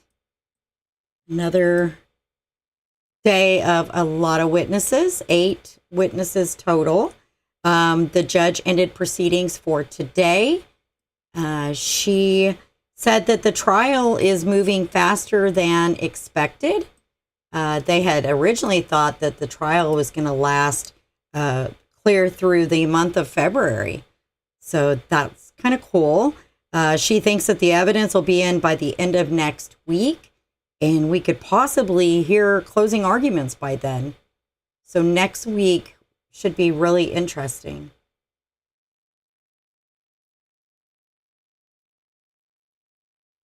So I will be here Tuesday morning. Like I said, I'll schedule the live as soon as I'm done with this one.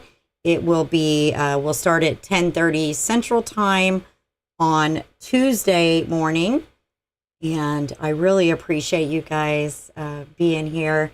If you're not yet subscribed, please do subscribe and click that notification bell.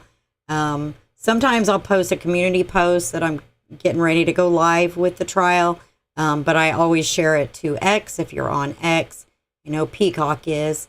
But yeah, definitely come back and see us Tuesday morning. Yes, she is absolutely beautiful. Sweet baby. Sweet baby.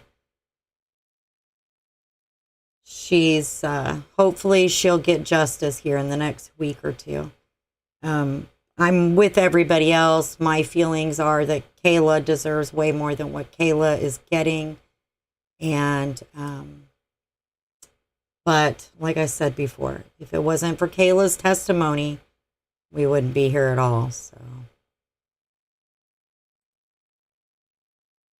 not at all. All right, you guys, I don't know what we're going to do. It's going to be weird not to go live on Monday. And the only lives I've ever done are trials. I think I'd be terrified to do a regular live for some reason. Is that weird? You'd think that the trial would be more difficult. I don't know. But there's a lot of different cases I'm working on. So, yes, absolutely, Sherry. Sometimes you have to make that deal. And they certainly did make a sweet deal with her. She's supposed to be out in October. Seems crazy to me, but it is what it is, and that's what they had to do. And I'm not. Right now, this is the only trial I'm following. But if you check out my YouTube channel, definitely I cover Summer Wells. I cover a lot of different cases. So you heard May? I'll look that back up. She was scheduled for October, so maybe she is getting out in May. If so, then that's even worse. I'll make sure to look that up. And I know in the very beginning I said I think her mom has custody of the kids. I believe that the kids are in her, Adam and Kayla's children are in foster care. So I don't believe Kayla tried to strike in her plea deal that she would be able to get her children back. But I'm not sure if it was ever said if she can or not. God, you would definitely think that she cannot have her children back. So I doubt they went along with that part of it. I don't know, but we will find out for sure. So anyway, all right, you guys, thank you again. I am going to, hopefully never. I'm going to leave you again with the very short video of the missing people that are current and definitely need attention. Like I said earlier, if one person sees one of these people featured in this video, then it's well worth it. So I try to switch up the missing pictures so that we can share, a bunch of different ones. There's just so many. So you're so welcome. Thank you for being here. You guys have a wonderful weekend. Hopefully it's a long weekend for you. Sherry is a nurse. It's probably not a 3-day weekend for you. But I hope you guys all have a wonderful weekend. And I will see you soon. Bye-bye.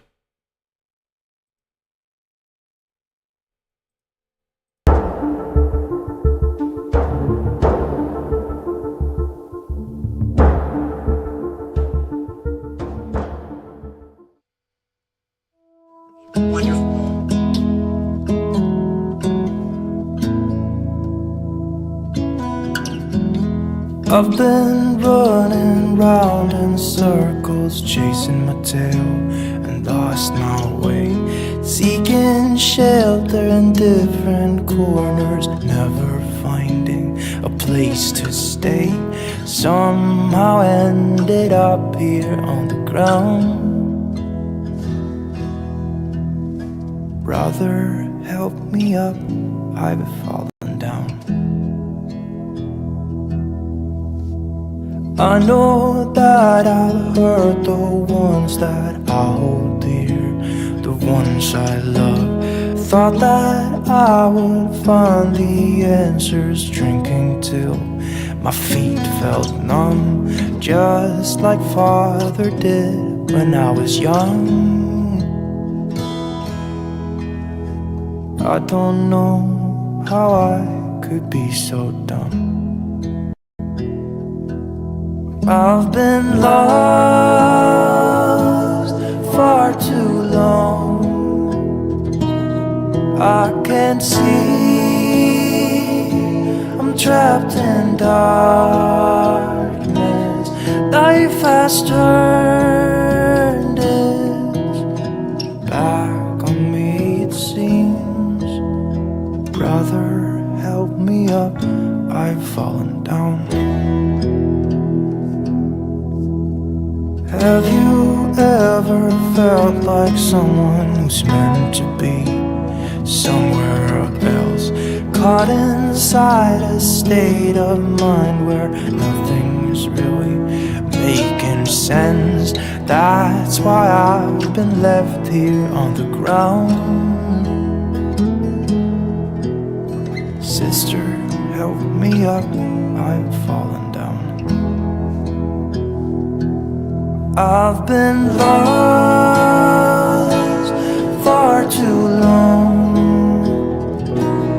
I can't see, I'm trapped in darkness. Life has turned its back on me, it would seem. Brother, help me up, I've fallen down. Brother, help me up, I've fallen down.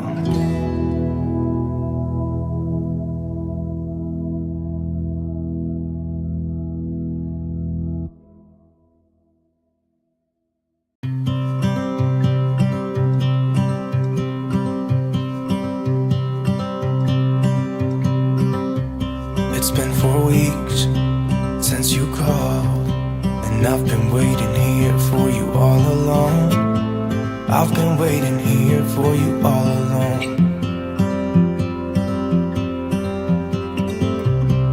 Where you been?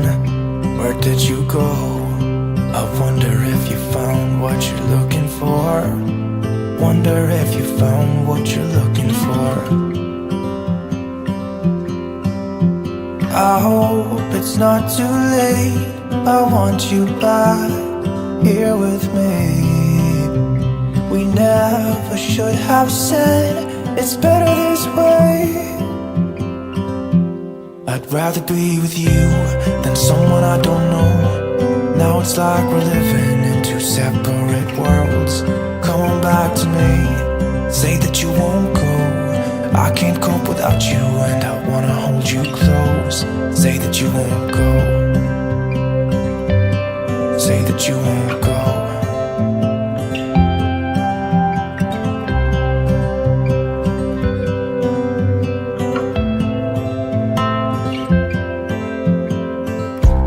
It's been so cold without you here. We barely said goodbye before you disappeared. It's been so cold without you here. I'm not gonna lie, don't know what I'd do without you. Maybe we could try to figure out a way to put our past aside. I've realized I only want you.